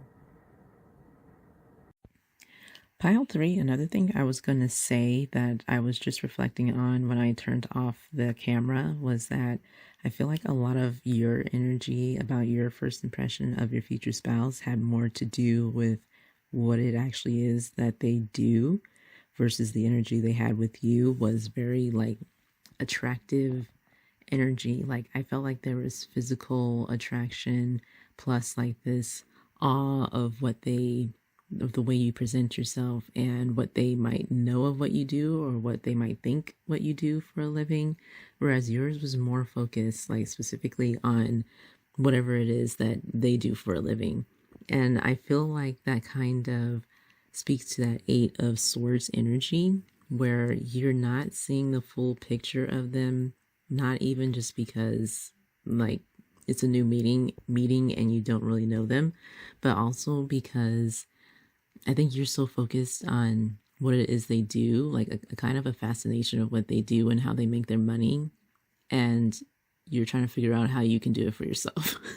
There's almost this like, okay, so what, you paint faces on rocks and people buy it, and it's making you a fortune. Tell me how does this work? Like you're trying to figure out how you can apply it to yourself, because that Eight of Swords energy was with Ace of Pentacles and King of Pentacles. It's like they had taken something, making something out of nothing. Yeah, I think that's it. Making something out of nothing kind of energy. And you're in awe of it, but like you're more focused on how you can make it work for yourself. And that's why maybe you're not able to fully see them in this first impression. It's just like so very, how can I make this work for me? How can I make what this person is doing work for me energy? Which is completely fine, especially if they are in like a teaching position. That's just how you should be, what your first impression of someone should be. But I feel like their impression of you is like they are fully, like really attracted to you on like a love level. Not that it's love at first sight or anything, but they're attracted to you in like a romantic sense, kind of like, and you hadn't arrived yet to that in this first impression. And that could be just because of like you have your mind on what you came there for, and it wasn't to fall in love. It wasn't to walk away with somebody's number. And I think that also relates back to your initial energy with those oracle cards. I feel like you're very critical of yourself and like how much progress you've made with your endeavors, that is carrying over into this first meeting. Like you can't fully see this person because you're so focused, so driven on your goals. And that's how they see you too. So I just thought that was something I just wanted to add in, something else that came to mind that kind of reflects on these first impressions and the differences in the two of them. That is all I have for you, Pile 3. Let me know if any part of this is resonating for you. Let me know if you come to a point where some of this starts to unfold in your life. Remember to come back to this reading and tell me how it unfolds for you. If you want to see more love readings, let me know what type you want to see. If it's like where you meet, what your relationship is like when it's a full-blown relationship type reading. I do plan to do a career reading as well. I also just posted your September outlook. It's a bit more brief. But yeah, let me know what type of readings you want to see on this channel. This is the Bloom Room channel. We don't just do the card readings or wellness. We also do some behind the scenes of our Shell Bloom shop. Feel free to follow us on all of our socials. Join us for our live sales on TikTok Friday through Sunday. And feel free to peruse our shellbloom.com shop. But until next time, thank you so much for allowing me to read for you. And I'll see you next time. Bye, Pile 3.